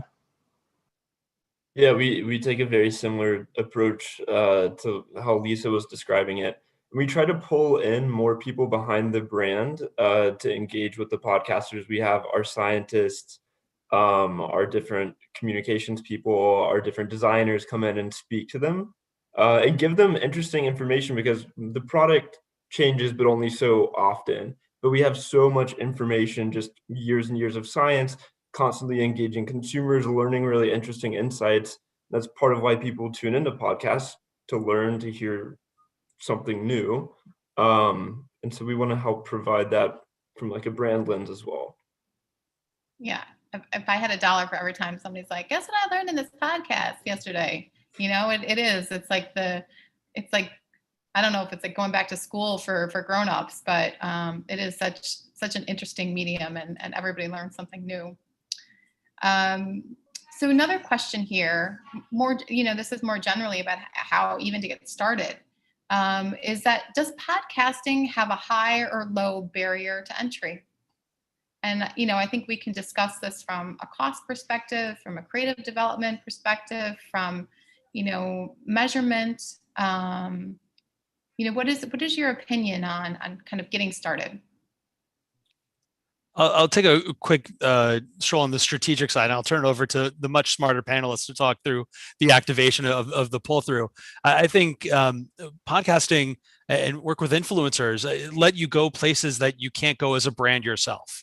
And I think you're renting or leasing the access to that audience, and hopefully building a long-term relationship to reach those people in a targeted, I think we even said effective and efficient way. So I think strategically, it makes a lot of sense to go with podcasts. I would say creating your own podcast, there's a mess of them out there already, but there may be a niche that your brand hasn't can talk to authentically through an owned podcast that hasn't been out there yet. But in terms of the marketing side, I'll turn it over to everyone else. Barrier to entry, from a content standpoint, it's still relatively low. The original podcasters could do it in their garage with a laptop. It's a little more sophisticated than that now, and to produce high quality stuff with background music, et cetera, it's a little more expensive, but you can buy podcast starter kits for a few $100s. So that content side is is that to build a network takes time, takes energy, takes social media presence, because that's truly, connective tissue with other podcasters is also important to get to scale. So it's not a heavy lift. It's obviously with the level of growth in the space, like 50,000 new podcasts in the last 4 or 5 weeks, plenty of people entering the space, and you never know who's going to be what the next segment is. I mean, true crime, nobody saw that 2 years ago. Now Ashley Flowers has got an industry built around it now at Crime Junkies. So, yeah, it's such an interesting time to be able to structure some test and learns too. I think that's, one of the best ways as a marketer to really embrace a new channel is, have a very focused objective. Like, what do you want to accomplish? What are your testing parameters? And then, execute that first campaign with podcasting to then decide, is this going to be a real workhorse channel for you that you're going to want to invest in further? So it's absolutely, you can start small and learn along the way and really refine your strategy. Right. Yeah, and I would just, Marshall, I could add in too, like for Sleep Number, obviously we want them sleeping on our beds. So there's an investment, they'll be sleeping on our beds and we want to give them time to experience it. But there are certain times during the year, like during the holiday season and things like that, where we will like send pillows, something that's less just to get them experiencing and get them closer to the brand. So just those type of things are those super high touch things make a difference in how they tell your story. But yeah, so you can do it in a bunch of different ways, and you can look at it seasonally. You can look at it for the long run. There's lots of different ways of getting into the space. Right. From an advertising standpoint, it's still pretty affordable. I mean, the CPMs are still relatively low, and there's inventory available, and it's at scale. That 2 years ago, people said, "Oh, there's no scale there," but now, I mean, I think from a monthly active users, it's bigger than all the social media platforms except for Facebook. Podcasting actually has more active monthly users than Twitter, Instagram, the whole smash, and growing fast. So yeah, I've got to cut it all out. I'm getting the move from my team here. So Lisa, Marshall, Brett, Mike, Carrie, thank you all. This was an awesome session. I think we're 2 away from having like the full like tic-tac-toe board here. Yeah. Very, very impressive, Carrie. You definitely maneuvered through all of this. So thank you so much for bringing everyone to the table, and thank you all for participating today. Awesome. Thank you. Great panel. Thank you, guys. All right. Well, we're at our second to last panel of the day, but we are turning it up. We are just making it better and better. I am now thrilled to introduce a very special guest. We are joined by Allie Webb, the founder of Drybar. She's a multi-time entrepreneur. She has a new company called Beckett and Quill, and also has a very cool massage company called Squeeze. This session will be moderated by Lee Grant, our Director of Sales here at Influential. Welcome to the stage, Allie and Lee. Hello. Thank you, Chris. And hey, Allie, so good to see you. How's it going? Oh, you're on mute, by the way. Gosh, don't you hate when people do that? There we go. I love it. Conversation, guys. All good. Thank you. Thank you. Well, welcome. Thank you so much for chatting with us today. I know, particularly I'm very excited for this session as a huge fan of Drybar. I just love the experience ever since I went for the first time in the Brentwood location and got my glass of champagne. I had this massage. It was just fantastic. So I'd love to kind of start and hear your story, right? I mean, you started the first location back in 2010, right? And here in LA. Tell us a little bit about your background and kind of what inspired you to create Drybar. Well, I mean, first and foremost is the fact that I'm a hairstylist. Well, really the fact that I have naturally curly hair. So, since the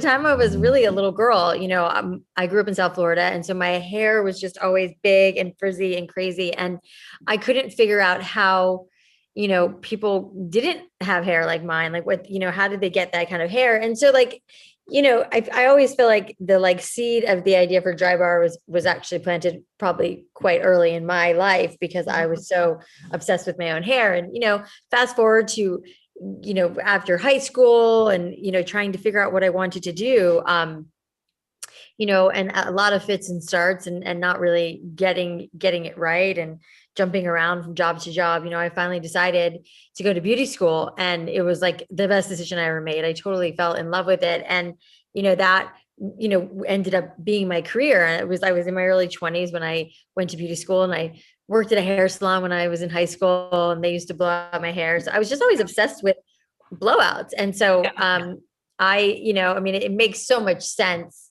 If you know me and you know my whole life, it's like, it makes so much sense to do this. But yeah, and I always kind of dreamt of a place like Drybar, as a kid. I didn't really know it, but, and then when I, got married and became a stay-at-home mom, and I was home with my boys for about 5 years, and I just got the itch to get out there and do something for myself. And so I started this mobile blowout business called Straight at Home. And that was like me running around LA, blow drying all my mommy friends. And that's really when I realized, like, there's a pretty big hole in the marketplace for a place that does just blowouts, no cuts, no color, just blowouts. And it didn't exist. And I thought, if I could create the right price point and make it affordable for enough women, I felt very strongly there was enough women out there like me who, which, by the way, I always thought this business was going to be more for women who have naturally curly hair, and girls with straight hair were the lucky ones. And so they would never come in.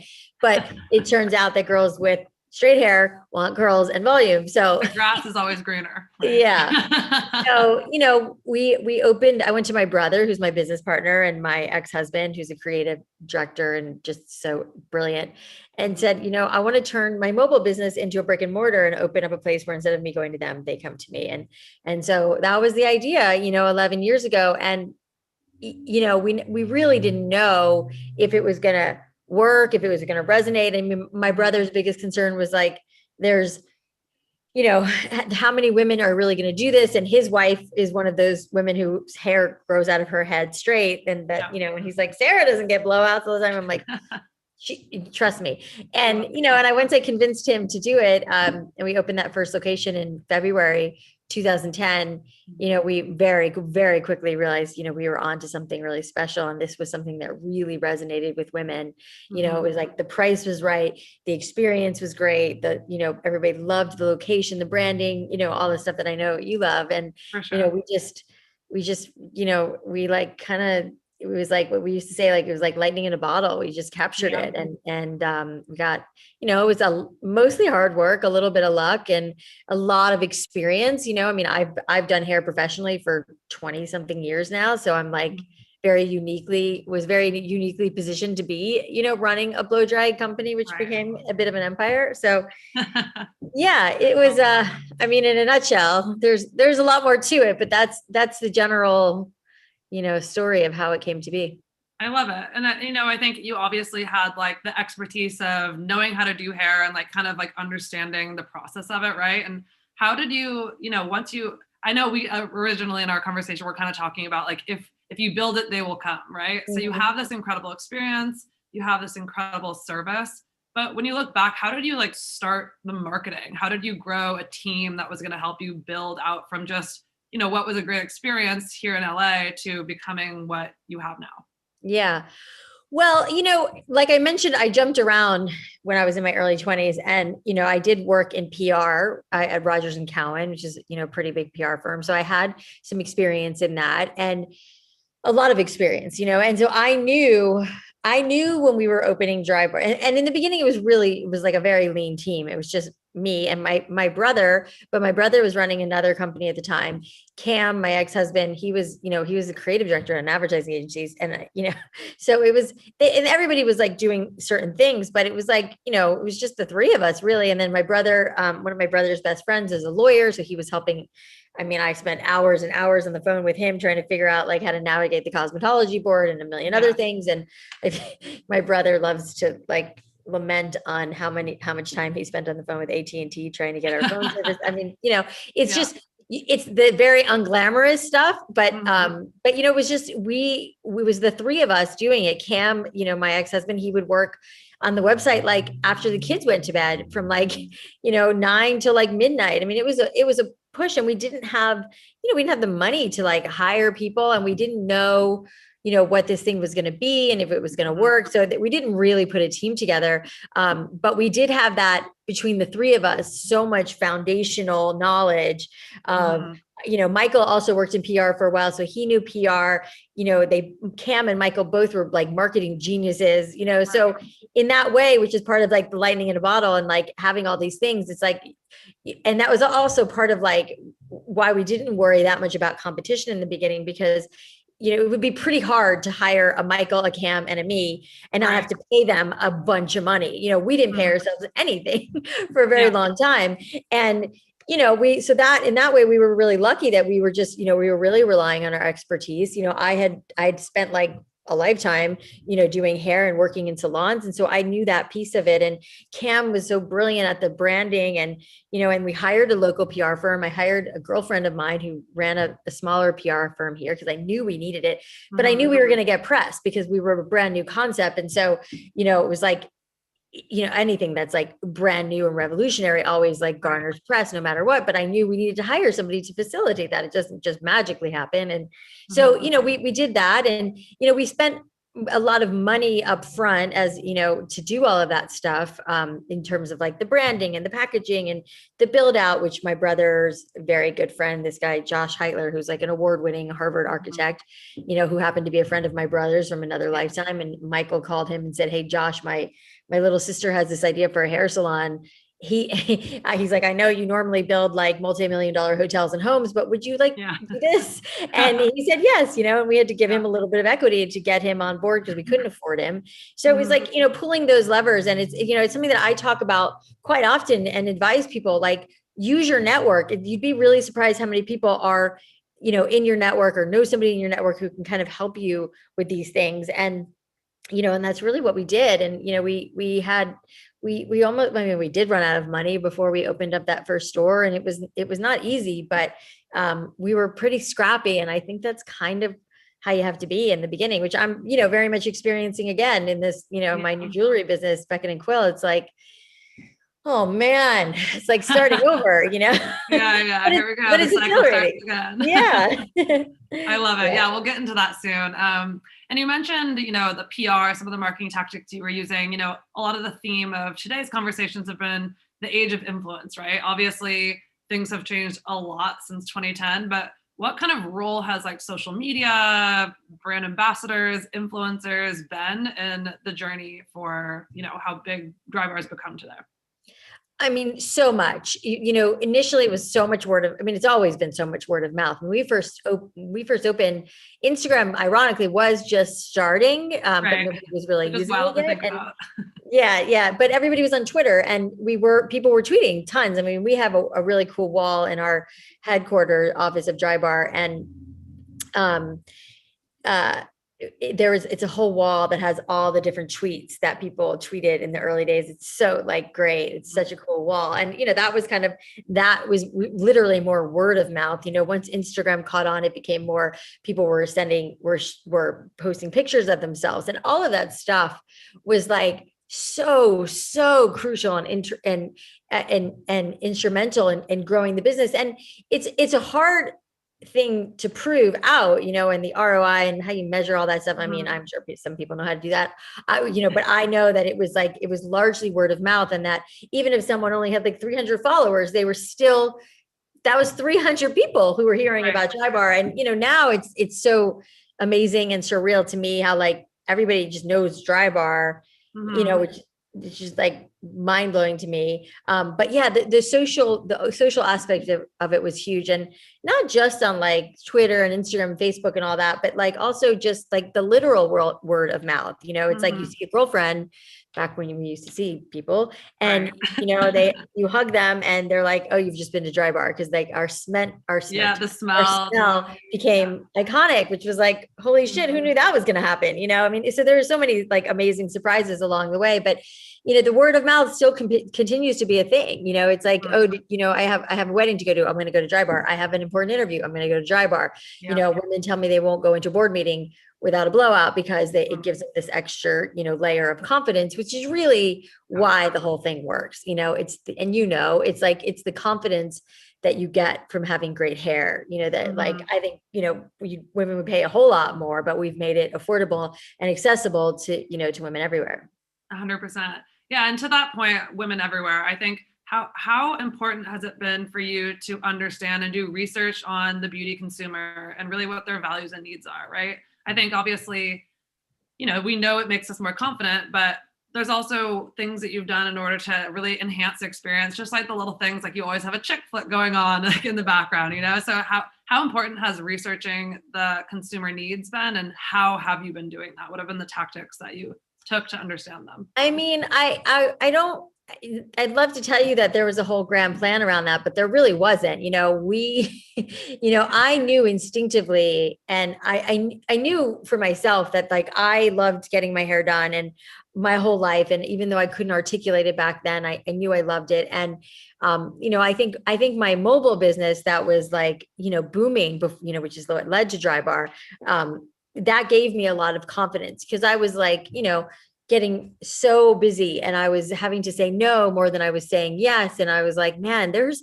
at least, and my brother used to always joke, like the women of LA have too much time and too much money on their hands. And that's why the LA locations work. And I'm like, that's not true. It's going to work anywhere there's women with hair. And, and it's not even, I mean, it was interesting.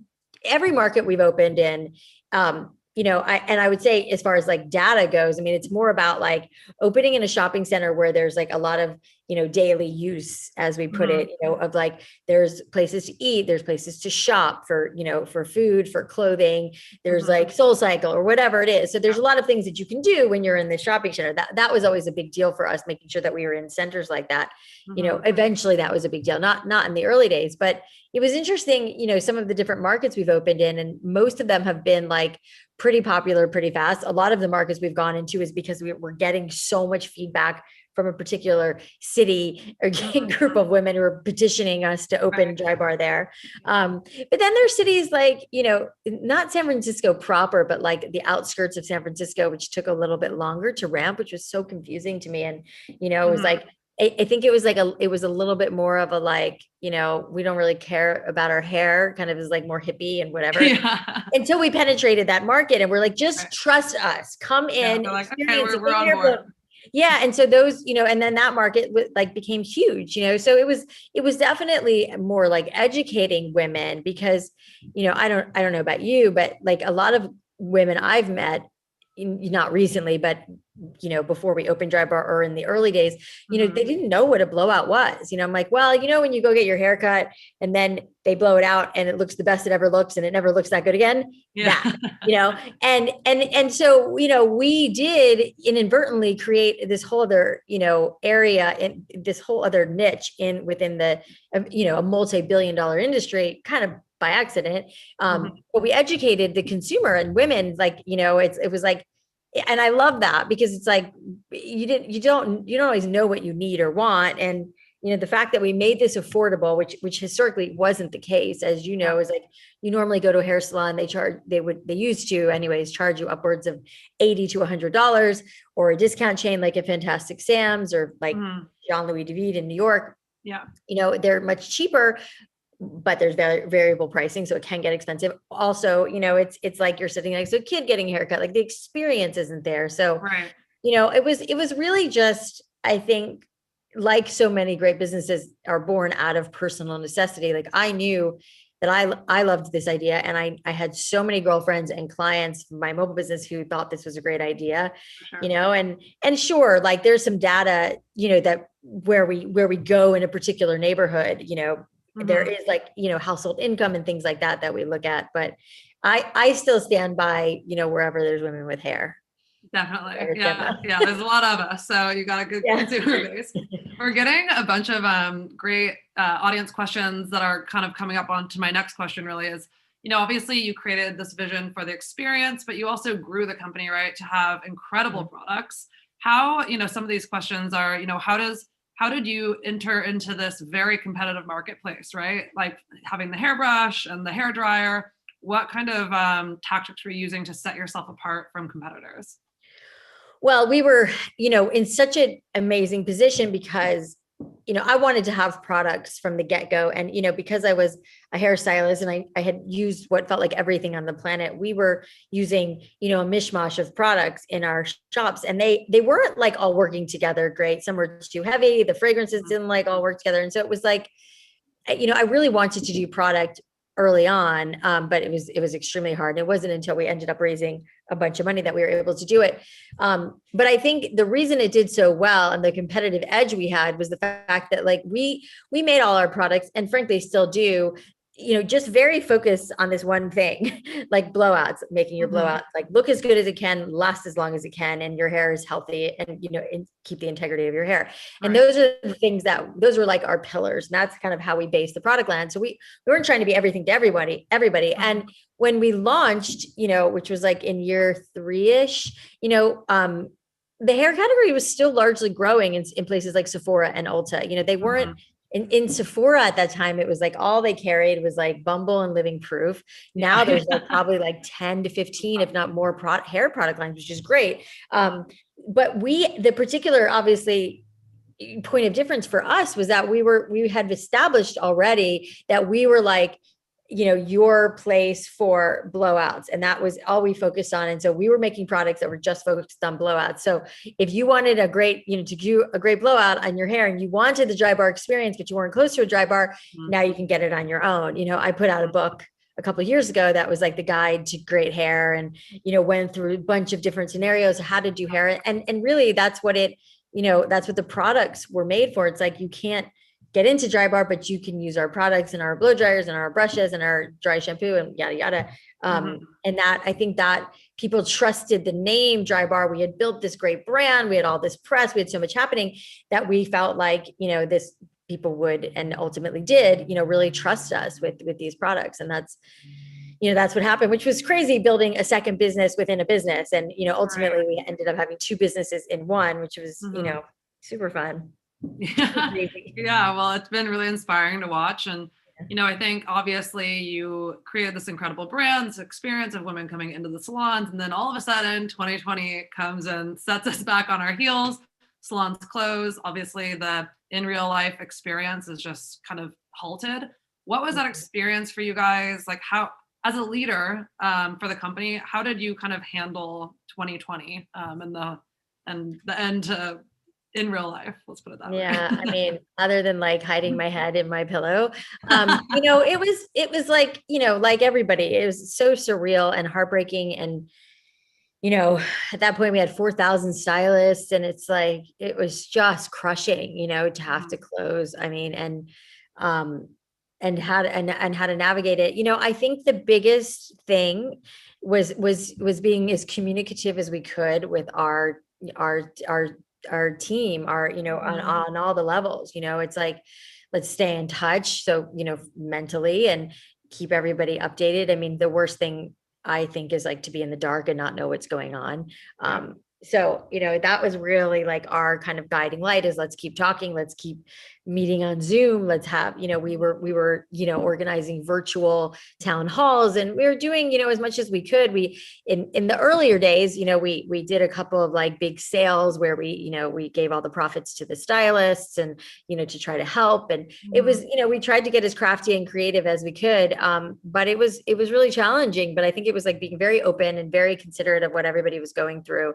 And, just trying to like, just hold on, until things started to normalize again, which, thank God we are back in that season where we've started opening dry bars, and we are busy. People are coming back. Oh, trust me, like the second we and I were talking, you're like, I was probably there like doing someone's hair, because I like caught wind that it was open, was like, I'm going.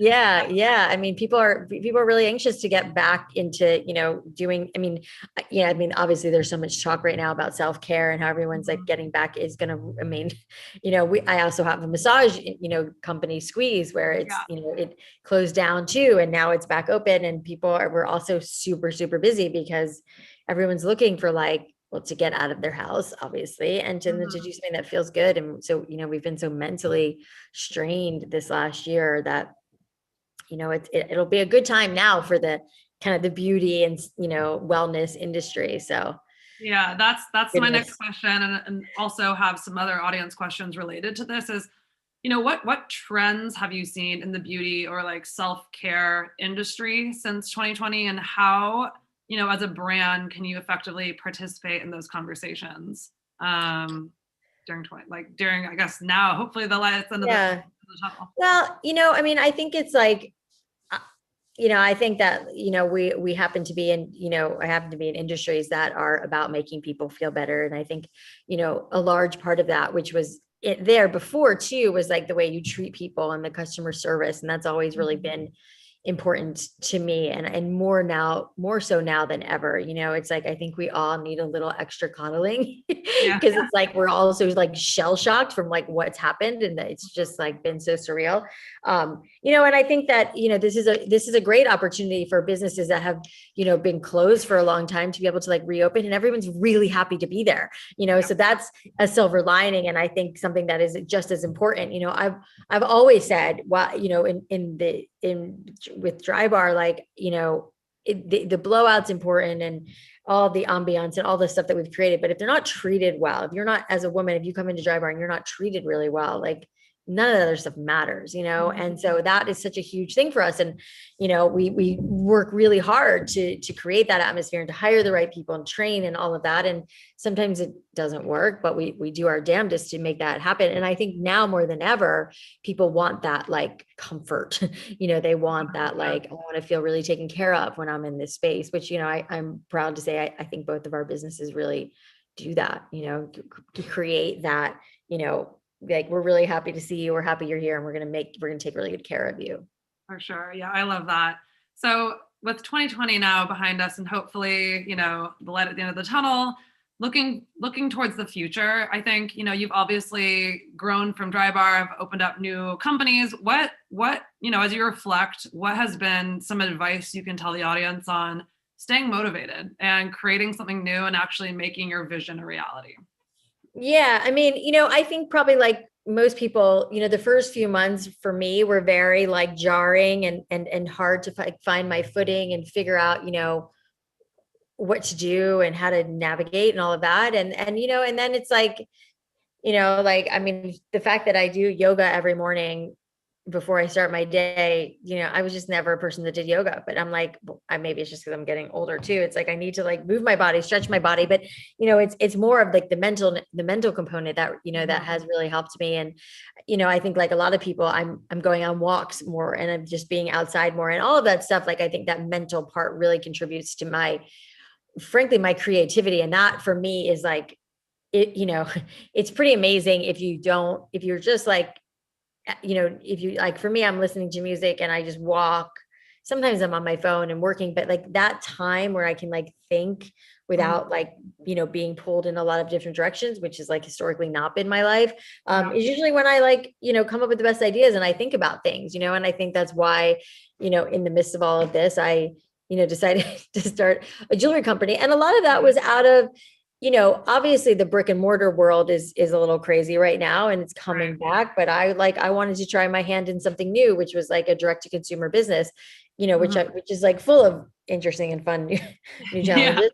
But I love it, and I think that's like the moral of the story is like figuring out ways to like challenge yourself and motivate yourself again. And, it takes a lot of soul searching, which is like the walks and, the time where you like, they say, I read a study recently where they say like, we do our best thinking in the shower, I think it's the noise, and it's the fact that like, we're not on a device and we're not, and it's like, take longer showers, but figure out the thing that, that like gets you excited, you know? And then for me, it was like, I love jewelry so much. I fell in love with this, you know, this brand that I thought I could really help elevate, and the girl who was running it. And so we joined forces, and it was about a year in the making that business, this business. But, you know, and I think it was like finding something new that like lit me up and got me excited again. And that sometimes it's harder to find, you know, and sometimes it's harder to execute. And, you know, but I think that's kind of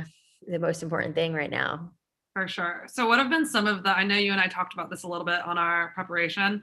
What have been some of the challenges you've faced with kind of starting a new company, like being in jewelry, and again, like D2C, which is different, right, from like what has been in your lane for so long? What have been some of the challenges you've experienced, and how have you been trying to stay on top of trends to make sure you're, you know, top of mind? Yeah, I mean, I think we might have touched on this, which is why I think you might be smirking. But, you know, I think as you asked that question, because, you know, I think I naively, you know, felt like this will be like a piece of cake, and, you know, people, you know, a fair amount of people anyways know who I am and know what Drybar is. So like, surely no problem. And really what I have found is like, it's hard. It's hard to get people to go to your website. There are a lot of like levers to pull. It's like a constant, you know, like you have to constantly be at it, you know, get creative and think of new ways to get people excited about going to your business. I mean, you know, obviously like Drybar was new and a new concept. So that was part of what drove people. And I think that, you know, what we're doing with Beckett and Quill is like our kind of tagline is high end, not high spend. So we do a lot of pieces that are gold filled that you would never know aren't solid gold, and they don't have the high price tag, you know, for someone like me. And I have found so many other women like this. That's like, we want, you know, jewelry is like fun and trendy, and you want to like wear stuff sometimes, and then you want new stuff, and you want to be able to buy stuff frequently. And that's kind of, you know, our DNA is that you can afford to buy a handful of jewelry that rather than just one, you know, $4,000 necklace that you're like petrified to lose or break or whatever. And so that was, you know, that was kind of the impetus of this business. But it's, you know, it is challenging to get people to the website, you know, and it's like, I mean, one of my favorite things to do is like to look at the app that like records all the sales and like the money that comes in. And I get so excited when there's a new order, and it's low right now, you know, but it's like, how do we get it up, and how do we get more people in this, and what do people want? And so we're constantly like studying the business right now and trying to figure it out, which I'm really enjoying, you know, and it's really funny how we see like, when we've like been promoting something, or we've been talking about something or a lot, or somebody like Katie Couric, who's a friend of mine, I sent her jewelry that I just thought she would like, and she has not taken it off. And it's like, we've gotten so much business from it because she's always wearing it. And we've, you know, her team is so amazing. And, you know, she's posted and tagged about it, and it brings in a lot of business. But it's like, you got to always be pulling in those levers. And for me, I'm like reaching out to every friend and influencer and everybody I know, and like this, like, will you do this for us? And, you know, and that's part of what, you know, being an entrepreneur is, and a new business owner. It's like being really scrappy and like, you know, using as many resources as you can. And, but yeah, it's full of challenges, but but they're also really fun. 100% keeps you on your toes. It does. Before, you know, as a founder for the Brand Innovators audience, what does innovation mean to you? And I think, you know, obviously a new brand that you create yourself is so special to your heart. How do you balance enough risk, right? Enough risk taking and hiring people who are great at what they do, while also, you know, protecting the integrity of the brand and what it's meant to be originally and what you envisioned? Yeah. I mean, that's such a unique question for what the brand is. You know, it's like with Drybar, we knew early on that we were onto something really special and magical. And we knew that we needed to grow it pretty quickly to be the leader in the space. To, you know, that was important to us. And we knew, I mean, very quickly we were getting copycats all over the place. So we knew we wanted that.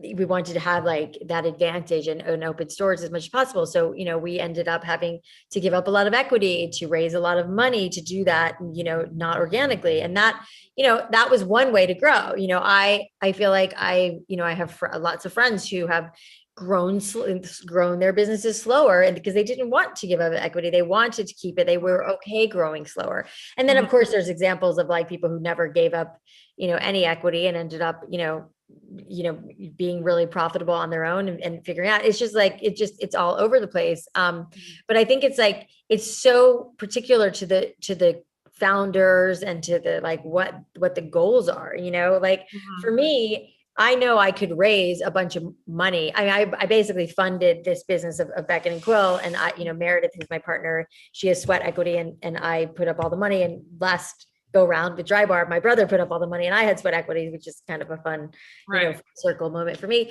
You know, but I could easily raise more money, you know, and potentially move faster, you know, by doing more ad sales and spending more marketing dollars and all of those things. And I'm like, I'm okay because we're not under the gun, you know, I'm not like dying to pay myself back right now. So, you know, we're kind of slow rolling it. We're like, you know, with Drybar, we didn't feel like we could do that. We felt like we really needed to move quickly.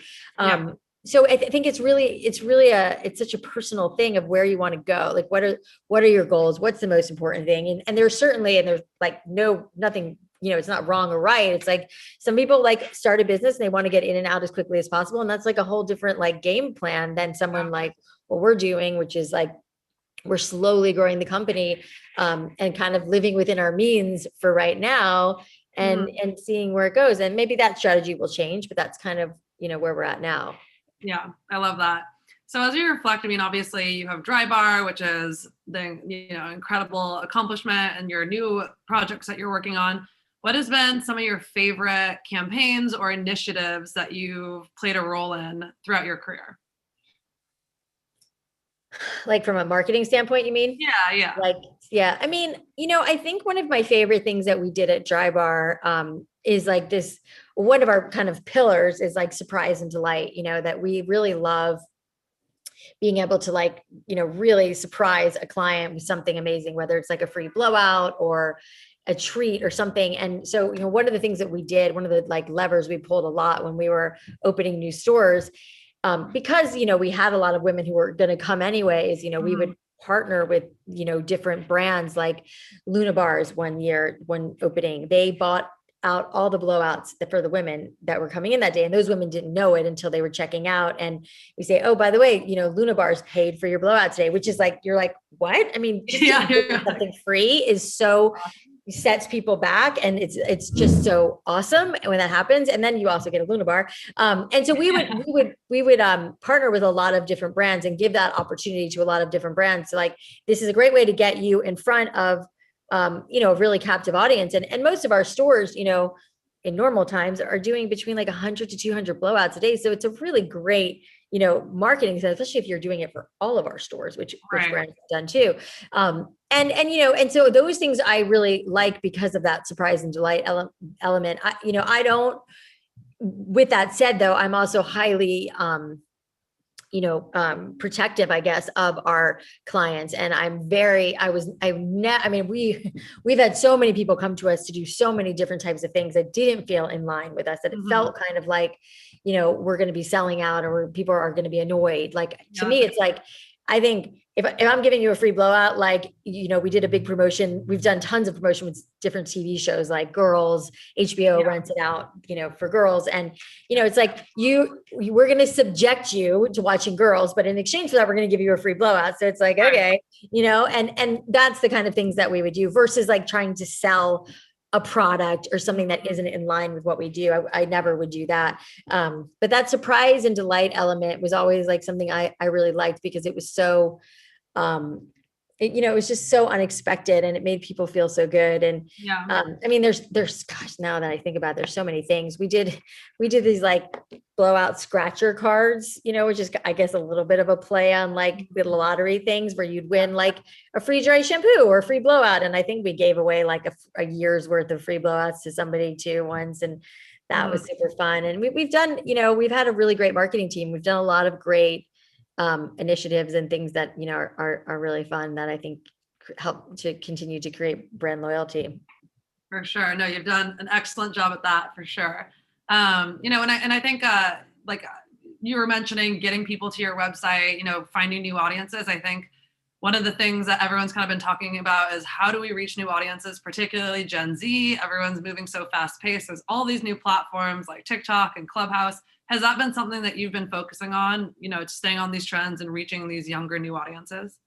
Yeah, I mean, sort of, you know, I think that's something that we need to do. I mean, I think that we do have a younger girl who's like on our team, who's like, we've like kind of charged her with TikTok. Cause like TikTok is just like, I'm like, I don't understand it. But my 14 and 6-year-old sons are on it all the time. They send me TikToks all the time. And so, yes, I think that is, an area that we want to penetrate, that we just need to learn more about. And I think that is part of like, you can kind of only you have to like walk before you run. I mean, for us, like I think we're establishing, kind of the or getting the low hanging fruit right now. But I do think that like even with our jewelry company, we have the potential to have a lot of like younger clients. We got to figure out how to reach them, which we haven't done yet, but we will.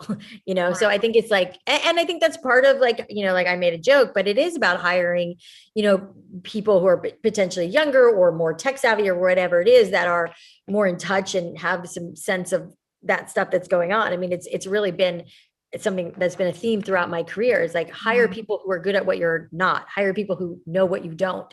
It's like, I can try to learn that world, but like, I'm just not going to know it as much as someone who lives in that world. So, bring that person on your team, and that's kind of always been our philosophy of like growing and scaling Drybar. Like we need people who know how to do that, and we don't, so yeah, I mean, I think we'll just continue to keep, watching and learning and growing. Yeah, I love that. Oh, here's Chris. I was like, I have a few Dun, more dun, dun, dun. questions that I can get the fun. Well, let me ask one quick question, just because I was very interested. Allie, first of all, thank you for coming on today. You're such an inspiring story as an entrepreneur. I actually started digging into your website for Squeeze. Tell me about the impetus of that. That's such a cool. Yeah. Well, so my brother, who I mentioned, him and I grew up, like our parents were always getting massages. We loved the massage. We loved getting massages. Like who doesn't? And we were very exposed to that at a young age. And as we got older, and, Michael in particular was like, really frustrated, because he would go to like, whatever place he was going to, where it's like, you have to, most of the chains, like you have to call several of them to make an appointment. And then when you get there, the customer service isn't great. The decor isn't great. The massage therapist is very hit or miss. I mean, it's just like a crapshoot, really, which is very similar to the whole is similar to the whole with Drybar. It's like with Drybar, it was like you either went to a traditional salon or a discount chain, but nothing in the middle. The massage space we felt was the same way. It's like there's spas that are charging you $300 for a massage, and also hit or miss, or there's, the discount chains that are very hit or miss. Yeah. And, we felt like there was a real opportunity to do what we had done with Drybar with Squeeze. And we used the same founding team, the same architect I talked about, Cam, my ex-husband, Michael. And then we brought Brittany, who was our head of marketing at Drybar, over to run Squeeze. And she's the CEO, and she's done a phenomenal job, and obviously has taken a lot of things that worked and didn't work and applied them to Squeeze. But the biggest differentiator of Squeeze is that it's a brick and mortar. So you go to the location for an actual massage, but everything is on an app. We took about a year, if not more, to develop this app that's highly specialized. So you book on the app, you tip on the app, you pay on the app, and everything is like very customizable, that you can only pay on the app. So you walk in and you get your massage, and they know all of the stuff that you want. It's very intuitive. And when you get on the app, you like say the parts of the body that you like worked on and that you don't like worked on, and you want more pressure here and less pressure here, and the music you like, and the AC temperature, and the bed heated or not, oil or lotion, like all these questions. And so when you walk in, they know all of your stuff. And just like Uber or Postmates, where you don't have to deal with like the paying, when you're done with your massage, you just like walk out, which, by the way, is a strange feeling. I remember even like the first time I experienced it as a client, I'm like, so I'm just going to go, but it's so nice because you don't have to deal with that like annoying checkout, like finding your name and your stuff, and you're standing behind somebody and your face is all squished and you just want to get out of there. So we really eliminated all the things that we found to be like annoying about the pretty much the way the model is set up anywhere else. So it's pretty special. And what's fascinating too, is if you look at Yelp, we have like all 5-star reviews, which is somebody in the service business for 10 years that's not normal. I mean, it's almost like you would almost think it's fake, but it's not, you know, I mean, it is like all 5-star reviews. And, you know, Brittany's done a phenomenal job. We put, you know, we are very discerning on what therapists we hire. And Brittany's created such a great environment for therapists, which is historically not great in most places too. So yeah, it's pretty special and we're pretty excited about it. Truly brilliant. Well, thank you so much for coming on today. Your story is absolutely inspiring. By the way, Lee is living her best life today. So she got to interview Peloton, which she loves, and now you. So she is probably just like walking on the clouds right now. That's awesome. Well, that feels really good. Thank you guys for having me. It was really fun. Absolutely. Well, thank you guys again. All right, so we're at our last session of the day, and it is a doozy. We have the amazing Rose Phillips, the Senior Vice President of Digital Marketing at Sony Pictures Entertainment. The session will be moderated by my brother, Ryan Dieter, our CEO. Welcome to the stage, Rose and Ryan. Thank you. Hi. Thanks for having me. Absolutely. Hey, Rose. How are you? Good to see you. Good. That was such a treat to hear Allie. I'm a huge fan of hers, so that was awesome. Yeah, truly innovative, and I know exciting to hear all the different entrepreneurs that have taken 0 to 100 these amazing companies. So, thank you for joining. You are an innovator in your own right. You've been innovating marketing for years, and I did want to start off by saying, first off, this is a true heartfelt thank you. Early days when we first launched Influential, the industry that was most willing to try things was always entertainment. Entertainment's like, let's figure out a way to do something really cool and creative and quick moves and break things and see what happens. And you guys were a great partner. I think year 1 or 2, we did dozens of titles. So thank you for helping us kind of get our legs under us and figure out our AI technology, and wouldn't happen without partners like yourself. No, definitely. Well, you guys, I know, we vet a lot of companies, and I think you guys had not only, the influencer base, but like the technology behind it too. So it's to your guys' credit too, that we've been able to work with you guys in such a long-standing fashion. So thank you. Well, I appreciate that for reciprocating it. You didn't have to. Well, Rose, I mean, I'd be remiss if I don't talk about the thing that the infamous 2020. How did you handle it? What did you do? What did your teams do? Obviously, you got your vertical more than most also got affected. So what is it that you guys did to basically get through it and hopefully become out stronger than before? Yeah, I mean, I think probably like everybody, we thought, March of last year, we were going home for 2 weeks and we'd be back in the office and things would be back to normal. And that didn't happen. So it's been an interesting year. I think, to our team's credit, we had actually been working already on Microsoft Teams as sort of like a chat channel. So that was super easy to get ramped up on as soon as we were, in a working from home environment. And then, from a workflow perspective, it was actually really great because we started to, as we saw that theaters, weren't opening anytime soon, our team was able to kind of look around, Sony, which has a lot of different divisions, and lend our expertise and help to a lot of different departments that we'd never worked with before. So we started working on some projects for the Game Show Network. We helped our sister PlayStation help with the PS5 and some initiatives there. So, and then on like the home entertainment and catalog stuff, which was, a part of the business that was still up and running, our social team really took that on with a passion, just in terms of, working on those campaigns and developing content for them. So we never really stopped down, which was nice. I mean, I think, probably not everybody can say that, but it was very rewarding to be able to keep working and then build some different relationships across the company of folks that we hadn't worked with before. So I'm sure it meant the world to your team to be able to keep the unit together and hopefully expand going forward. And I know our company's saying everyone had that decision to make. What do you do? And fortunately, we bet on ourselves, and it worked out. We've actually grown exponentially even since the pandemic. So I'm glad you guys were able to do that. I think in part you mentioned like the things you were doing, the life cycle marketing approach, which is essentially new. It's the mixture of the releases, home entertainment, and catalog. I mean, for those, we should have hundreds of brand marketers on here that come on and want to hear like what is it that they should be thinking about holistically for their business. Can you explain kind of how you look at that and how that came about? Yeah. I mean, it's been new for us in this time, but instead of what we would have historically done is like, we'd run the theatrical campaign and then we'd hand over the keys to, the home entertainment team to take on the campaign. Now it's one holistic team. And so it really is a huge benefit to think about a campaign from that like life cycle perspective. So it's not about just, how do you drive people into the theaters? You need to think about the whole long tail of people that aren't going to go to theaters or going to buy the DVD or watch it at home. So it's been a bit of a mind shift because we haven't always thought that way in the past, but I think it just makes sense. Like it's so much more efficient and rewarding to think about a campaign from that, just the full life cycle perspective. So it's still somewhat new to us. And I think we haven't had movies in theaters for a while. So we're going to really test this out, once we get back up and running. But the fact that we've already been working on some of the catalog stuff, it's given at least our team some insight into how that, that side of the business works. And it just makes a lot of sense. So it's exciting. Well, I was curious, just purely from a consumer perspective. I mean, it's changed over the years. I remember distinctly like watching, well, I was too young to watch in the theaters, but like Back to the Future.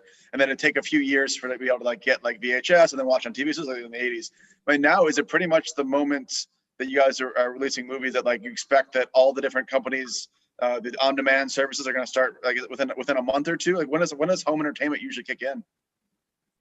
I think it depends. I would say it's probably, going to continue to shift and evolve now, just as windows are changing with, with the HBO and HBO Max. I think everybody has to take a closer look at like what those windows look like. And, we'll probably, Sony will be a little more traditional on how that looks, but I think, you also have to look at how the marketplace looks and make some decisions that way. So, sure. It's all interesting to watch. Definitely. Well, we're all consumers as well as part of the business, but I love the catalog play. I don't know if you don't any can say, but is there anything coming out or anything you guys have been doing around the catalog that is public knowledge that's really cool, like where you guys have revived maybe older movies? There's some very cool stuff that I can't talk about that's in the works. And it's great. We're working on, a lot of our different, franchise things. So we'll be doing, a lot for the Ghostbusters anniversary coming up in the Spider-Man franchise. So all of those catalog titles and even, admittedly things that I haven't watched before, certain holidays for movies that have come up that we're, celebrating. We just did a Care Bears 2 campaign, which was a throwback to my childhood. So that was exciting. So yeah, it's, the catalog and the breadth of the content that we have is impressive. So I love it. Yeah, it's good. Obviously going like I'm not sure if you guys are still, actually I should ask you, are you guys going in the office, or is our office is closed? We are not. The lot is open from a production standpoint for, certain folks and things that need to happen there. And I don't know when we'll be headed back. But the good news is we've proven we can work, very effectively from home. And so it's working well. So I guess as long as we need to be here, we will be. I brought up on part because again, maybe people get jaded if they work every day, but whenever we went there, it was a treat because the Ghostbuster car is there. It's such a nostalgic spot. I see I see Seinfeld on the walls. Everything is just all about what you guys done over the years, and you basically have shaped pop culture for the last 30, 40 years. So hopefully that leads. Hopefully I get to go visit you guys again soon. I know. I missed a lot. We did have over the summer another thing that we worked on. We had a drive-in, a Sony Pictures drive-in. So we had some movies that played. So we got to go back to the parking lot, but still we saw the rainbow. So that was as close as we got. But yeah, I miss it too. And incremental steps. So almost back in the office. Yes. Well, so speaking of kind of guys, see you the Microsoft Teams, you got everybody back kind of in the swing of things.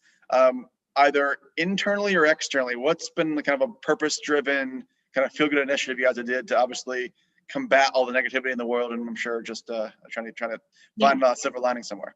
Yeah, no, it's a great question, and I will say, in the most genuine way, like I have never been more proud to work at Sony than I have been in this past year, and seeing the efforts that they've done. So they launched something called the Sony Pictures Action, which is really focused on, providing resources and financial support to, racial equity and justice reform. They've created employee match programs, and they continue to expand this program to different members of the community. So it's been incredible, and we've been able to be, a part of that. And they're launching things like a diverse storytellers program. Thing we've gotten some insight to stuff that was already happening, but they've really expanded on that. And it's been very rewarding to be a part of it, especially from our team. We get to help with amplifying those efforts from a digital and social perspective too. I love that, and I think everyone obviously. Oh, can you hear me? Yeah.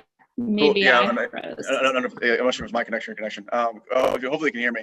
So I heard everything you said. I love what you're talking about. I mean, I think for years everyone obviously has that in the back of their mind, but really to make it came to the forefront, obviously in society last June, July, just everyone trying to find ways to give back and to lean in. And I love that you mentioned both, not just equality but equity. And that's extremely important because, and especially like in the creator community, whether you're a creator of movies or TV or creator of digital shorts or whatever it is, ultimately, if you're not getting equal pay, if you're not getting equal opportunity for activations. So yeah, we actually launched, similar to what you guys are doing as well, Amplify Diverse Voices. And obviously the focus last June, July was more the Black Lives Matter piece, but really has always been, it has to expand to Asian, Hispanic, LGBTQIA, Middle Eastern, pretty much everyone now is, needs to be in the mix, of the representation is there. And we'd love to obviously help. So if you guys are doing any of that kind of stuff, there are so many amazing creators and a number of students we work with that, lean into, all diversities. So. Yeah, that would be great. It certainly is a focus, a focus on every, for every division at Sony. So I think that's great. Beautiful. Well, so let's go back to the divisions of marketing. So hopefully they're applying amplifying the voices. When you think of the channels from maybe the last 5 years to what's going forward, the next, couple years, is it changing? Is it evolving? Are things that were big like YouTube less so now? Just curious to know kind of what you guys think about the social channels, but even the linear and other channels. Yeah, I mean, it takes a big machine to get a movie, released. It's like, if you think about it, you're launching a new product every time. Like, you have to, build awareness. You've got to get people, converted, and then you have to get them to like go and buy a ticket. So I think it's typically a no stone left unturned, business, in terms of, you need a lot of those marketing channels from, the TV to the outdoor, right? The more traditional methods to, all of the social platforms, which are incredibly important.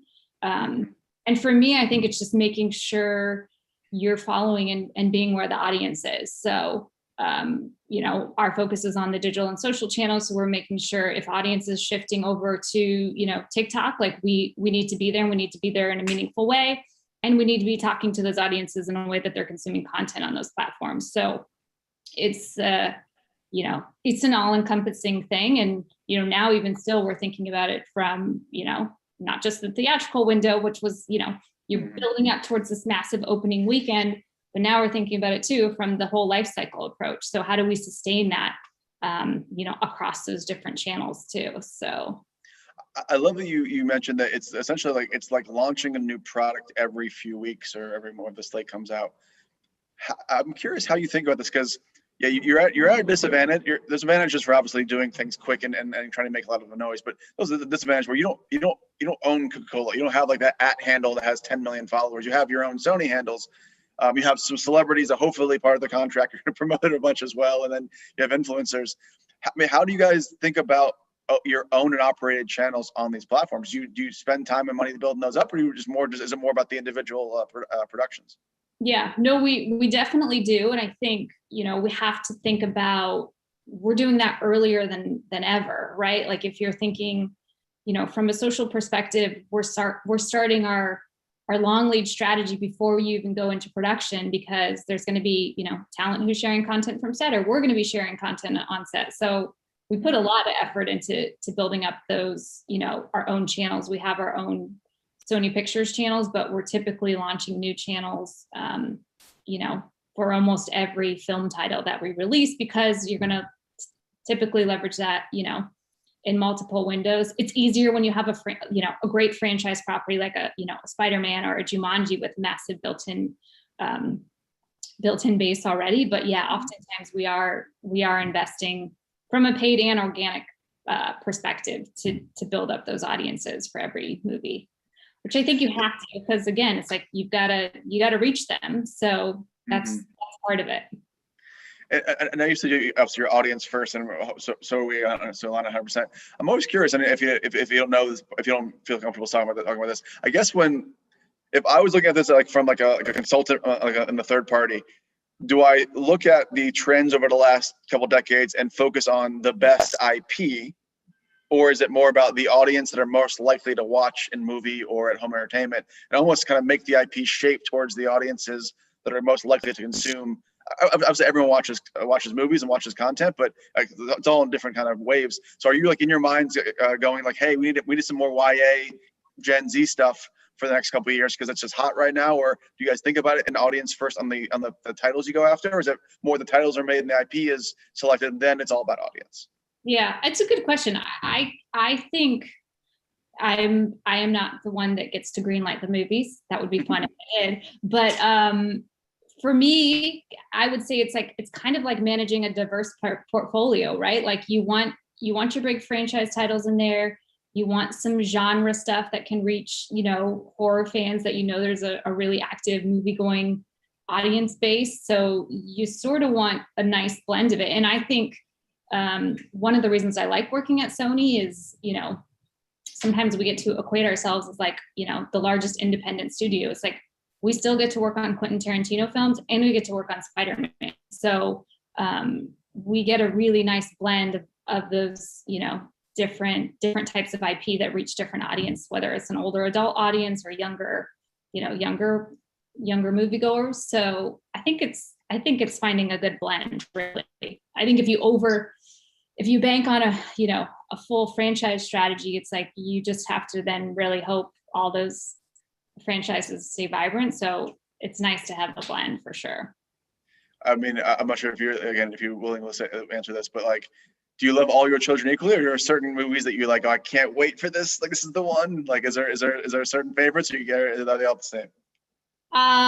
Yeah, we treat all our children equally, and but there are ones like, you know, working on Once Upon a Time in Hollywood was an absolute treat for me. So there's certain fangirl, whatever that may be, that are exciting. But it's also what makes my job fun. Like, yes, you have to launch a new product every time, but it's always interesting and it's always a little bit different. So it's fun, whether it's a family title or a horror title. It's a nice. We had the pleasure of working with you guys on Spider-Verse, which is obviously it's an amazing film. And one of our friends produces that. And then on the even the Fantasy Island side, so even like the kind of darker, kind of Blumhouse type feeling type movies. I can only imagine those marketing meetings where it's like how you have to think of all the subversive things for those horror films, and all the hopefully holistic and wholesome things that are for like the family films. Exactly. Yes.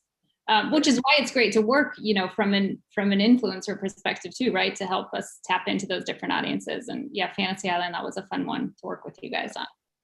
Well, it's a good segue. So I'd love to hear, I'm sure everyone else would, what is your current POV on influencers? Now, influencers are a loaded term. It could be nano, micro, macro, mega, so different kind of alliterations. Do you guys have a certain POV? Obviously, audiences first, but is it the smaller ones? Is it more the celebrities in the movies? Where do you guys kind of put talent in your marketing mix? I think you have to kind of take an all access approach to influencers. Like, I think they're important, extremely important from a campaign perspective. And I think, again, like, you want to try to tap into all facets of that. And I think in particular too, as we get back to going to, you know, movie going in theaters, it'll be really, really important to tap into influencers to help kind of, you know, be a part of that movement and word of mouth. So and we take we evaluate every film differently, whether it's, we're looking at influencers on a specific platform, right? Like, the whole TikTok influencer movement, or if it's something where you're looking at more bespoke kind of, YouTube creators. So it's not a one size fits all approach, but it certainly is a really important part of every, marketing mix and strategy for a film. Well, you brought up TikTok, short form, like obviously TikTok is a big winner last year and this year. Really short form video was the biggest winner. I mean, every single platform realized that the most attention grabbing, format is, 10 to 30 second short form kind of looping videos, almost like a nod back to the old Vine days, but no longer, a little better production abilities. Do you guys see that as like, I know you can't rank them because each one's different based on audiences, but is TikTok up there now with the same spend you're expecting on YouTube or Facebook? I guess where do you think people are going to move towards budget wise? Is it going to be the newer platforms? Or is it more the old faithfuls, you think? I think you every time you follow the audience, right? Like, be where your audience is, and like there's a massive audience base on TikTok now. Like it's not a fleeting trend by any means. So it's a part of our strategy for pretty much every film now, in memory. And it's funny, like short form video, we used to joke about the 3-second audition for audiences. Now I feel like it's the 1-second audition. Yeah. So we're trying to get our, make sure you get your message across in a meaningful way. And that's hard. Like it used to be everybody could sit in a dark theater and watch your 2-minute trailer with a captive audience. So now you really have to think about, there still is that audience that's going to, watch your trailer in full, but what are the other ways that they're going to get consume content about your movie and get your message sold through. So it's a challenge, and it's definitely platform by platform where we're trying to develop messages for those. Sure. And some of my most fun campaigns in the early days with you guys was, there was that kind of longer form or shorter form video as part of like a screening that would happen with influencers and stuff. But the red carpets were amazing. I mean, I just remember that, there's a special something about Hollywood where if you go to one of the major theaters, the Man Chinese Theater, whatever it is, if you're actually out there and you're able to have that experience. Now we've been unable to do that for the last year and a half. Is that something where you think that is a huge, like once that comes back, like that's going to be kind of a revival of go to the theater, people actually having the red carpet? Or is it, you think more now people are kind of more, the content can be made from anywhere by anybody at any time? That's a good question. I hope so. I mean, I do think there will be a renaissance of certain things that, feel communal and people want to do things together again, for sure. I know I miss that. I think I don't think I'm alone in missing some of those moments. I think it'll be interesting just from like a marketing message standpoint now. Like there is a lot of content out there and a lot of different places to consume content. Not that there wasn't already, but I think really as you get back to like going to a theater, people are just maybe not as like, it's not as top of mind. So I think just making sure that message, shines through, because it's like, we've all been watching stuff, at home for the last year. So it's just making sure that that message breaks through amongst the other content that's out there. Sure. Well, we talk about obviously content. We focus on this, and I imagine you guys do as well, just from our discussions over the years. So the role of data. Now, you probably, I would imagine that if I was touting, just knowing from speaking to you guys in the past, you guys have amassed so much information over the last decade plus of running campaigns. You said it's audience first, and then obviously audience and data are interconnected. Are you guys always, do you have your own first party data? Do you use third party data? I guess, how do you think about data and making decisions on marketing? Yeah, no, it's both. We've got a really good, Sony as a whole has access to first party data, and they're working with partners, really to just help make informed, marketing decisions. And we use data as input to get information when we launch content and see what, fans and audiences are saying, to get information. And then, it's also, I always think the entertainment business and the movie going business is like, it's also interesting too, because it's also very creative. And data it isn't always the answer on everything too. So it's really you have to strike a balance between the two, but it's a data-driven world now. I mean, I don't think there's any company out there that I know of that's not using data in some way to make informed decisions. So. Well, and data obviously can be kind of ubiquitous term, but maybe then the last piece of it is when you identify those audiences, you serve them with the right advertisement. How do you consider, what does measurement look like from a major studio right now? Is it about, I mean, butts and seats are a little hard right now, but is it full closed loop conversion? Is it more top of funnel? Is it brand lift? Like, where do you guys kind of live? Yeah, I think it's sort of where you're at in the funnel and figuring out what the data points are, because it's like, we really do. It's like you've got multiple phases to get through, right? Of like, introduction, where you're looking at, awareness and interest, and then, you're trying to move people all the way through to conversion, where you're looking at, closed loop conversions. So it's different in every phase, but it's a part of every phase. Yeah, exactly. Well, we'll finish our platform talk with this one, and we can finish off. We have a couple minutes left. Clubhouse. Are you personally on Clubhouse? Are you a moderator there? Do you listen? What do you do on that? I couldn't decline the invites after a while, so I am on there as a passive participant. Yes, I have not been moderating or doing any chats. Yes, yourself? So I've done both. I'll be fully transparent. I think when I can't spend the 2 or 3 hours listening to what other people can do I don't have enough time in the day. I've done like an hour-long moderated sessions, but I mean, the people that drop in are nuts. Like people that like are AI like scientists, but like people that we never plan on having. But once you get the right kind of conversation going, so I'm intrigued and very optimistic about it. I guess for you, do you see it as because you guys are obviously B2C? Do you think it's a 10 to 12 million kind of, according to the recent stats, 10 to 12 million daily active users? Is this something you guys are looking at to spend money on, or is it more just like you're just gonna sit back and see if it grows, or kind of what's the POV on that?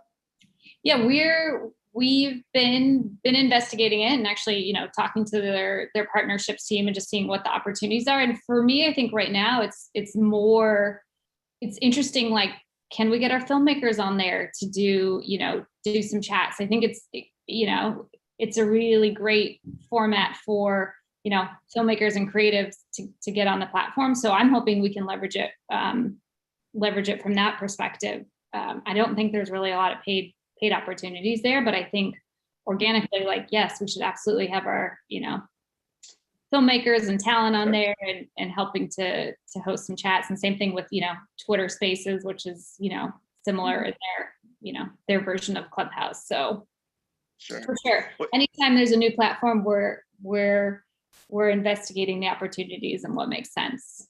I love it.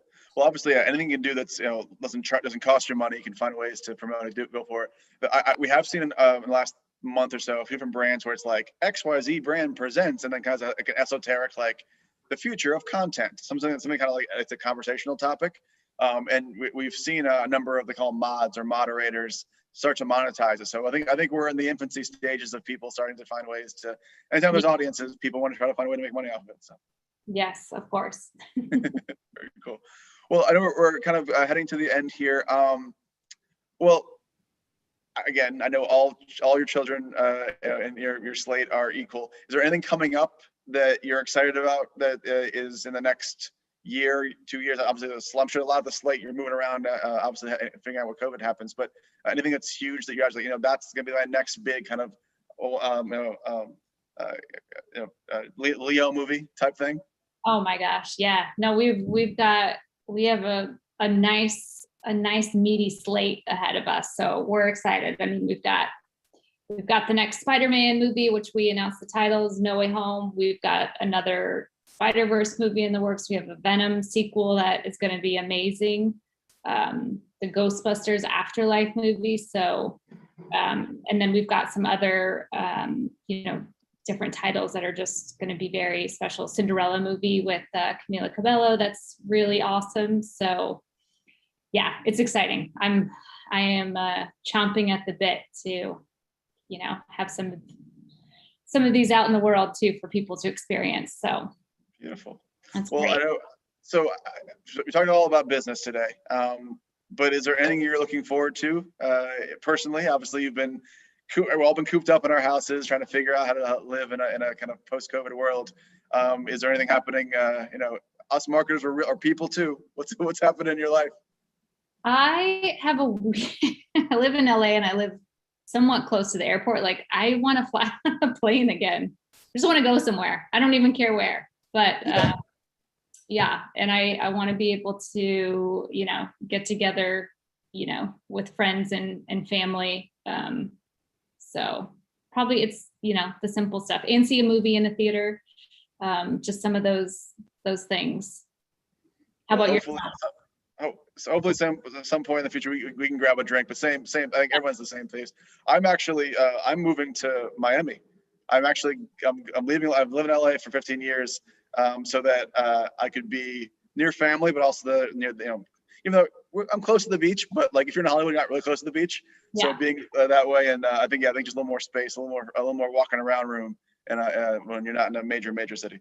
Yeah, for sure. No, it's been a good time to reflect in like this time to see what matters too. Find some things are less important. It's good reflection and reset time. So exactly. Well, Rose, as always, sage advice, and truly appreciate making time. And we'll hopefully connect soon and find ways to work together again.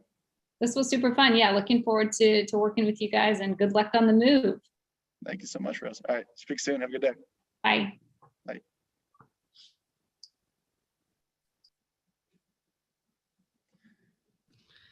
All right, that was a little bit of a strange transition, but we made it. Well, you weren't very quick on your draw, Chris. That was on you. No, it wasn't my draw. It was the BI team. I was like, wait, what's going on here? Usually they merge me in, so I'm like the playoff music for the Oscars, but all good. Probably 6 people watching at this point anyway. So that was an awesome way to end the day. Rose is not here for me to give my thanks to, but if you're listening, Rose, wherever you are, thank you so much. That was fantastic. So that closes our day on influencer marketing content. It was a great day with lots of great speakers. We're excited for our next upcoming event. Join us Thursday, April 21st at noon Eastern time for our next full day of sessions. It's already shaping up to be our best event to date, so we hope you can join us. We also hope that you can join Brand Innovators on Tuesday for their 2nd annual summit on marketing to Gen Z. They'll be joined by marketing leaders from US Bank, Marriott International, Harman International, Elf Beauty, American Eagle Outfitters, Dove,